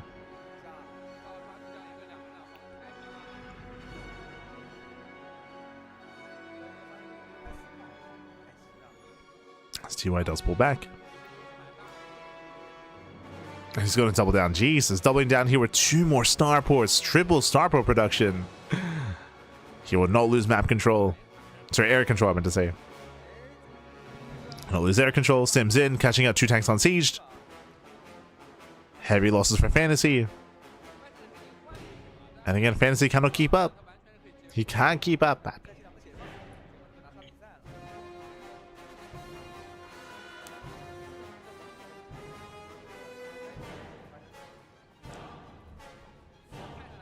I can't keep up, not like this. I just spread out all over the place here. Again, the concave on FanTaSy is crazy. So many tanks. Likewise, now within range of the CC as well. Nice opposition micro. Keeping the Vikings over the army. Oh, we'll lose both. But we have to sim into tank fire. Yeah, massive tank shots going off. Losing 10 SCVs. Ooh, baits out the Marines. Okay. Nice bait by FanTaSy. Baits out the Bio army at the same time going for his own counterattack.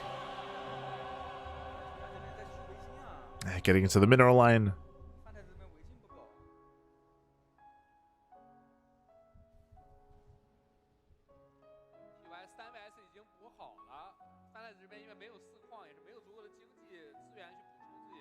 It does move in, and with that we do see TY. He's just snowing out of control. He's about to max out. He's maxing out, pushing further into the third base. FanTaSy's doing what he can, harassing across the map, catching out a couple of workers here and there, a couple of SCVs. We do see another drop on the right-hand side as well. He's doing what he can. Hey, he gets a tank. Oof. As he'll lose a full medevac as well. Ay, ay, ay. And again, FanTaSy, he was so close. He was doing so well early on. He had the stronger early game, pushing across the map, pushing into the third.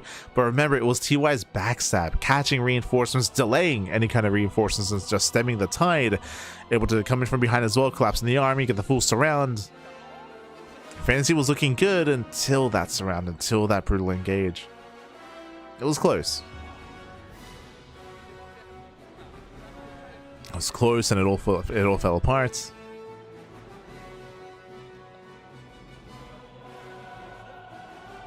And TY pushing down onto low ground, disables one of the tanks, and cleans up all 5. Oh, that was 5 tanks.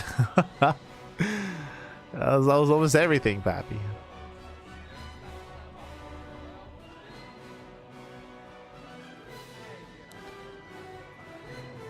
Again, TY is maxed. Now, pushing into tank lines is still difficult even when you're up in supply. Oh, as FanTaSy does find some free damage.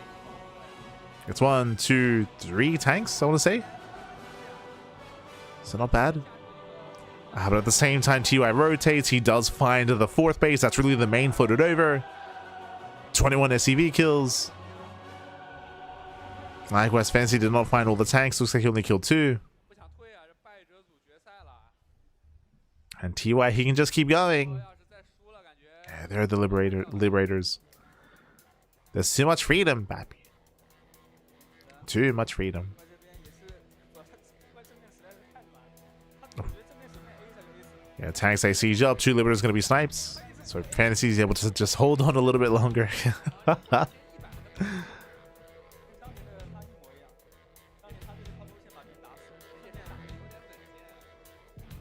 And building another base on location. And here comes TY. Yeah, Sims on forward again. There's barely a siege line here to hold on to. Kills another expansion. GG gets called, and TY, he will take game number 1. GG. Whew. GG, well played. TY, he will claim a lead in the series. Again, it was a back and forth. We had an intense back and forth here. As I mentioned before, I will stand by that FanTaSy had the stronger early game. The early to mid game, like FanTaSy was in control. He was able to push across the map, able to push in towards the third base, and was able to out-trade even. He was out-trading, had the higher tank count, but then his reinforcements got caught. He got caught from behind. Likewise, he came in for the surround as well, and TY was able to collapse in the army, ensure that there were no reinforcements, and able to kind of segment FanTaSy off from the rest of his forces. And with that, did lose map control, and everything just snowballed from there. GG. GG, well played. As FanTaSy was just stuck at home defending. Again, we mentioned this at the start, or when it comes to this map as itself, like that triangular third base on at attorney's edge, they're so close to each other, they allow for hyper aggressive moves like this, with very little room for error. And with that, TY takes a lead. does take a lead. Now we're going to be getting into game number 2, going to be loading into Sanctuary 3. Oh boy. Now I will say that this map is a little bit more defensive or a little bit more macro oriented compared to At Attorney's Edge. Again, At Attorney's Edge you expand towards each other and the rush distance by ground is very short. On Sanctuary 3, a longer distance between third and third base. There is still like a very direct path across the map, that is true, but there are other factors at play as well. We'll get into it.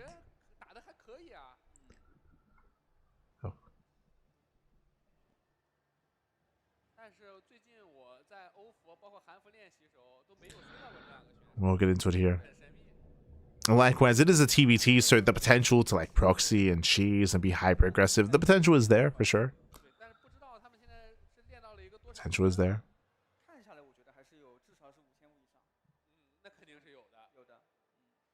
So we are jumping in.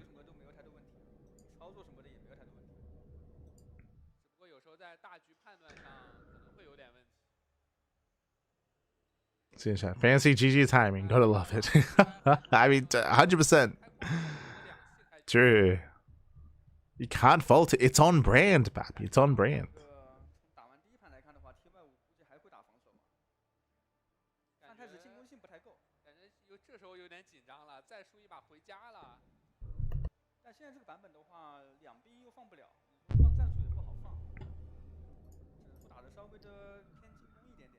Yeah, it is on brand. In general here, we have seen TY embrace like more modern builds. I mean, partially because he's a more modern player, but we'll see. We'll see how players will adjust. As coming into game number 2, we do have FanTaSy in the top right and TY in the bottom left. Get the music.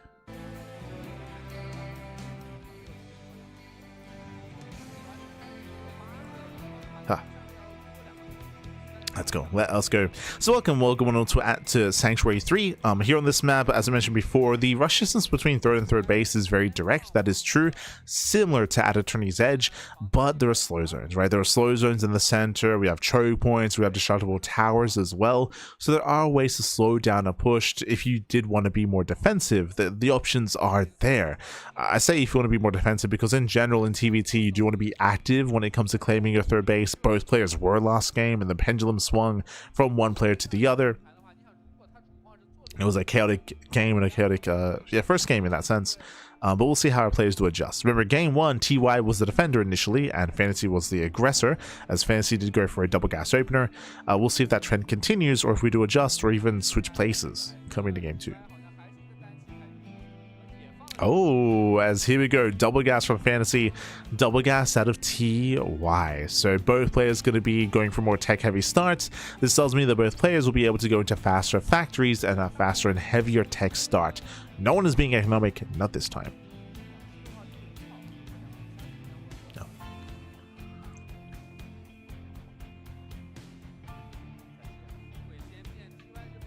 Here we go. Sorry, my voice is struggling a little bit here. For those who are unaware, it is winter in Australia, and it's very, very cold. Very cold. So cold, dry weather, and 7-hour cast doesn't mesh together well. Like it. my voice is struggling a little bit.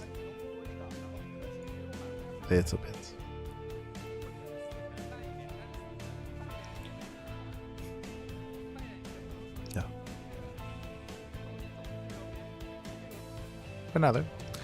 For now, again, we are going to be opening up.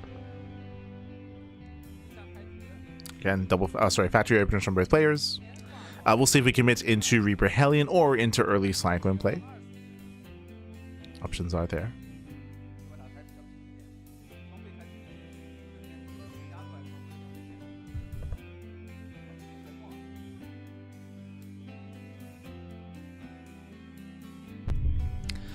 The options are going to be there.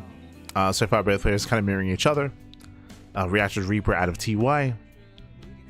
And both players will expand. Now remember, the natural bases here on Sanctuary 3 are on the high ground, so it does allow for more defensive play, or it does mean it's going to be more difficult to push up the ramp and in towards the natural. FanTaSy does make his way towards the main. TY out of position, but does react in time. Yeah, he's close by now. He is close by. FanTaSy pulls out. Gets the hell out of there. Does race back home. Basically, FanTaSy just noticed that it was the same build, so he did not want to get caught out by the defender's advantage. So he gets the hell out of there. Oh, and that is an earlier tech lab for TY. Okay. So we'll see if we just open up Raven again. It is not unheard of to open up Banshee and delay Raven production and go for some early cheeky damage. As TY does go for the counterattack, Reapers into the main. Does scout the production and does not get the SCV. It doesn't get the worker here. Ooh, bleeds out Reapers. So a couple of losses early on here for TY. Trading 2 for 1. And TY does go Raven first. Okay. Playing standard, just going for the early Raven. Get Ravens there off in the backbone of the army in TVT.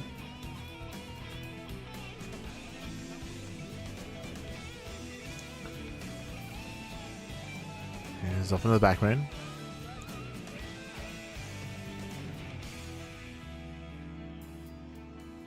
Oh. Yeah, from here the Reaper is going to be called out. FanTaSy, he is holding. Or he shuts down the Reaper. He likewise has nothing to really hide here. No! I did notice some of the stuttering earlier, and it looks like the Observer PC is having some connectivity issues. Oh. Okay.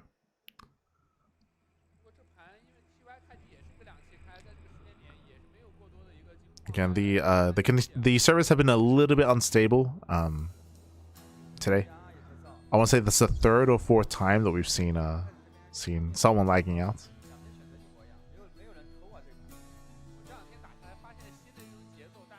Hopefully we can calm down. From here, just opening up with our tanks with our Ravens. Nothing crazy. FanTaSy working towards interference matrix, so we should be seeing the same from TUI soon as well. Should be seeing the same.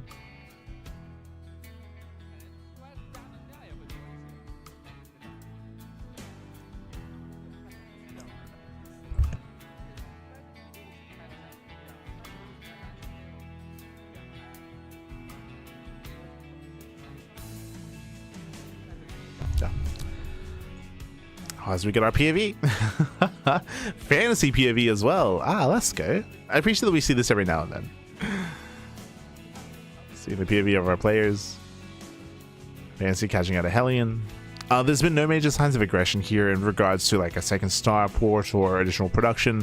Both players should be expanding, building up into their 3rd base. It is, as I mentioned previously, it is very typical to see aggression as we take our 3rd. And there is that 3rd CC on the way for TY. So TY begins his 3rd base, starts to break out. Fighting for map control.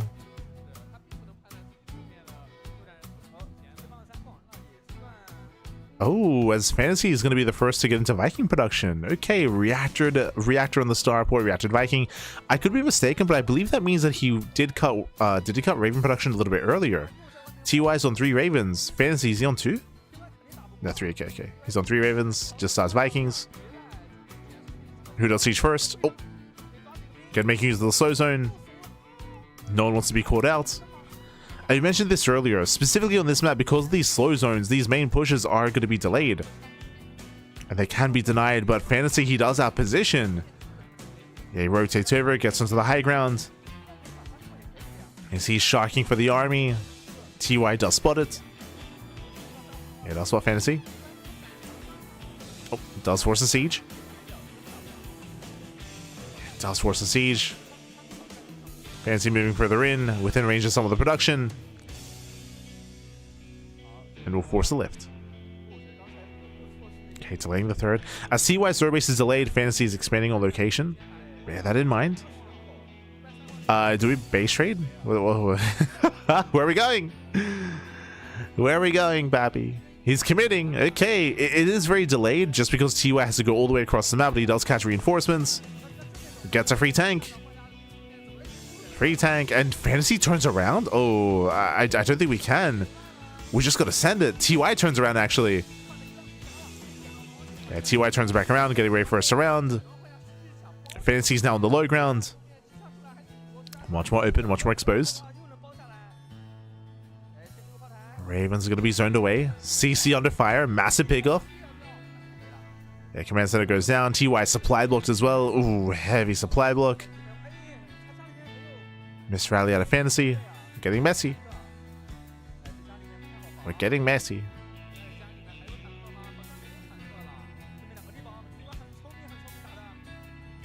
And FanTaSy commits. Yeah, he commits. Sorry, TY commits. He commits off the ramp, pushing into the natural.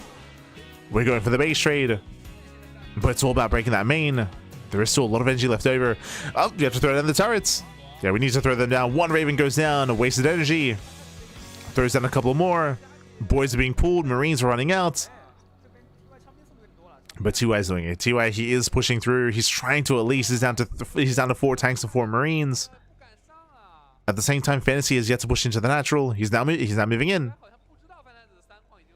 Yeah, FanTaSy now pushing forward. Oof. Yeah, barely catching those tanks, barely catching reinforcements. More boys are being pulled. They try to collapse on the bio. Oh, yeah, we're gonna kill every single SCV here. What's happening across the map? Again, pan over to FanTaSy. Like, how is he not gaining ground? What's stopping him? He's now within range of the CC, but this has taken so long for FanTaSy. Oh no, he's left idle. He's left idle. 1, 2, 3 Ravens. Massive pickoffs. They were full energy Ravens as well. No shot. That's game. That's game to lose all 3 Ravens. That could have been massive sable. That could have been a way to push into the bases. Boys now being pulled. Yeah, the FanTaSy will lose all these tanks. Every tank will go down. And TY holds. TY, he holds back at home and he cribbles across the map. TY up in bases, sorry, up in economy, I should say, up in workers, up in army. Even on bases. And TY's coming. Yeah, TY, he breaks out. Again, FanTaSy, he left his army idle. He left his Ravens idle specifically. So no disables, no auto turrets. Otherwise, he would have held that position. And now TY's moving in. And now he's moving in. Forcing FanTaSy's hand. The tank is within range of the CC. TY actually backs off, dropping into the main. Yeah, drops into the main base. So FanTaSy's getting distracted. I don't know how much is dropped in. I think it's just a full American Marines. Yep. Yeah, just Marines. They're able to trade well. Shots to the medevac. Oh my god. And TY, he just ignores the third. Wow, he just ignores the third base. Just goes straight into the main. Does catch the tank. He cleans up all the SCVs. GG gets called. And TY, he will claim the series 2-0. Advancing on to the decider match. GG. GG, well played. Congratulations. TY, he will claim the series. FanTaSy, he is out of the tournament. He'll be the first player to be knocked out of Group B. GG, well played. Again, a very intense back and forth, but as we saw, one, it was a late decision for TY to go for the base trade. He was out of position, and it was a really hard call to make. But despite that, he was able to get across the map, push up the ramp, and push into the main. Meanwhile, FanTaSy took too long. He took far too long to push up into the natural, considering he had 3 full energy Ravens. Like, I wish the camera panned over, because he was stuck outside the natural for a long time, not gaining any ground, despite having 3 full Ravens. Like, I have a hard time kind of seeing how that happened. As you can just move in, disable the tanks, and push forward. It didn't look like there was any anti-air to stop that from happening, so very tentative play out of FanTaSy, maybe just a little bit too fixated defensively and too focused on that defense back at home, and he was a little bit inattentive to his main army, and that allowed TY to build up more reinforcements to take advantage of that economy and to eventually overwhelm. GG. GG, well played. With that, congratulations. TY, he will advance on. And with that, we have 2 series left here tonight. Up next is going to be a ZVT between soO and Coffee. They're going to be facing off in a Zerg versus Terran matchup. And following that, the loser of that series will be playing against TY in the decider match. So 2 series left. We are going to be going on a short break. When we come back, soO versus Coffee will be coming at you. See you soon. See you soon, Bappy. See you soon.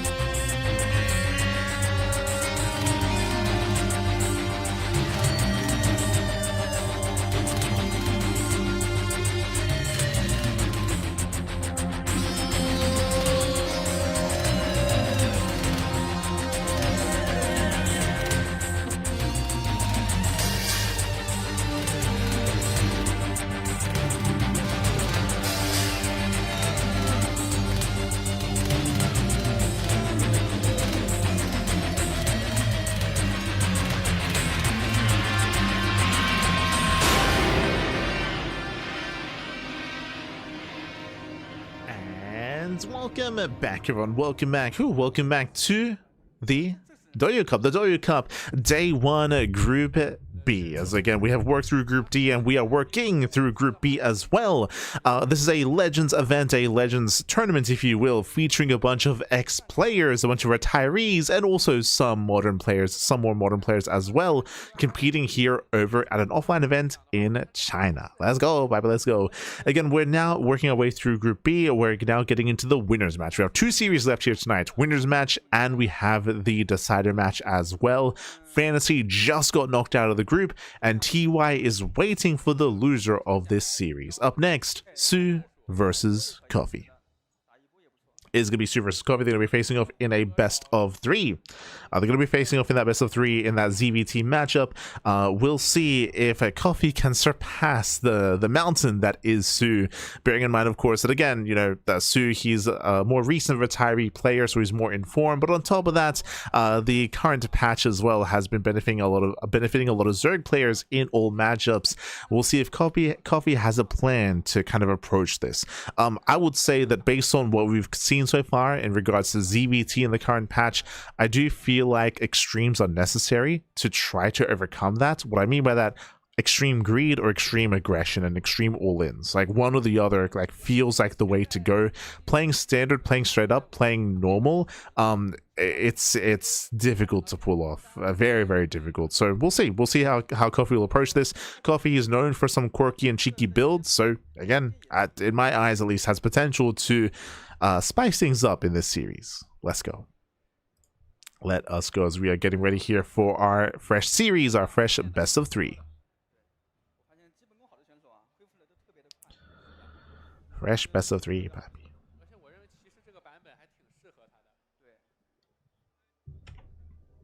Nope. Beautiful.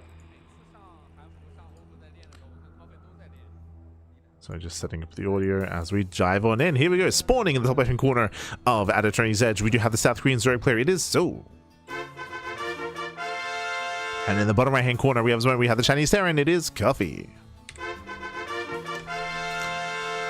Let's go. Let us go. We do have our ZVT available to us here, and game 1 is going to be on At Attorney's Edge, one of the more common and popular maps in this tournament. We've been seeing quite a bit of it. Once again, we can have a shorter rush distance by ground if we expand towards each other. Otherwise, we do typically expect to see Zerg players expand away from the Terran and to get into a longer mid to late game. Now, when it comes to ZVT here, when it comes to CranKy specifically, he was known for some quirkier builds, mixing in mecha times, mixing in Hellbat pushes, Hellbat all-ins, and go for some cheeky one-base play as well. Has been known to happen with CranKy, but everything that I'm saying is based off of CranKy's play in like 2022, 2023. CranKy has been less active as of late, has been stepping away from the limelight, even pseudo retired for a time as well. So I don't really know how to place his current level or his current play at the moment when it comes to his skill expression or when it comes to his style. I can't really speak too much on that yet. So eyes are on CranKy. We'll see.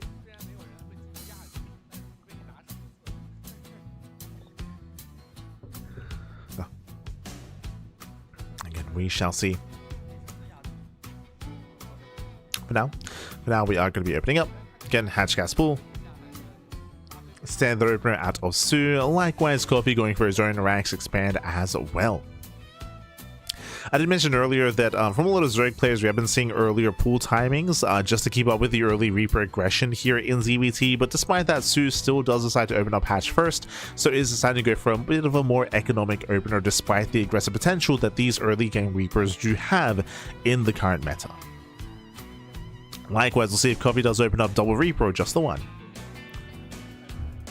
We shall see. Also, before I get ahead of myself, how could I forget, Pappy? If you're in the chat, you know what time it is. It is Gamba time. Predictions are open. Place your bets on who you think will claim the series. Best of luck in the chat. Best of luck, Pappy. Best of luck. So, chat, sorry to hear about your voice. Still very much appreciate you streaming in spite of that. Twitch has been struggling, so I'm on YouTube. Thank you, Pappy. Thank you.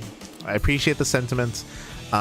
We should be okay to finish the series. To finish the broadcast. Again, 2 series left. We can make it. We can make it. We'll be okay. We'll be okay. tomorrow, we'll cross that bridge when we get to it.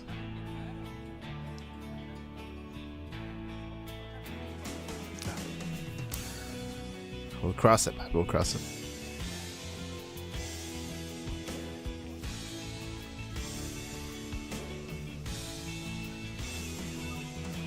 As from here, likewise, we have our third CC4 starport. So again, economic follow-up here by CranKy, getting in towards the mid-game. Double Reaper does poke in, but so far has found no damage. Again, going to Reaper has been much more common as of late. Will threaten the mineral line, Lings are in position, and so far the Queen will deflect. So far a strong start here by soO, securing his 2 bases. Likewise, you're able to also scout the timing of the starport as well. So soO's aware it's a faster third and a faster economy. So soO sees all, he knows all. Also, did you notice something? soO is still mining gas. Late third expansion, early gas mining at a soO is getting Ling speed, but we're working towards something greater here. Just one. Okay. Just one more in gas. Ling speed kicks in. And we'll see if soO goes lair first. soO, he's reaching that 100 gas. Does make a second queen. Sorry, I should say a fourth queen. So extra queens on the way. Overlord does get eyes on the tech lab on the starport as well. So nice scouting here by soO. Confirms everything.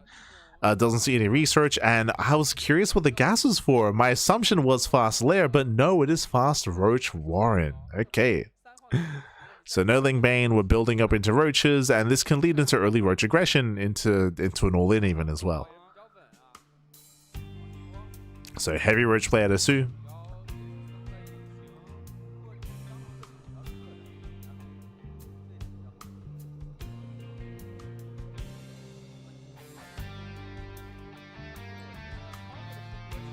Heavy roach play.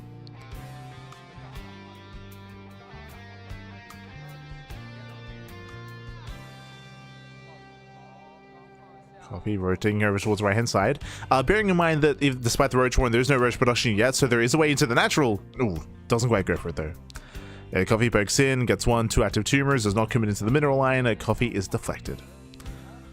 So far, soO's able to keep up. Again, just pointing out that soO is aware of the Banshee play. Spores are in production. And the Banshee shouldn't get too much done, but there's always potential. Always.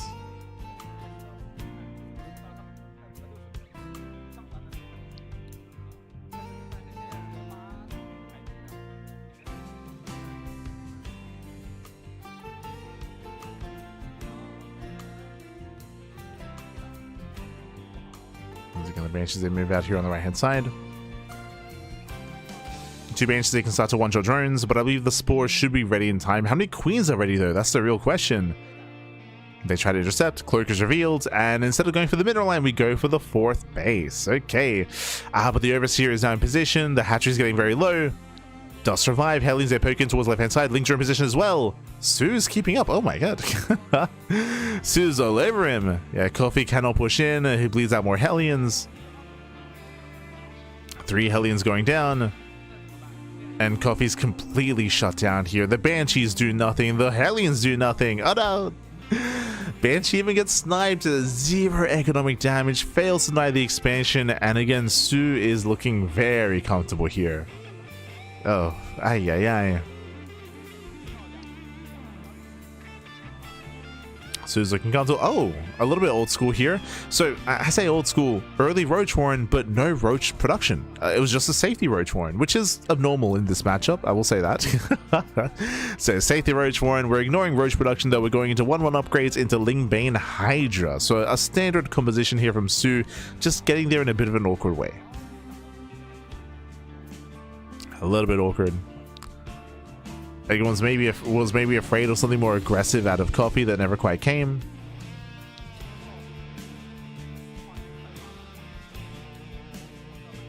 With that, CranKy amassing up his forces. Does take his gases at his 3rd, I believe. That is indicative of a 4th command center and a 2nd factory. And not getting his army for 2/2. CranKy tries to stim in. There are banelings ready for him. Nice focus firing. Very nice. Let's focus on the Banelings. Coffee attempts to rotate.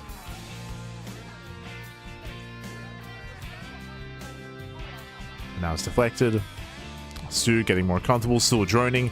You can see here that the soup is lying to you a little bit. So the supply is deceptively close. soO just droned up to 80 or 77 drones. So soon soO can start fixating and focusing purely on army production. That can now be his main focus. Meanwhile, nice snipe of the Queen. Queen goes down. The target firing on the Banelings. Coffee. Oh my god. Very nice control of the Coffee. Sniping a Queen, sniping Banelings, picking up, pulling away, preserving his Marines. Very impressive play there by Coffee. And we need to keep that up. We're going to keep that going. As Coffee's moving out with his main army, his target is going to be that 4th expansion. Sorry, 5th base.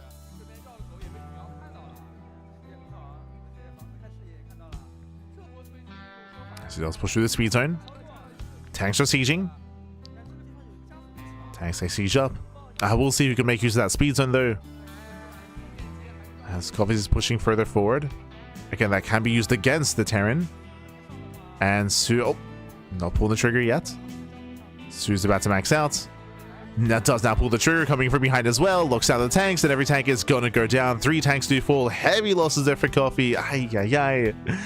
Again, the early game drop play was doing damage, but sorry, I said mid game drop play was doing damage, but alas, the main push does fall apart. He falls apart. soO can now break out across the map, push towards the 3rd, and Coffee has very minimal units back at home to defend. How many tanks are back at home? Pan us over, papi. Pan us over. Show us the 3rd.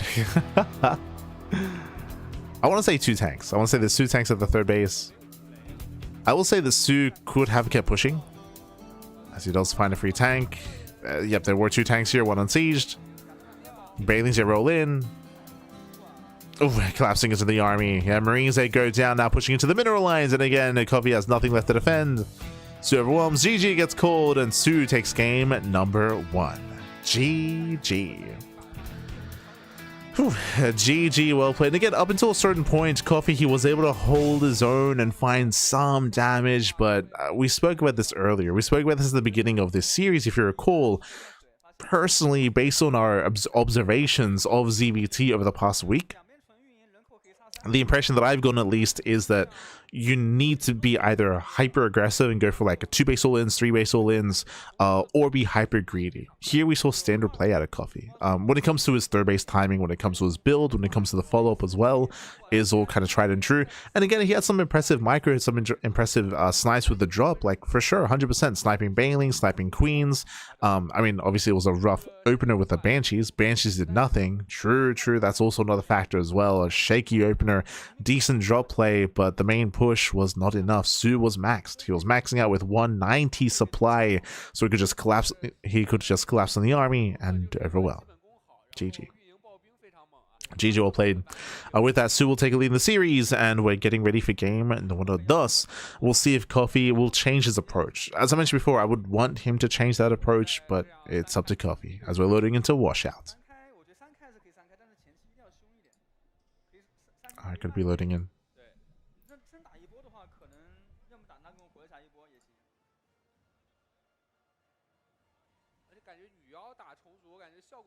Roach play is soO's signature style. For sure. soO, he was known for his roach play for a time, 100%. I didn't get to see it that game though. As I mentioned, it was the early roach warren, but he didn't use it, which is weird.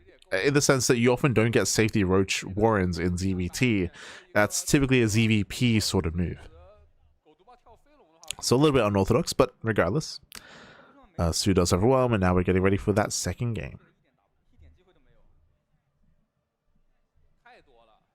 And spawning in the top right-hand corner of Washouts, we have the South Korean Zerg player. It is soO. And spawning in the bottom right-hand corner, we have the Red Terran player, the Chinese Terran. It is Coffee. Here we go.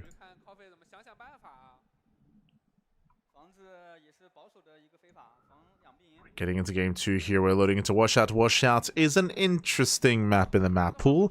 Washout does have some interesting features when it comes to the mid to late game, but once again, I don't really see us getting to that point.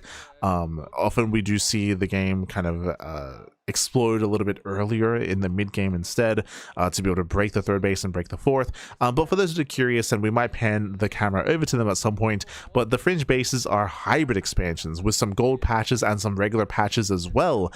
So there's a little bit more value when taking those bases, but you can also knock down towers which land on top of the mineral patches and destroy them.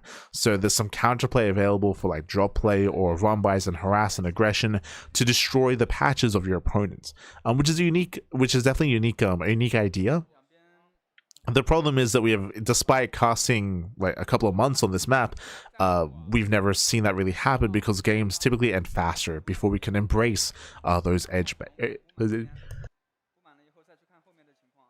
So it just needs before we embrace those edge bases.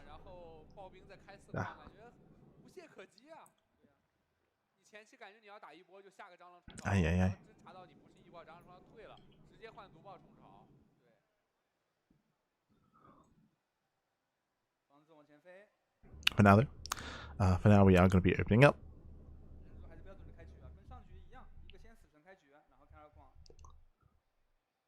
And we'll see how Coffee does adjust. Oh, right, of course. How could I forget? La música.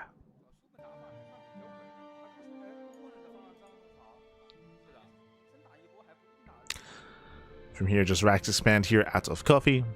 Once again, hatch gas pool out of soO. So let's open up hatch gas pool.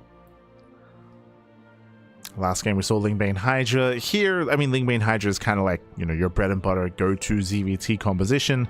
We'll see if soO decides to cut corners and maybe go Lingbane into Infestor into Ultra Tech, or go Roaches, or even Mutaplay, which is also an option and viable in ZVT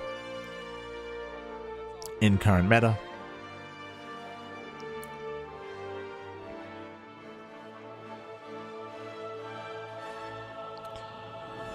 Now Coffee does poke in, dancing with the Lings. No major pickups here, just waiting for the Queen. The Queen does arrive, and with that, soO will hold. Yeah. So he does hold on.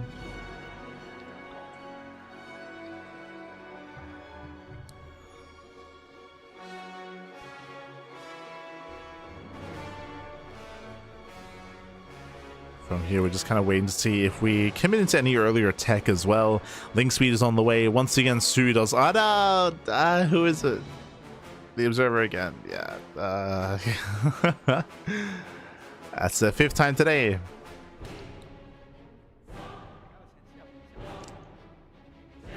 And again, hopefully it irons out. And thankfully it doesn't happen too frequently, but enough to notice.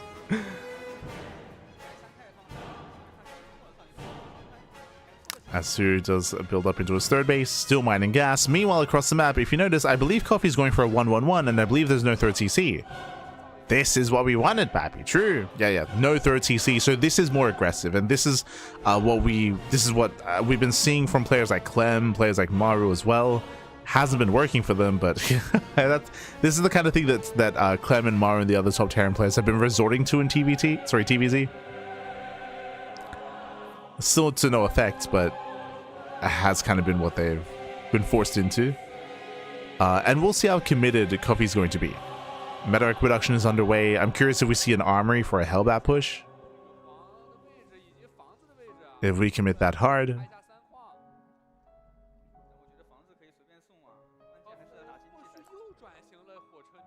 I'm just going for Cloak. Okay, here. Going for Cloak. And there it is. There's the armory. Hellbats. So it is going to be a Hellbat push here from Coffee. If you recall, we saw this yesterday from Clem. Clem did attempt to Hellbat all in Solar. Emphasis on attempt. And Son Coffee just set up for that. To ideally deny some... Oh, gets a queen! Okay. soO slipping up his control here. One queen goes down ahead of time. Very nice pickup. Meanwhile, safety Baneliness. soO, he sniffs this out. I don't believe soO has scouted what's going on, but an early Baneliness is ideal against Hellbats. It's a very safe way to play, and soO, if given time, he'll morph in those Banelings, he should be fine. Ay, ay, ay. soO picks in with the Overlord. Does spot extra Hellions. Does not see the research on the tech lab. And now he sees. Yeah, now he sees, now he knows. Hellbats are waddling in. Banelings are morphing as we speak. soO needs a little bit more time. And needs a little bit more time here. The Queen's Egg kite back. Ooh. Yeah, Banshee gets sniped. The Cloak is not done. The Banelings, massive connections. The Banelings, they connect. The Banshees go down. Cloak is done after the Banshees fall. And with that, soO has held. Yeah, soO, he does hold on. He shuts down the all-in. I say all-in. I don't believe there's a third CC behind this, right? There's no third. And soO didn't lose any workers. He lost no economy. He lost the one Queen earlier to the Marines.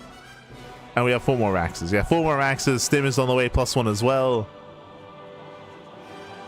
Would you see a second wave of Hellion? Send it, papi, send it.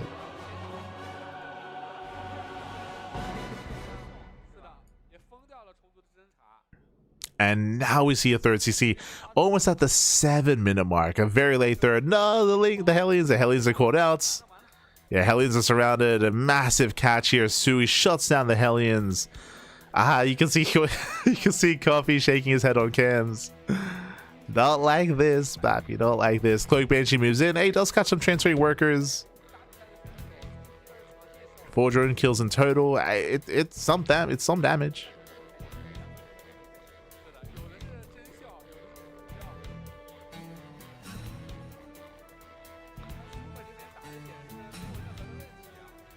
Some damage here.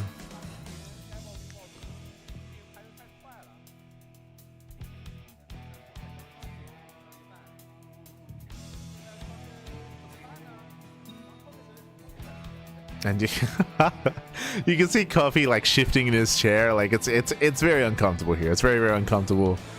I mean, it failed to base all in. He's forced into a third CC, but it's so delayed. soO's already getting a 4th. soO's almost running up to 80, and soO can soon just take up. I mean, there's a Hydra Denser, Lingbane Hydra out of soO, just building up to, you know, that bread and butter of ZBT. Coffee building up to 8 Raxes, I believe. Yep, that's going to be an A-Rax setup. For those who remember, A-Raxes are very out of fashion. They're very out of fashion nowadays. They've fallen off. They've fallen out of favor.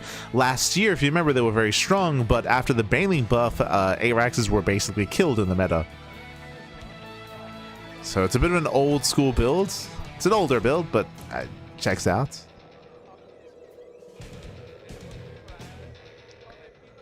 As Coffee commits.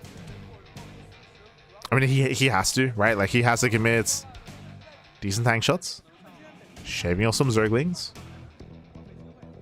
Nice free split.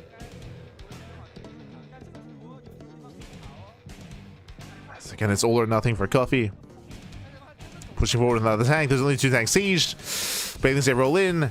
And can we go on top of the bio? We can. Yeah, we do try to split here, but so many Marines still go down.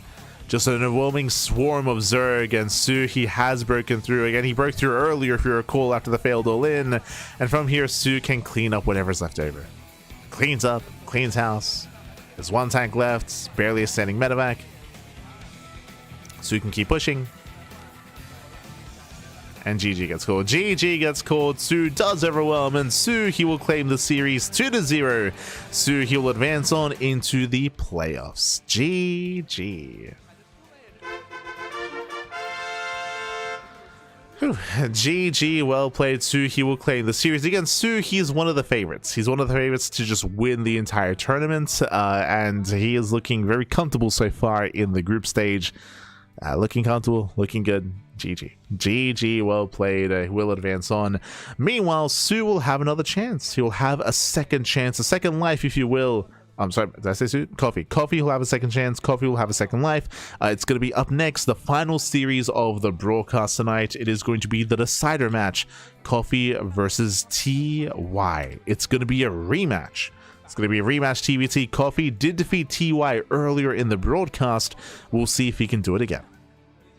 Running it back, when it comes to the game itself, if you recall, we did see that CranKy committed into an all-in. He committed into a 1-1-1 Hellbats all-in. I say all-in because, if you remember, he didn't start his third CC until 7 minutes into the game after the aggression had subsided. And honestly, the initial opener wasn't too bad. We did take note of the fact that the initial marine drop was able to snipe a queen, able to somewhat trade and set up for the push. That is true. Unfortunately for CranKy, soO did open up Bailey Nest first. Not Lair first, not Eva Chamber first, but Bailey Nest first, which is a very safe way to play, and it hard shuts down Hellbats. It's just a hard way to shut down Hellbat pushes.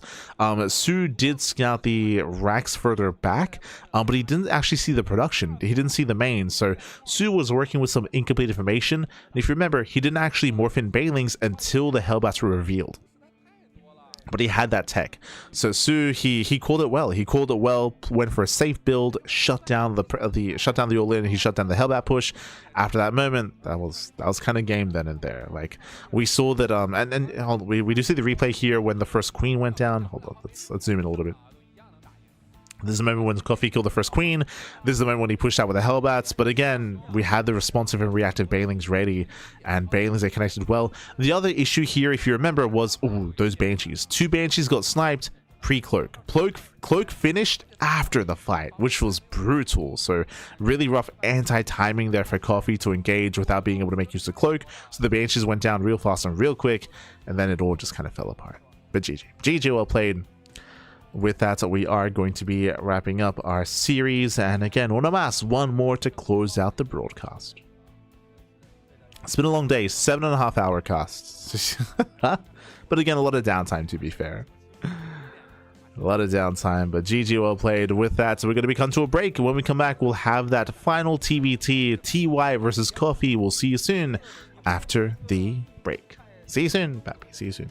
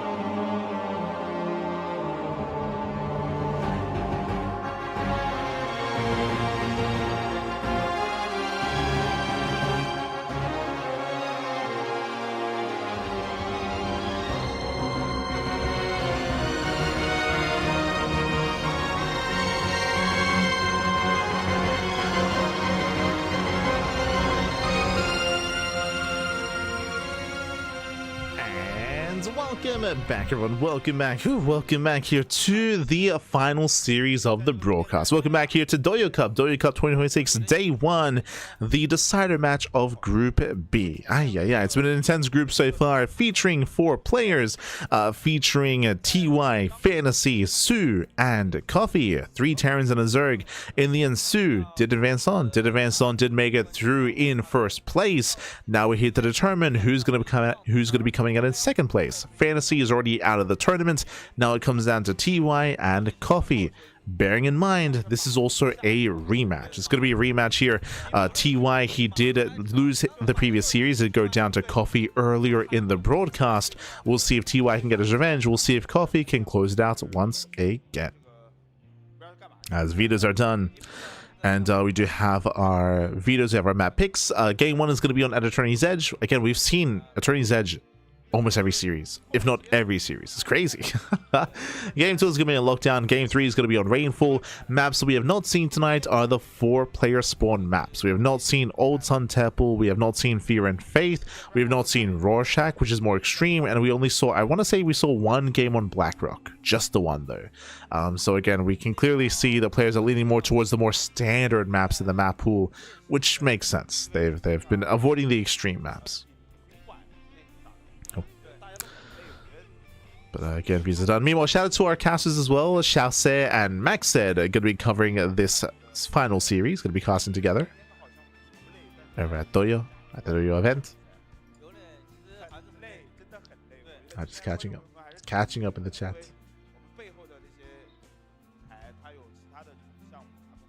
It's a recast, a live cast, baby. Live cast. We're just casting from like a, as we'll say in the chat, a cleanish feed. We were provided a dirty feed, baby, dirty feed. What does that mean? Typically, a clean feed is only like in-game audio, but we are still getting caster audio with the clean feed as well. And from my understanding, there's no way we're not going to be able to get purely in-game audio. So that's why you can hear the casters a little bit. We turn them down as much as we can, of course.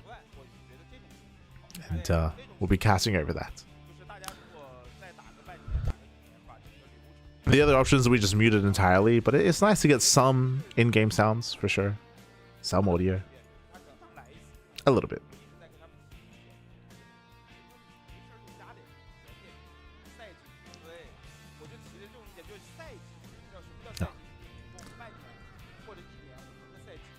But otherwise, again, our players are setting up. Also, as a reminder as well, there's a 4-day event. 4-day event here. This is day 1. Tomorrow, we do have 2 more groups for Douyu Cup. And then we have the playoffs thereafter over the weekend. So 4 days of StarCraft. It's going to be a lot. A lot of StarCraft, a lot of content. And very long cast days as well, by the way. We're reaching the 8-hour mark. Lovely. We knew it was going to be a long one, to be fair. We knew it was going to be an intense broadcast day. It's going to be intense. Of course, there was some teething issues. There were definitely some delays early on and some massive breaks. But thankfully, towards the tail end, like it feels like we've kind of locked in and we've been able to iron things out. And it has been a bit of a smoother broadcast for sure. Shorter breaks. And I'm hoping that trend will continue coming into day 2 as well. Hoping for that to be the case. When it comes to day 2, we're still gonna be featuring players like Neeb, Impact. I can't wait to see Impact compete, Bap. Yeah, Neeb, Impact, Scarlets, Innovation, Deer, Diego's gonna be playing as well. True. Este Diego. Look forward to it.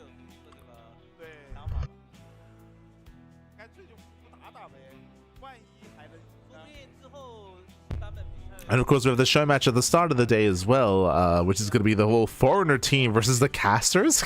That's crazy. I just saw the lineup. Insane, Babby, insane. Yeah. Oh, as it looks like we're jumping in. It looks like we are going to be jumping in. We're setting up again. Here comes a rematch. If you weren't here earlier in the broadcast, Coffee did take down TY 2-0. Did take down 2-0 in the previous series.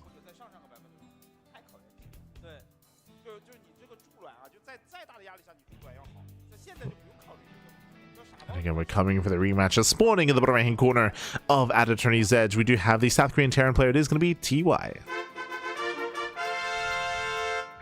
And spawning in the top left-hand corner, we have the Chinese Terran player. It is Coffee. Let's go. Let us go. We have our TBT. We have our rematch decider series here in Group B. One will advance on, the other is out of the tournament. You know, personally, and again, I'm sure for a lot of people, we would want to see more of TY. We want to see more of TY as this is his return to StarCraft in a very, very long time. But again, Coffee is more in form, and Coffee is moving out with the early SCV. Hello. Not just one, two proxy, two racks. Ay, ay, ay. Hyper aggression out of Coffee here early on in the broadcast. And TY, how does he open up? First things first, Gamba time. If you're in the chat, it is time to Gamba. Predictions are open. Place your bets on who you think will claim the series. Will TY get his revenge? Will Coffee take him down again for the second time today, as we have our Proxy Drax Reaper? Meanwhile, TY early on, double gas. Whew, okay, double gas opener out of TY. What does this mean? This means that TY, as we were pointing out with the Observer, is going for a faster factory. Safe build out of TY. TY has the tools to defend, but it comes down to the execution. It comes down to the micro. So what's happening here? So Coffee was hoping that TY would go for a greedy economic build, go for a Rax expand. That is not happening.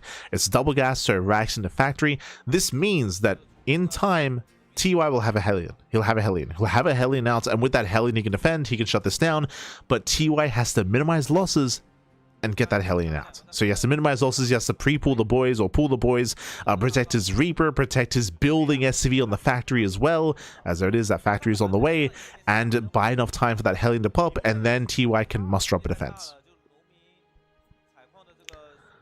So it's all about that early worker control out of TY to minimize worker losses, to preserve his building factory, and to get that Hellion out, and to hold and to survive.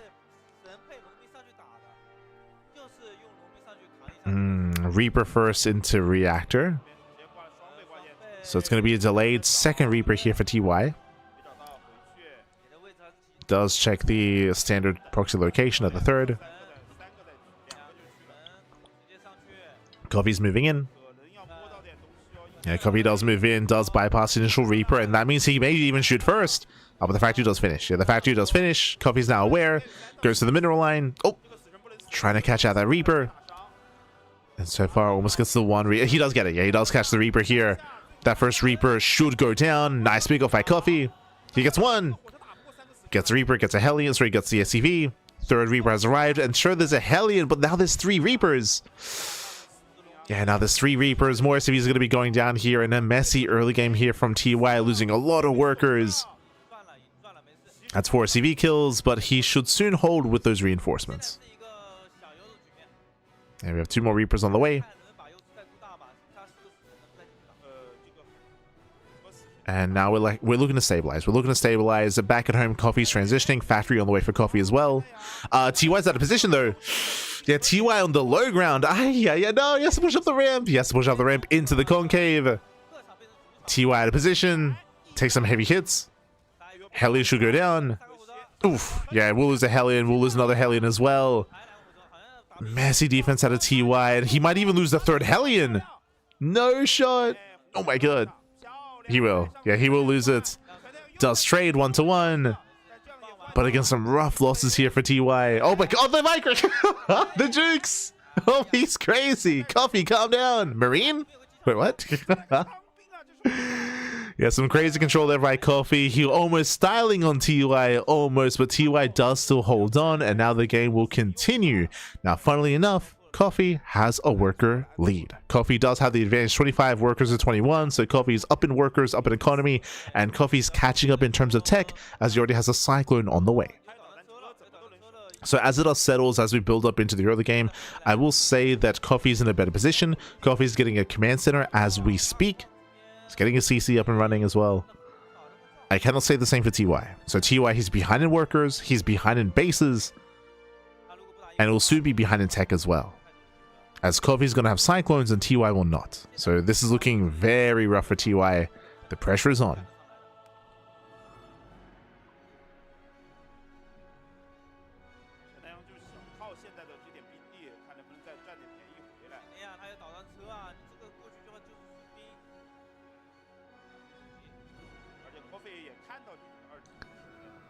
As again, TY does commit. And we'll see if he can get on top of the Cyclone. If he can close that distance and get on top of the Cyclone, then he can maybe overwhelm. But the Cyclones are safe. Coffee landing in the mineral line, producing Marines.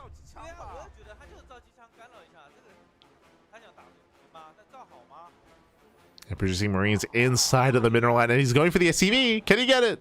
Oh, he gets one. Yeah, he gets the SV at the same time. We do see TY dive into the main. No anti-air. Tank is out. Cyclones to drop in. Shows a micro. Good juggling.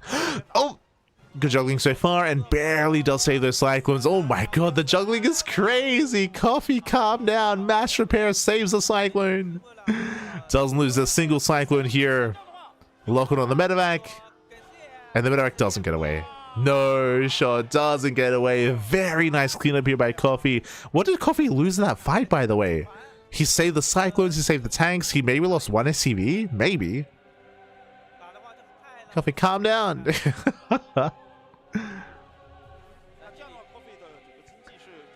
Yeah, with that, Coffee getting a third base already. So Coffee already has a lead. He's trying to extend that lead even further. This is a little bit greedy is what I will say, going for such a fast third. But I mean, if he gets away with it, then he'll snowball out of control. So third base on the way, throwing down extra Raxes. Meanwhile, TY getting to a more standard Bio Tank Raven composition. It's Coffee that's being greedy. I don't think he needs to be, but sure. Coffee taking some risks. It does take some risks. Threatens a drop. Hoping to catch out a Raven or any kind of stray unit. Finds an SCV. At the same time, is Coffee pre-sieged? Ooh, he's not. Okay, he's not pre-sieged. Has to back off. Coffee pulls away at the same time. 1, 2, 3 SCV kills in the main base. Ay, ay, ay. Nice disable. And there's no way out of this. Yeah, there's no way out. Coffee, can he buy enough time for the disable to run out? No shot. Oh, barely not. Whew, that was close. Yeah, TY was able to clean up the Cyclones, thankfully. Something going TY's way. Getting something.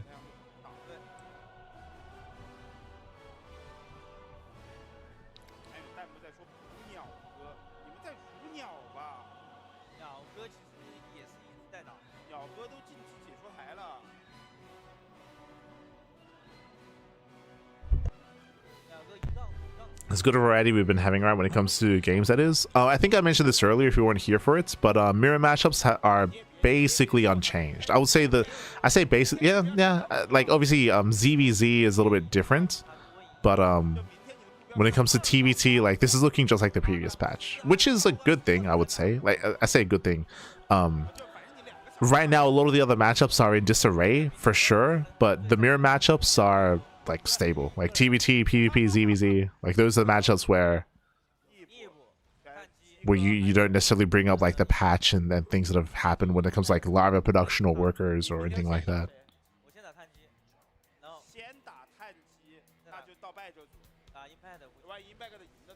Tanks they move in. At the same time, Coffee does attempt to counterattack. He does find the tank. Can he get it? The boys are pulled. Mass repair. And looks like the tank is safe. Yeah, tank is saved at the same time. TY trying to force his way in towards the main. Medevac is getting called out. Viking will punish. Nice cleanup out of TY. And Coffee attempts to break out, but he gets disabled. Yeah, mass disables here on the tanks. Heavy losses for Coffee. TY is doing it. Despite having a rocky start here, TY, he's overwhelming. The Ravens, they pop off. And we mentioned earlier that Coffee was greedy this game. He chose to rush into the third CC. He didn't need to. That ate into his army, ate into his production.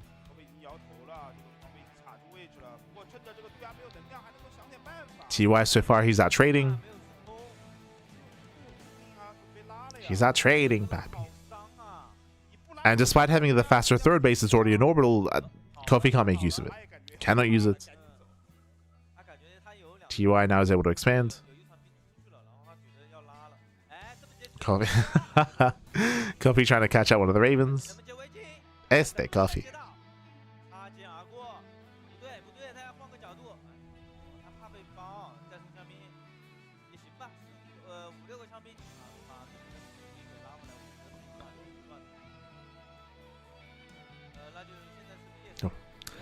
And with that, Coffee can now claim his own third, and now we can try to stabilize. But again, TY currently is in the driver's seat here. Still down in workers, that is true. So Coffee does have faster 3-base saturation. Likewise, even faster 1-1 upgrades as well. But TY, he was able to fight back and able to close that gap a little bit. He still has the larger main army at least. And of course has all those Ravens. And we can see Coffee trying to catch out some of the Marines. Does catch 4, 5, 6. Okay. 6 Marine kills.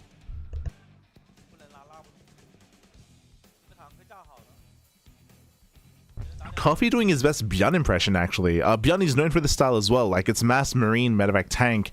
Whereas TY is playing much more traditionally, going Viking Raven. Like, tank Viking Raven. So TY is fighting for air control. He's fighting for air control and looking to dominate the ground afterwards as well. Meanwhile, Coffee has a much more mobile composition instead. Oh, as we'll lose one of the medevacs. Nice snipe by TY. Nice snipe.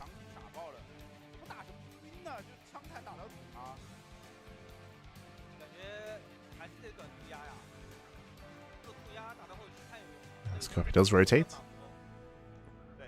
Again, he does get spotted. TY should be able to respond. Yep, and he does.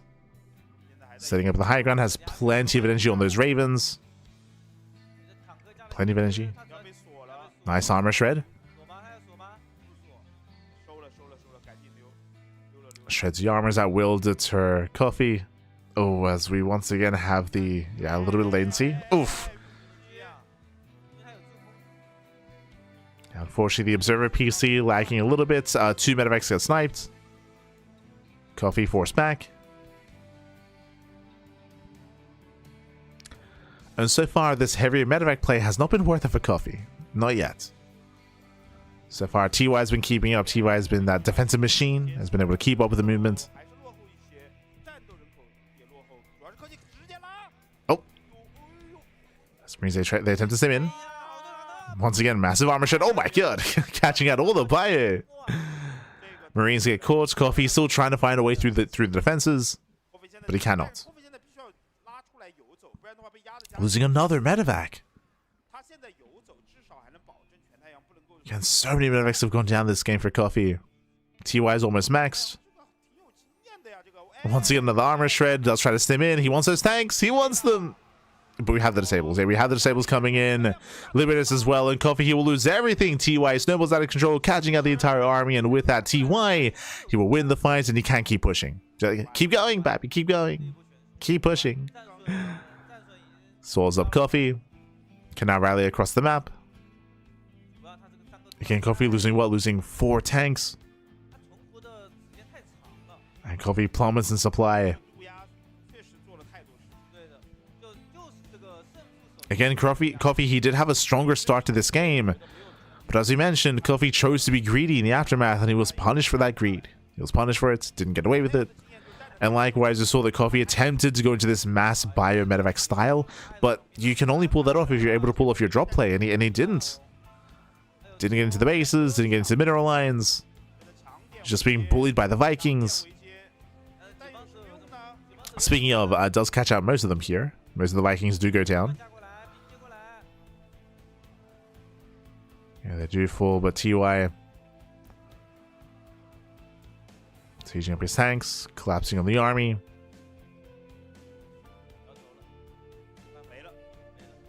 And now Coffee's stuck on 3 bases. Stuck on 3 bases. TY did forget some of the Liberators, but it's fine. He doesn't need them. He doesn't need them. It's fine. GG gets called. And TY takes game number 1. GG. Whew. GG, well played. An impressive comeback there by TY as he was able to recover from an otherwise rough start. Was able to recover, able to bounce back, able to punish the greed of Coffee. Again, as you mentioned, Coffee didn't have to be greedy after taking a lead, but he wanted to try to take that lead and run with it even further. Tried to go into the faster third TC. As you mentioned, that did eat into his own army production, and likewise chose not to go into Mass Raven, did choose to go into a heavier Marine and Medevac style, but the purpose of that is to go for drop play. It's to drop into mineral lines, into bases, to bypass the army. We saw none of that out of Coffee. He was unable to bypass the army, unable to get away with drops, and in the end he was bullied more than anything when it came to his Medevacs and his main army. There's a reason why Viking tank Raven is the go-to as a standard. Was looking much more dominant in that mid to late game. Mid-game. GG well played with that. TY takes a lead, and can TY close it out? Will Coffee fight back and force the ace match? I can see this going to the ace match. I can see this going to game 3, but again, the pressure is on Coffee. Pressure's on, man.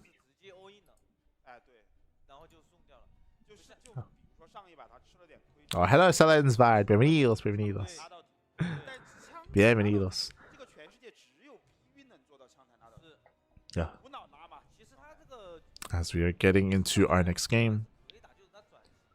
Does that mean your streak isn't broken at this? The what streak, Pat? But here we go. We're getting into game number 2 here. Gonna be loading into, was it Sanctuary 3? I know that Rainfall is game 3 if I recall correctly. It's either Lockdown or Sanctuary 3.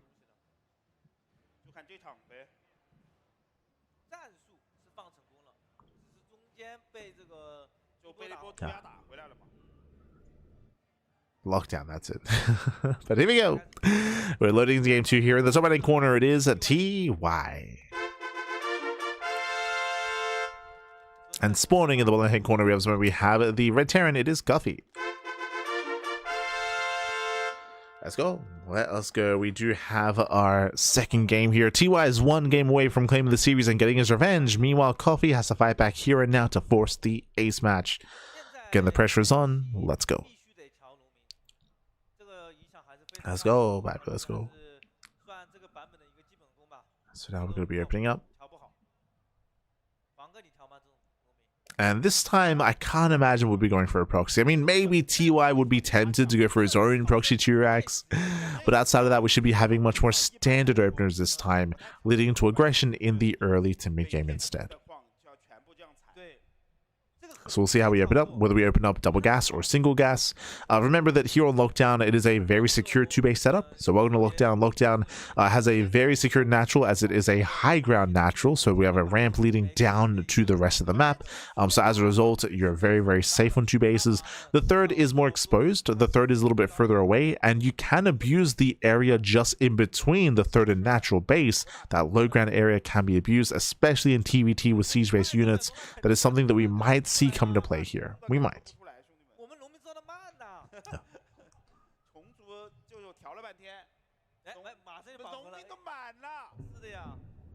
Ay.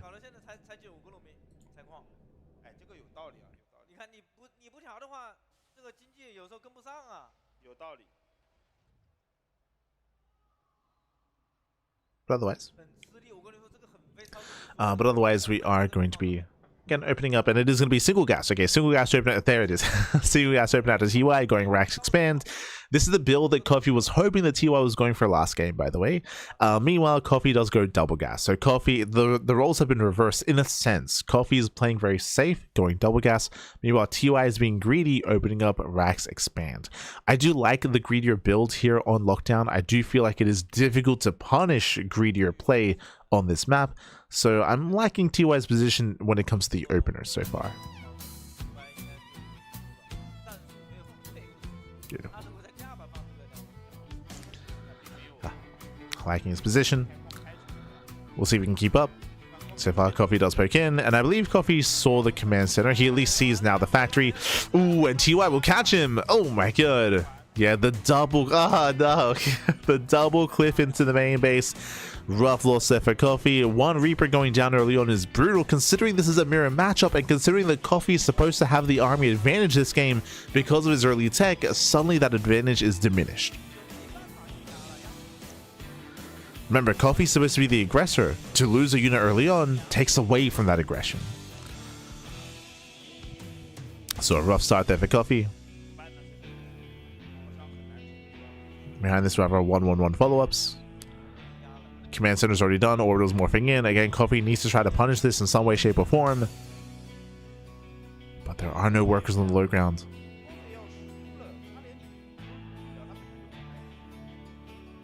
Deny some mining at least. Once again, Coffee, he needs to find some damage. Does poke in. Ooh, and Coffee's gonna get caught out. The army does line up though. Yeah, nice Hellion shots. Nice splash damage. And in the end, Coffee will catch out all the Hellions, but he will lose his own. Down to one Hellion. Yeah, one Hellion left. Denied entry into the main. TY holds. So TY, he does hold. He does get away with a higher worker count, 27 to 25, so he's up by 2 workers. He does have an extra mule as well. Remember, his orbital's already done. Coffee's is still morphing in, so extra economy there for TY. As this time, both players are taking into Ravens. Remember, last game, intentionally, Coffee, he avoided Raven production, and he got punished for it, to be honest. Like, he got punished for it in the end. Like, the massive medevac play was not worth it for Coffee. Not worth it. So, going back to basics.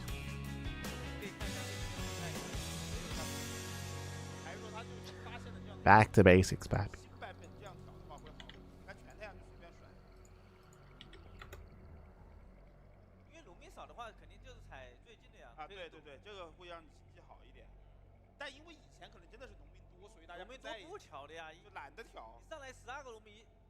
Sijan, he rumor about both Masters of the Game and Homestead Cup playing on the old version. Is that correct? It's only correct for Maestros. Only correct. But that's because the rationale for that is because Maestros of the Game, the entire tournament was played on the previous patch. So to kind of like go in line with that, the final playoff day for Maestros is also going to be on the previous patch. That's specifically for Maestros, not for Homestead Cup.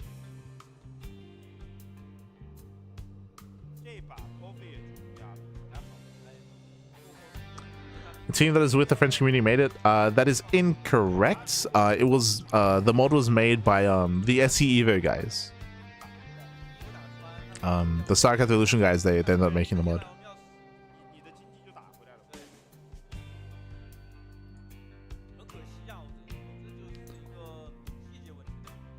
Does it change lava? I mean, it changes everything. The one thing that it does though is that the mod does keep all the bug fixes. It keeps all the bug fixes, but it does change everything else back to the previous version. But again, that's for so far that's only for Maestros. Whether that's done for other tournaments yet to be determined. I do know that RSL will not be on that mod. RSL is committing to the live version of the game. So RSL commits to the live version, Maestros playing on the old version. Homestead Cup yet to be determined. But we have a split in terms of tournaments. And of course, Douyu Cup on the live version of the game as well. True. That's the file we're going to be opening up. I do see someone asking, is TY back? If you're tuning in for the first time, this event is a bit of a Legends tournament with FanTaSy, TY, Innovation, Impact, Deer, Trap, and many others. So we have a bunch of old school players coming back to compete. Whether they stick around, we'll see. Like, for now, they're back for this tournament, but whether they're interested in competing further, it's up to the players.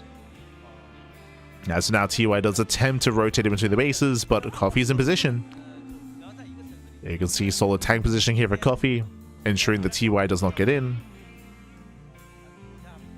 Yeah, it's all good. It's all good. It's all good, Pappy.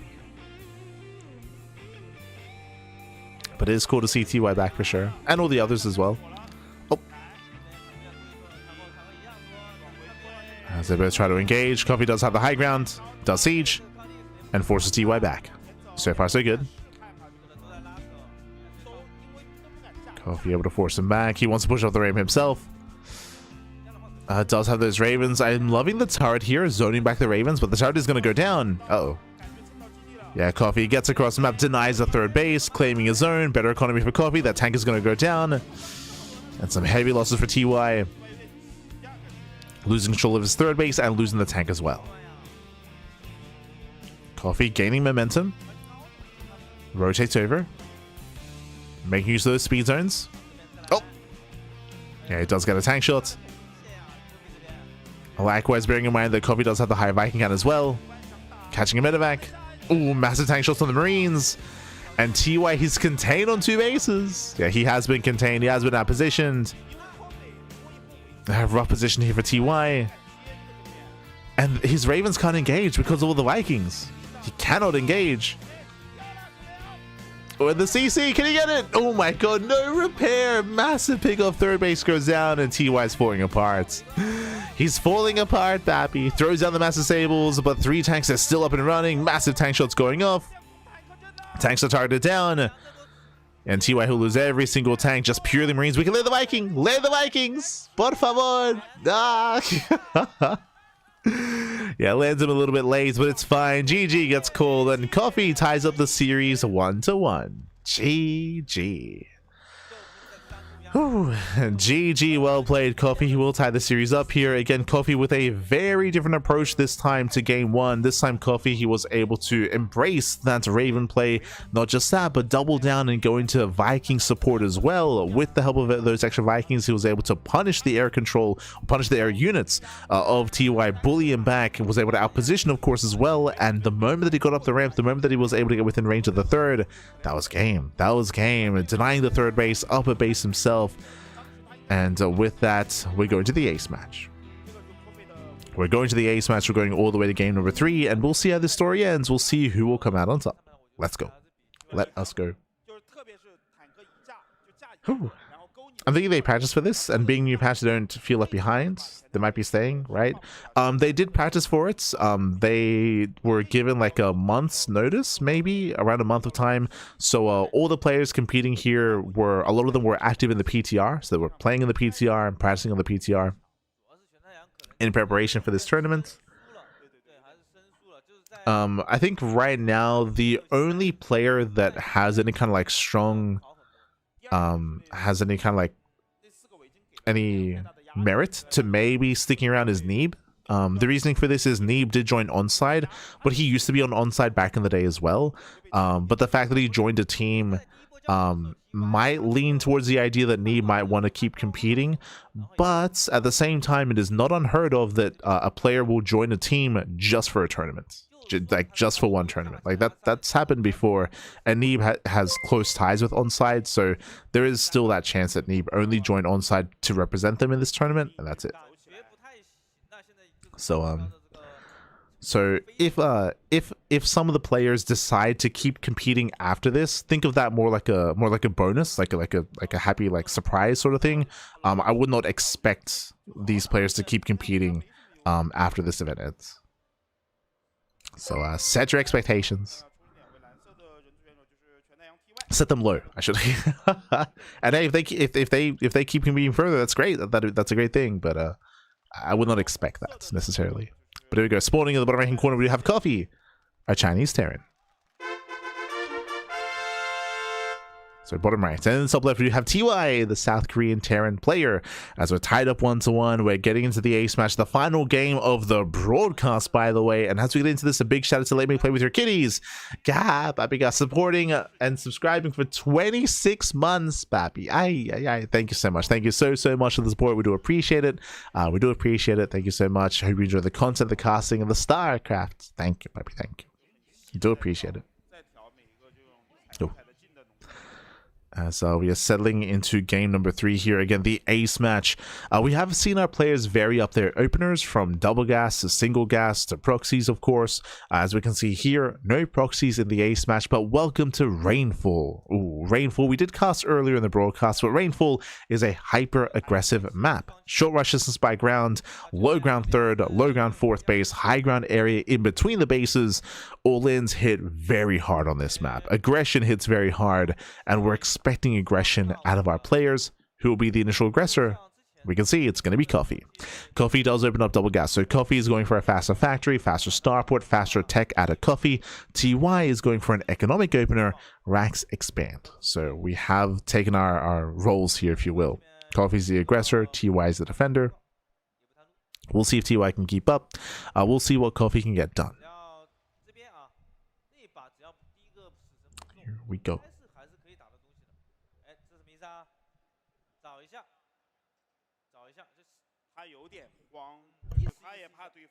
Oh, the Dej, true.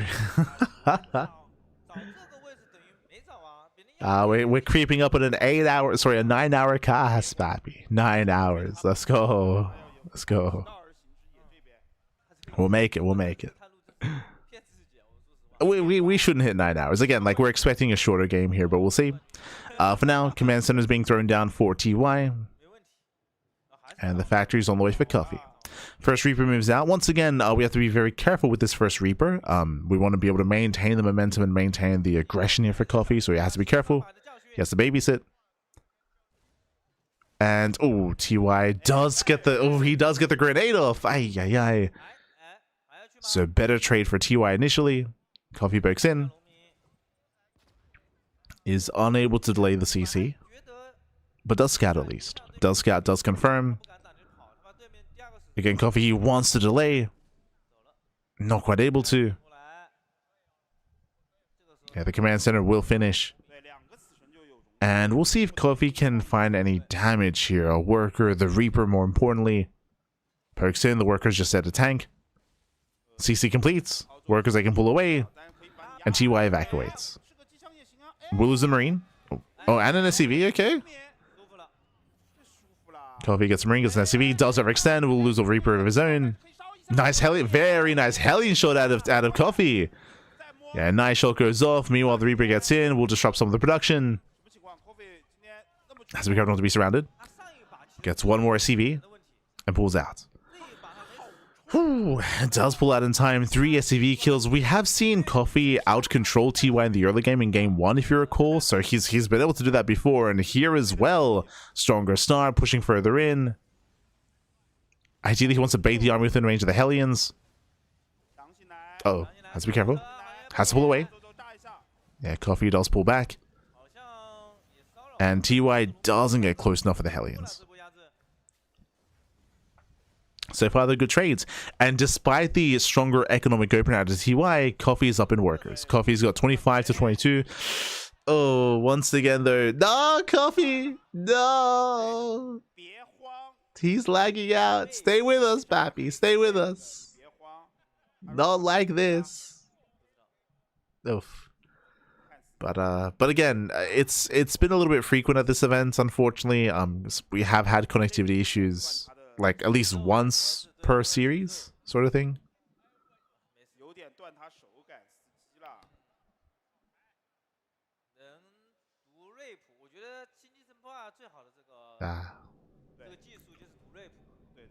It's a really rough moment.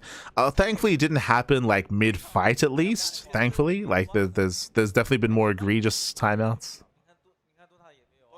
Or lagouts, sorry, I should say. But, I mean, I can understand Coffee's sentiments because, again, he has momentum. He's looking good. Like, he's getting damage done. He's taking a worker lead. Coffee's popping off. And this takes some of that away from Coffee, right? It's like, it ruins the tempo of the moment of the game. The adrenaline, Pappy.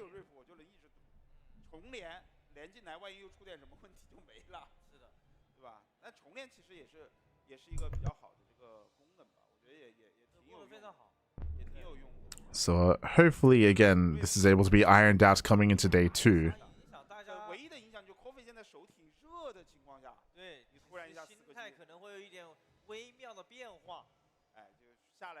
Hopefully.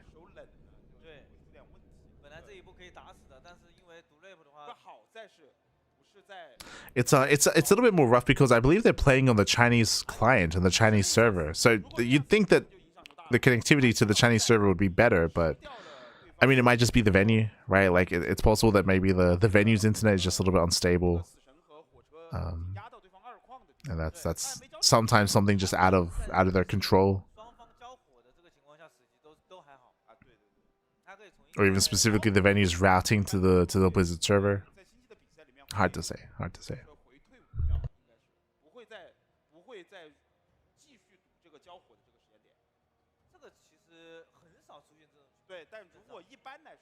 If Coffee lagged out completely, then we can always resume from replay, of course. Thankfully, we have that functionality. True, true. We have that functionality. So it'll be okay.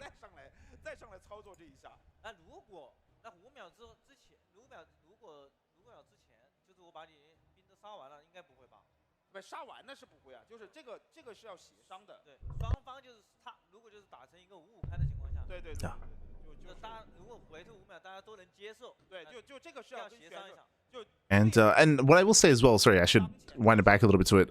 It is really unfortunate that there was a lag out here. This actually does benefit TY. For the player that has a lot of pressure on them and for things that are going awry, to have the momentum kind of like subside, or to have like the game subside a little bit, and to give them some time to reflect and to, like, you know, stabilize mentally here, like this, unironically, this does benefit TY's position. But it's still a rough position to be in. to have a bit of a deficit early on. Obviously, it's not game ending, right? It's not like game ending damage that's been done or anything like that. But it is a nice lead that Coffee has found himself in, and now TY can think about that position, think about how to recover from that, counterattack, get some damage done, stabilize. Whether he wants to go for a faster third TC, or whether he wants to double down and go for a 2-base all-in, whether he wants to go like for a 2-board 2-base play, which we saw previously as well in their first encounter. Whether he wants to play it safe or be more greedy. He has time to kind of like think over that.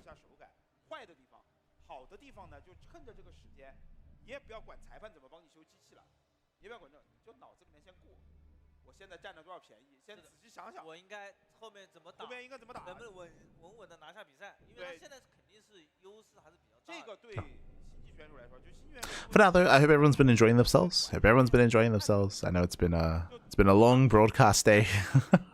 It's been a long one, Pappy. It's been a long one. A little bit unexpectedly long. Like I was theorizing it'd be like maybe 6 hours, but nah, getting much more out of that. Oh, and looks like we have our players. And it looks like it was a resume from replay. Was it? Yeah. So it did lag out, so we do have to resume. Now we're jumping back in. Okay. And again, so far Coffee does have a low ground control. Okay, so Coffee does have control of the low ground. Has to be careful though, as he will take some heavy shots to the face of the Mass Hellion. So Coffee does pull away, and it's on TY to counterattack, to get some counter damage done.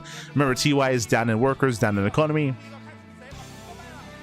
So does break out for the counterattack. Oof. And Coffee pulls out. As he pulls out, he does try to go for the backstab. A cheeky move here by Coffee. That's going to be the death of both Hellions, though. Yeah, both Hellions will go down. Gets only one SCV. Not quite worth it for Coffee. That does mean his ground army is going to be that much weaker. And we'll see what TY can get done.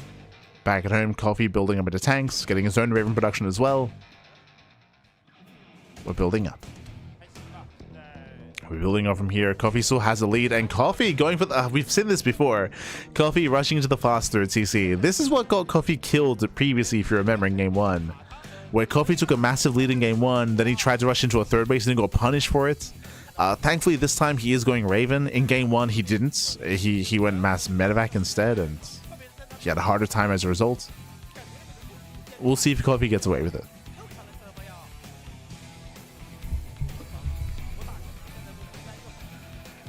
Again, so far just trying to stabilize. Scan into the main base. We often notice he scans at this state, but he wants to be careful, and he does get a full scan of the main production. There's nothing crazy going on there. There's no second starport. There's no CC. At the same time, drop into the main base. There is an army in position. Coffee's ready, and TY pulls away.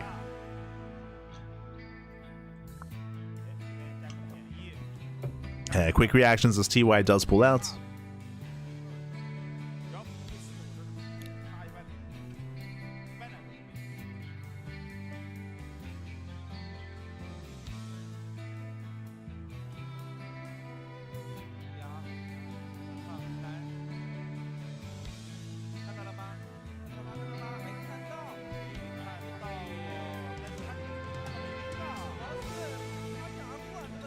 And the army's actually passing by each other. Oh, no. we're passing by each other, Pappy. TY gets he gets spotted. TY gets spotted. Coffee does turn back around. Oh, there's some erratic camera work there as we have a Hellion drop into the main base. Workers lining up. Oh my god! Massive connections. Yeah, Hellion shots going off. 6 SCVs go down. Very nice connections. At the same time, though, the main army of TY gets caught. Yeah, TY gets caught out. The tanks do go down. So we're getting messy. We're getting messy. The observer is getting messy as well. Like, with the calm down, Pappy. Calm down. And Coffee caught out all the tanks, going for the counterattack. He will lose a lot of SCVs back at home, but Coffee has a stronger main army. He has a stronger main army here. He has the Sables. Ooh, nice snipe with the Raven. One Raven goes down. Throws down the auto turrets. He's going for the kill. He wants the tanks. He wants them. He gets one. One tank goes down. Can he get the other? Barely not. Barely not. One tank will hold, but TY who lose control of the natural. Across the map, 25 SCVs. What is happening across the map? 27 SCVs. What's killing him? It's one Hellion. The Hellion drop is popping up. 28 SCV kills. Coffee has no economy. Yeah, he has no economy back at home. The Raven harass. Coffee, he was not paying attention. He was distracted. 31 SCV kills. Oof. And the Ravens are caught. Massive pickups here. Every Raven goes down. TY punishes. And on the one hand, yes, TY is stuck with a lower base count, but TY has more CVs. And TY, can he break out? He can afford to pull the boys. He can afford to pull them. Likewise, I'm sure TY is tempted to maybe land. I was just going for Liberators. Yeah, going for Liberators instead. And Coffee has no answer. Forced one siege. Losing one tank already. And Coffee, yes, he's being broken. He's being broken here. Coffee has to back off. TY is able to re-expand, and now TY can make use of his 51 SCVs. Yeah. And again, Coffee, he could have been in a better position here. He was just caught off guard, right? He was not paying attention back at home. He was distracted. He lost so many workers to the Raven harass. So many workers went down. And TY, he's running away with this. The longer this goes on, the better it is for TY. Landing is third. Army sizes are still quite comparable to each other. TY, tells him to move out. I believe, yeah, so Coffee has the higher Viking count. So on the one hand, TY has these Liberators which can dominate the ground, but Coffee has more Vikings, and that's what matters most here.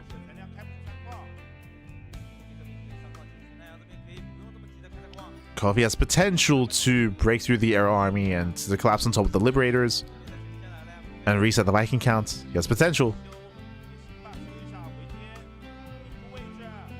Viking shots going off. Oh! Army sims in. Nice snipe. He gets one, he gets two. He does catch out 2 of those Liberators. But Coffee did bleed out a couple of Vikings to do so. Down to 6. Up next, he does want that Raven. Lands the Vikings within tank range. Oh no! Ooh, losing one of the Vikings. A little bit messy here. It does get 6 SCVs. But he's trapped. No, he's trapped. He can't leave. Oh no, he's gonna try. So there's 1, 2, 3. He saves one Viking. What used to be a Viking advantage, not anymore. Not anymore. That was not worth it for Coffee. He will lose air control. Marines, they get across the map. Coffee being torn apart. The 3rd TC is gonna go down. Coffee was so close. He was so close to claiming this game. He was doing well. He was doing well. He had the stronger start, but the Hellion harass and the Raven harass more importantly. Remember, 31 SCVs were killed to Ravens. They were killed to Raven auto turrets. That was crazy. Coffee still has a comparable army. He's just going for it. Yeah, he's just stimming in. He's stimming in. Massive armor shot on the army. Vikings, they land, and Coffee will lose everything. He'll lose everything. You can see the smudge. GG gets called, and TY, he will claim the series 2-1. He will advance on into the playoffs. GG. GG, well played. A rough loss there for Coffee. You can see the emotions as well there. Again, Coffee was ahead. Coffee had this game. He had this game in the bag. But got a little bit too excited, a little bit too distracted, and in the end, maybe even got into his own head a little bit. Or remember the pause, or the timeout, the lag out. Remember the lag out, that also impacts things as well. GG. GG, well played with that. TY, he will advance on into those playoffs, and Coffee is out of the tournament. GG, well played. But again, Coffee played well. Coffee played well, and there's a world out there where Coffee does advance on instead. Coffee had a strong showing here, but last TY will overcome that. Will be able to overcome that. It does instead make it through. Does make it through here. Congratulations. When it comes to Group B, out of Group B, we have soO and TY do advance on out of Group B. Meanwhile, out of Group D, earlier in the broadcast, we did have, I believe, not Trap. It was Oliveira and Cyan, if I recall correctly. No, sorry, Oliveira and Jeshi. That's it. So Oliveira and Jeshi did make it through out of Group D. Meanwhile, soO and TY out of Group B. I keep saying Group B, Group A. My apologies. With that, tomorrow we have the next set of groups. We have Neeb, Max. So hold on, can I just show this off? Hold on, I got you. Un momento.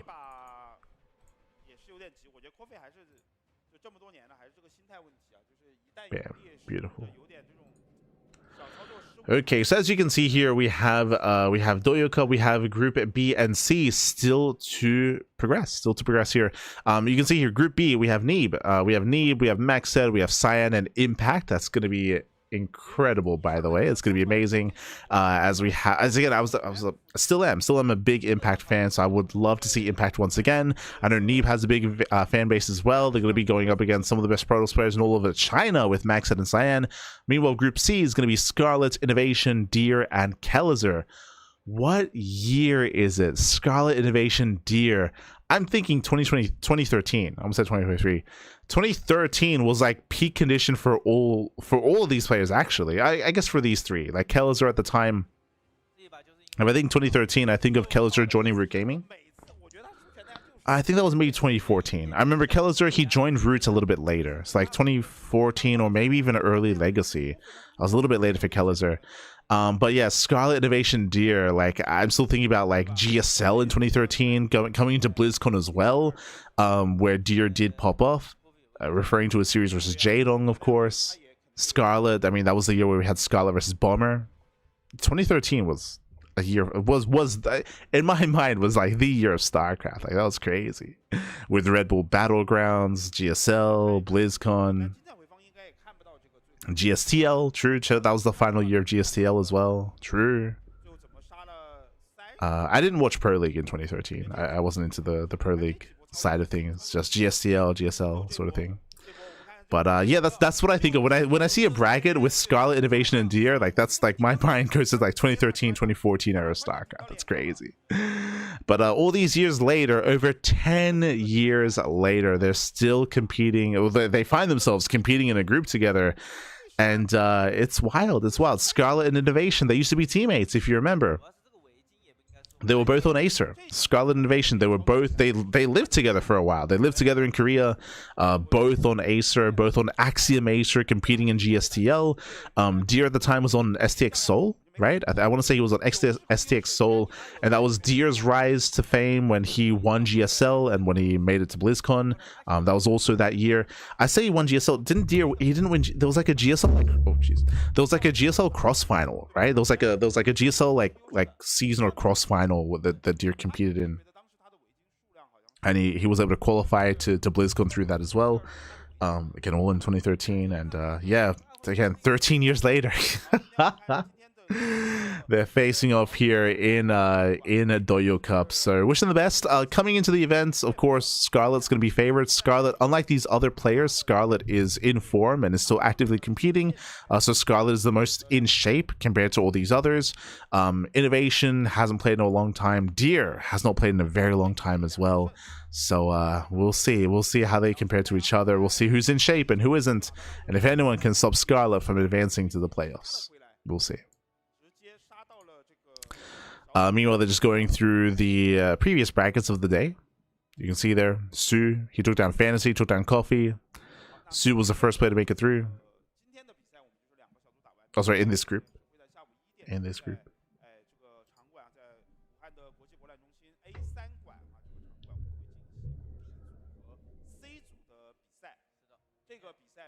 It's catching up. No stats, no zest, no innovation. No innovation's there. He's there. I'll say that innovation was like kind of pre-stats and pre-zest. I say pre, like technically, like innovation did eventually join SKT and eventually was kind of like they were all, I guess, competing in that era for sure. But I feel like stats and zest, their rise to prominence was after innovation's rise. But sure.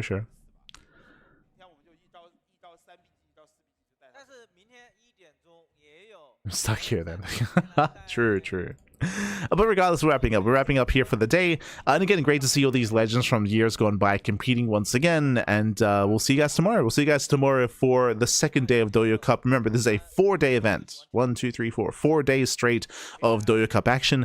Tomorrow is the next half of groups, and then the day after that, over the weekend, Saturday and Sunday are going to be the playoffs. So playoffs will be over the weekend. Group stage, also sorry, the second half of the group stage will be tomorrow as well. So GG well played. Otherwise, we are going to be wrapping up. I don't know if there's going to be like an ending ceremony or like interviews or something of that nature, but otherwise we're happy to wrap up. Happy to wrap up. My voice is very strained right now. Very. I was drinking tea as well, and it didn't really help too much. So very strained. Hopefully a bit of a slimmer broadcast tomorrow, I'm hoping for, but we'll see. We'll see what happens. Hopefully the technical issues will be cleared up, and hopefully we'll be okay for tomorrow. Otherwise, thanks for watching. Thanks so much for the support. We appreciate it, and we'll see you guys tomorrow for the rest of Douyu Cup. Thank you so much. Thank you so much for watching. Again, I hope you enjoy the broadcast. I know that right now it can be difficult to enjoy StarCraft, especially with the new patch being live and the current state of the live version of the game. But despite that, like, we had some fun games. We had some fun games, some good matchups, and I don't want to take away from the fact that we have all these ex-players coming back to compete and having a good time. So GG, well played. With that, we'll see you guys next time. Until then, ciao, papi ciao. See you tomorrow. If you want to support us, you can do so via Patreon or via following us on all the socials. ! Socials in the chat, ! Patreon in the chat as well. We'll see you guys next time. Until then, ciao, papi ciao. Hasta luego.